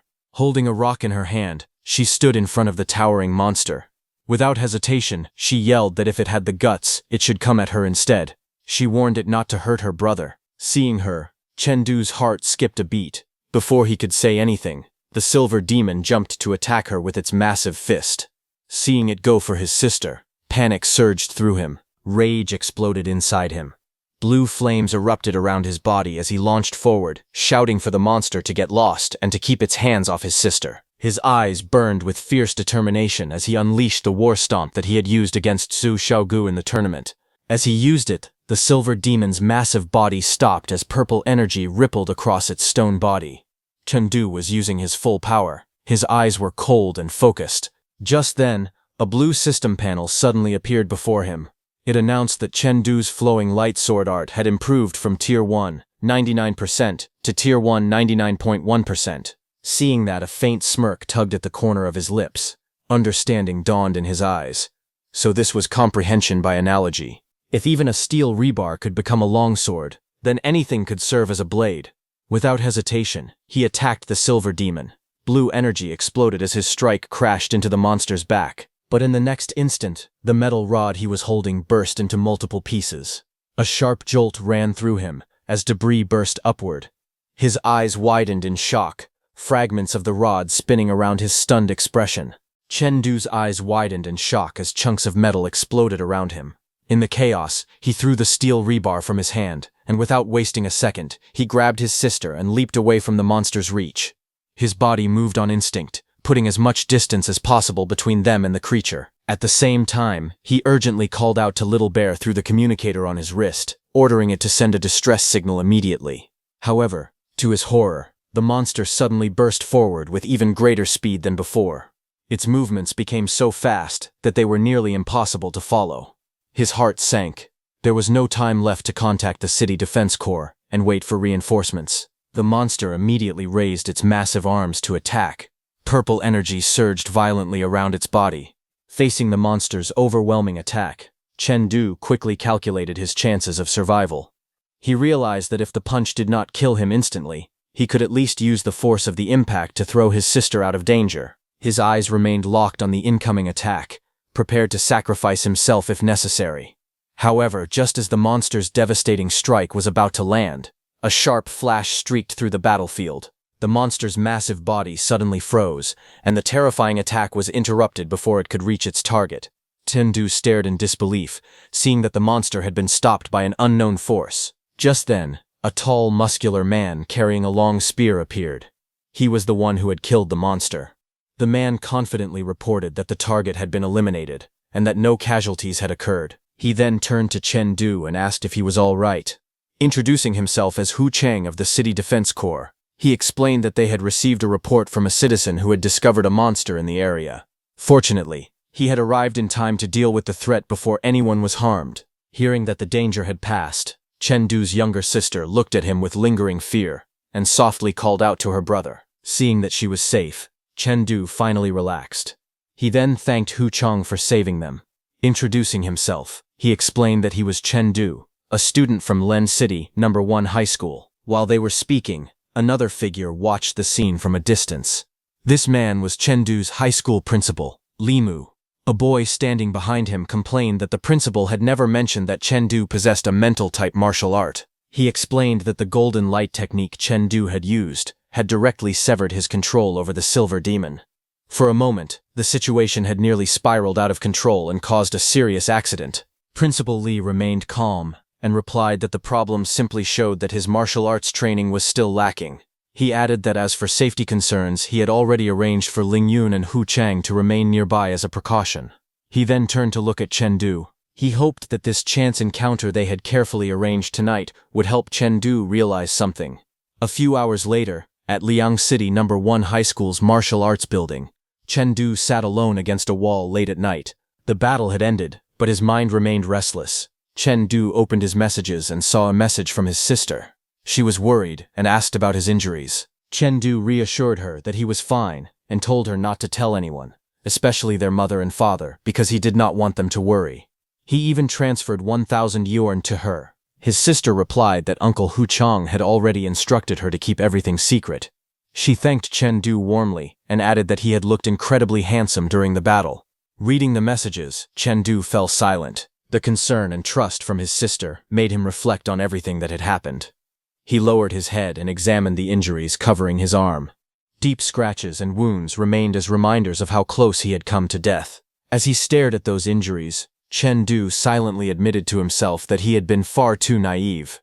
Reflecting on the night's battle, Chen Du finally realized a frightening truth. Danger had never been far away, it had always been lurking right beside him. He realized that if a disaster really happened, even if he were studying at Mount Huang Martial Arts University, he would have no time to save his family. Recalling the battle, Chen Du admitted that he was too weak. Obviously, the martial arts level of the Silver Demon had been very low, but relying purely on its high life intensity, it had directly crushed him. As he analyzed the situation, Chen Du came to a new understanding. Life intensity was the foundation of everything, and increasing life intensity required enormous amounts of resources. The kind of wealth and cultivation materials that only major institutions such as Keelin Martial Arts University could provide. He realized that his previous way of thinking had been far too simple. Now he understood that simply staying by their side would not guarantee their safety. What he truly needed was to grow stronger, at a speed far beyond ordinary martial artists. Only by doing so could he eliminate threats before they ever reached his family. While he was lost in his thoughts, a knock suddenly came at the door, interrupting Chen Du's thoughts. It was Chen Du's principal, Li Mu, holding a neatly wrapped box in his hands. The principal politely asked whether he was disturbing him by visiting so late. Chen Du quickly greeted him and asked what had brought him there at that hour. Smiling, the principal handed over the box and explained that it was a gift prepared specifically for Chen Du's current situation. He said it should be considered a token of gratitude. Chen Du was confused.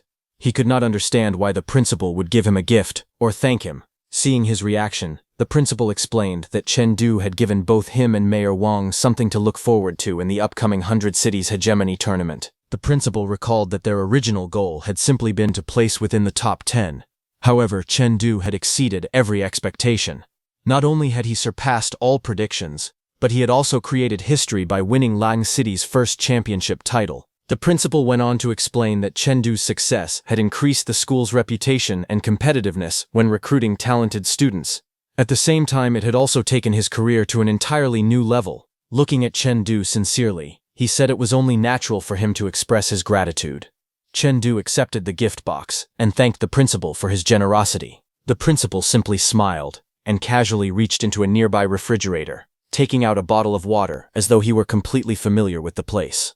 Watching this, Chen Du could not help but ask how the principal seemed to know this martial arts room so well. To his surprise, the principal revealed that room 001 had originally belonged to him.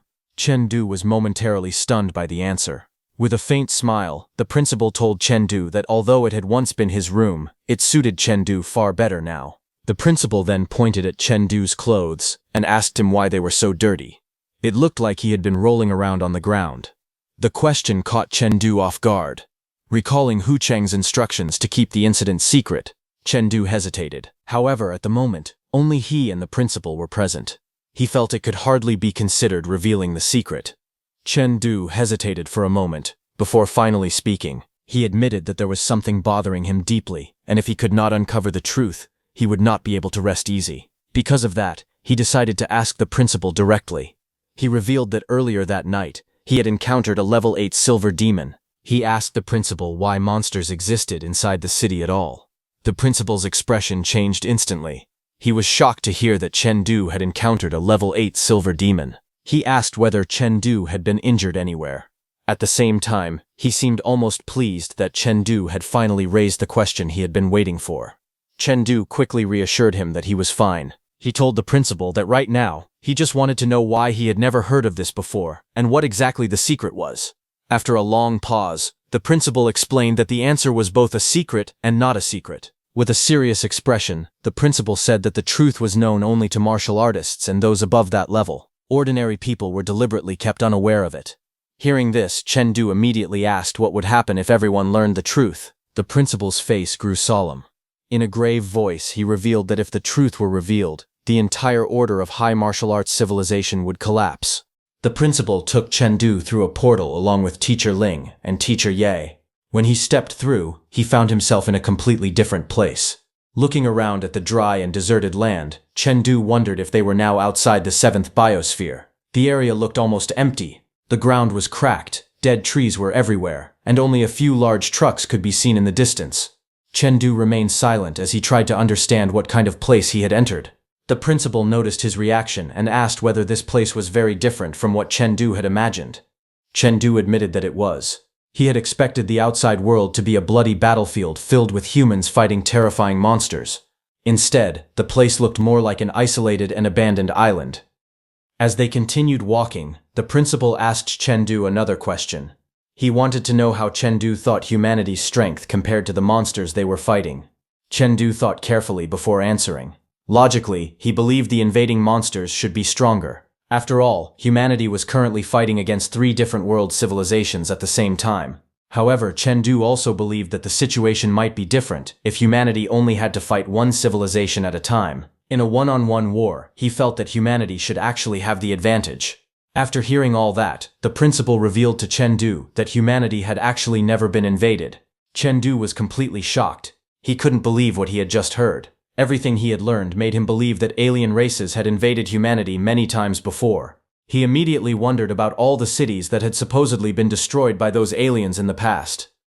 The principal explained that the reports about alien races destroying cities and killing humans were indeed true. The media hadn't lied about those events. However, there was one important detail that ordinary people didn't know. Those attacks were never actual invasions. The powerful alien races had simply been passing through human territory. The principal then reminded Chengdu about the land outside the 7th biosphere. There were barely any useful resources there. He explained that hundreds of years ago, humans deliberately built their biospheres in such barren places to hide from powerful alien civilizations and avoid becoming their food. He then explained that humanity only controlled a tiny piece of land. All 9 great biospheres were located on the same tectonic plate. Because the land was so barren and had almost nothing valuable, the powerful alien civilizations had little interest in it. This was actually the reason humanity had managed to survive for so long. The principal explained that humanity could not simply remain hidden and stop developing. If humans wanted to become stronger, they needed more resources. Because their own territory lacked those resources, martial artists had to enter the territories of alien races and take resources from them. This was also why the death rate among martial artists was extremely high. Fortunately, the 7th biosphere mainly faced the Hunter civilization, which was considered one of the weakest civilizations on Blue Star. Meanwhile, the 3rd and 5th biospheres had to deal with the Big Eye civilization and the Giant civilization, making their situation much more dangerous. Because of the greater pressure there, schools from those biospheres had come to the 7th biosphere that year to recruit more students. After hearing this, Chengdu wondered why humanity didn't simply unite all 9 biospheres. He believed that if all 9 joined forces, humans should be strong enough to fight those alien civilizations. However, the principal explained that this belief came from another misleading idea spread by the media. Humans could handle small battles against the aliens, but a direct war between entire civilizations was completely different. Even the combined strength of all 9 biospheres would not be enough to defeat the hunter civilization. That was also the reason humanity had been divided into 9 separate biospheres. Instead of gathering everyone in one place, and risking the destruction of the entire human race at once, they spread themselves across different biospheres. In simple terms, humanity was making sure it didn't put all its eggs in one basket. The principal explained that during the past century, humanity had become somewhat stronger after 3 powerful figures, Yan, Durogs, and Ryan, appeared. However, humanity's growing strength also attracted the attention of more alien civilizations. Because of this, humanity had no choice but to develop as quickly as possible. Before those alien civilizations discovered the truth about humanity's real strength, humans needed to become powerful enough that attacking them would come at a heavy cost. Chengdu was shocked by everything he had learned. He had always believed the reports claiming that humanity was a medium-strength civilization, but now he realized that this was not true. The principal then asked Chengdu if he remembered the incident when a giant suddenly attacked Lake West City. Chengdu remembered it clearly. According to the news, the giant had descended from the sky and caused hundreds of thousands of deaths. Because it had come directly from the sky, Chengdu couldn't understand how such a creature could have simply been passing through rather than deliberately attacking humanity. The principal then revealed something even more shocking. He explained that the giant that had fallen into Lake West City was actually nothing more than food for another alien race. Chengdu was stunned. He couldn't believe that such a terrifying giant could simply be considered food. The principal explained what had really happened that day. A massive alien bird had been flying high in the sky while carrying its food. It casually dropped the giant while passing over the city. Yet that single piece of discarded food had caused hundreds of thousands of human deaths. The principal asked Chengdu whether he could still believe humanity was strong after knowing this truth. Hearing this completely changed Chengdu's understanding of the world. Until now, he had always believed that the high martial arts civilization was filled with talented and powerful people. Because of that, he thought one more person like him wouldn't make much difference. His only goal had been to become strong enough to protect his family. But now, Chengdu understood the terrifying truth. The high martial arts civilization was nowhere near as safe or powerful as he had believed. In fact, their entire civilization could be destroyed at any moment. This realization changed Chengdu's mind. He became determined to grow stronger and declared that he would participate in Black Dragon Martial Arts University's assessment next month. Hearing Chengdu's decision, the principal smiled with satisfaction, while Teacher Ling and Teacher Yu were also happy. The principal then told Chengdu that he didn't need to participate in Black Dragon Martial Arts University's assessment anymore. Chengdu was confused, but his watch suddenly lit up and displayed a new message. To his surprise, it was an A-class letter of intent from Keelin Martial Arts University. Chengdu was shocked. He clearly remembered rejecting their offer before, so he couldn't understand why they had suddenly upgraded it to an A-class contract. The principal explained that every A-class contract represented someone who had the potential to become a powerful martial artist in the high martial arts civilization. Carl Halpin's civilization was not as competitive as the other 2 universities when it came to recruiting top talents. If Chengdu chose Black Dragon Martial Arts University instead, he would probably receive only a B-class contract. The principal had already checked Carl Halpin's civilization's new offer for him. Considering Chengdu's current situation, the university had removed the martial arts and mental power funding from the contract. Instead, they had greatly increased the amount of Qi blood medicine he would receive. Their goal was clearly to increase his life intensity as much as possible before the college entrance exam. However, there was still one problem. Chengdu's family couldn't move to the first biosphere. Instead, they could relocate to Cyber City. The principal explained that Cyber City's military strength was almost equal to that of the border cities. But if Cyber City ever fell, it would mean that the entire 7th biosphere was basically finished. After hearing everything, Chengdu thought the result was much better than he had expected. This arrangement would not only help protect his family, but would also give him the resources he needed to increase his strength as quickly as possible. The principal then explained why ordinary people couldn't simply move between biospheres whenever they wanted. If everyone were free to relocate, people living in dangerous, high-pressure biospheres would immediately try to move somewhere safer. This would create serious population problems, damage industries, and cause panic that could eventually spread to other biospheres. While checking the details of his new contract, Chengdu suddenly noticed the value of the Qi blood medicine he would receive. It was worth an unbelievable 10 million. Chengdu was completely shocked. The amount of Qi blood medicine offered to him had increased tenfold compared to before, and these were only the resources Keelan Martial Arts University was giving him before the college entrance exam. He couldn't imagine how much it would normally cost to buy all of it himself. Seeing his reaction, the principal coughed awkwardly and reminded Chengdu that although 10 million wasn't an extraordinary amount of money to powerful people, it definitely wasn't a small amount either. Chengdu realized he had reacted too strongly. He couldn't help it because he had never seen resources worth so much money before. He even thought that if he had that much Qi blood medicine, he could probably bathe in Qi blood milk every day and still not finish all of it. His poor background made it difficult for him to even imagine having so many resources. After calming down, Chengdu sincerely thanked the principal for everything he had done for him. However, the principal told Chengdu that there was no need to thank him. He explained that the person Chengdu should truly be grateful to was Teacher Ling. Teacher Ling had secretly done many things to help Chengdu behind the scenes, and he had done all of it without expecting anything in return. Hearing this, Chengdu became surprised and turned toward Teacher Ling. Teacher Ling told Chengdu that what he had done was nothing special. He had only explained the current situation of the high martial arts civilization and helped Chengdu understand his true value. Teacher Ling then explained that he and Teacher Yadai still had a patrol mission to complete. Since Chengdu was already there, he could follow them and observe their mission. He explained that both of them were members of the City Defense Corps. Their responsibility was not only to protect the city, but also to watch for hidden dangers outside the biosphere. Teacher Ling then demonstrated one of Teacher Yadai's 2 mental power martial arts. The principal explained to Chengdu that the technique worked by adding another layer of mental power over the enemy's mental power attachment. It mainly depended on courage and determination. He also revealed that Teacher Ling's life intensity had already reached level 19. At his current strength, he could be considered nearly invincible below the soaring level. However, their patrol covered a range of 10,000 meters, which meant they could possibly encounter roaming alien civilizations. Because of this, they still needed to remain careful. As Chengdu watched Teacher Ling prepare for the mission, he noticed that his weapon was a short sword. This made Chengdu curious about Teacher Yadai. He knew she possessed only 2 mental power martial arts, so he wondered what her second ability was. However, the principal quickly reminded Chengdu that mental power martial arts were among a mental power martial artist's greatest secrets. Even though Chengdu had a good relationship with Teacher Yadie, she wouldn't reveal every ability she possessed. Teacher Yadie agreed with the principal, making it clear that some of her abilities would remain secret.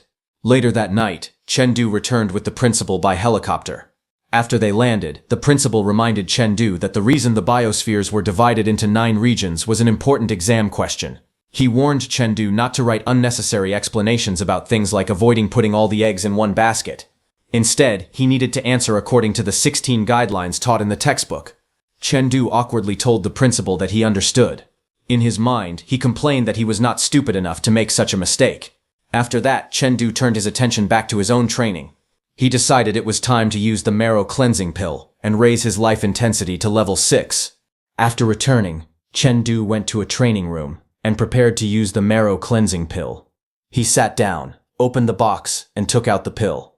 After putting it into his mouth, Chengdu noticed that the marrow cleansing pill barely had any taste. However, almost immediately after swallowing it, he felt something happening inside his body. A powerful energy quickly spread through him, causing his body to heat up. Chengdu was surprised by how quickly the medicine started working. Chengdu realized that the marrow cleansing pill had entered the impurity expelling stage. According to the instructions, his pores would gradually release black impurities from his body, and the entire process would take around 10 hours. Since he had plenty of time, Chengdu decided to continue practicing the Void Immortal visualization method while waiting. He closed his eyes and focused on cultivating. Several hours passed as Chengdu continued practicing without stopping. Eventually, the system suddenly congratulated him. His life intensity had successfully reached level 6, which meant he was now undergoing his first evolution. Hearing this, Chengdu was exhausted but relieved. After all his effort, he had finally reached level 6. As soon as Chengdu reached level 6, a powerful change swept through his body. The sudden evolution was so intense that he lost his balance and collapsed onto the floor. Chengdu lay there, breathing heavily as his body continued changing. The process was extremely uncomfortable, but after a while, the intense feeling finally began to fade. However, Chengdu suddenly noticed a horrible smell around him. The impurities expelled from his body smelled so terrible that he nearly threw up. Trying to endure the disgusting smell, Chengdu quickly opened his system panel to check what had changed after reaching level 6. Chengdu checked his status and discovered that his life intensity had reached level 6.2, while his mental power had reached level 10.1.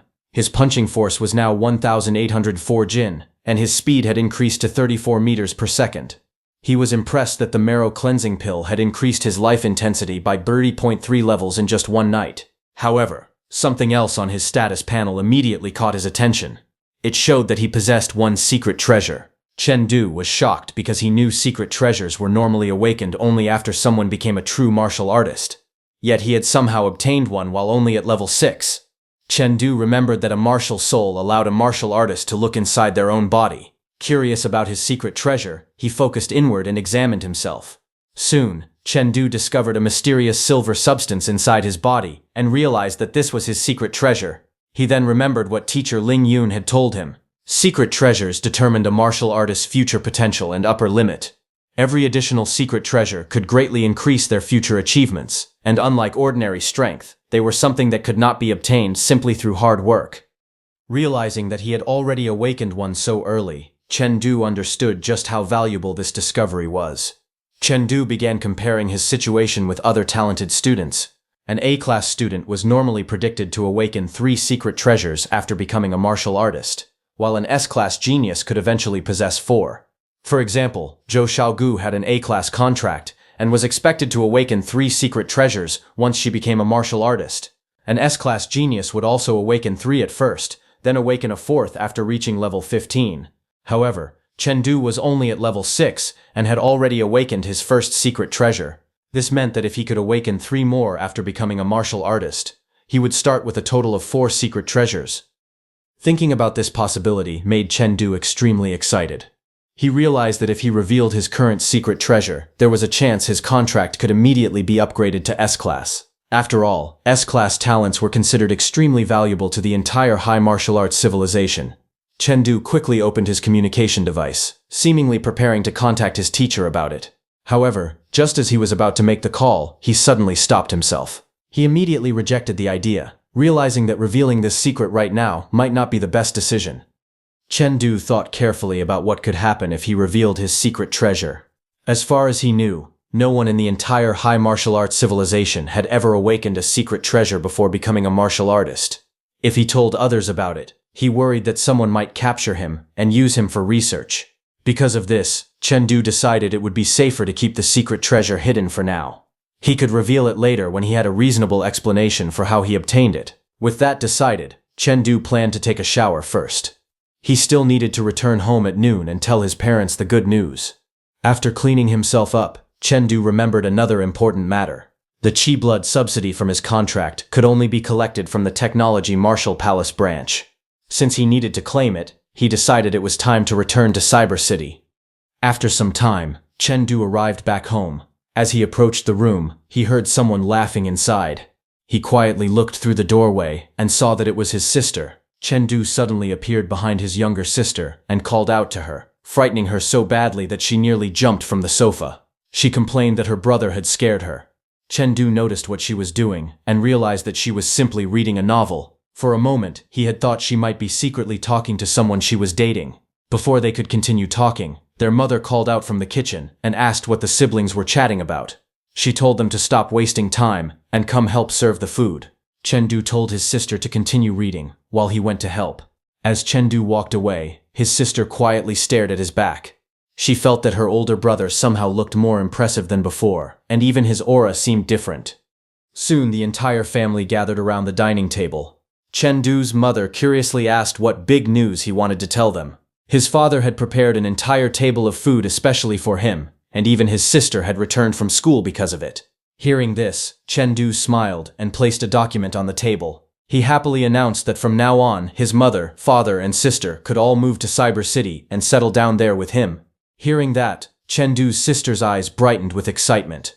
However, after hearing that the entire family could move to Cyber City, both of his parents became strangely quiet.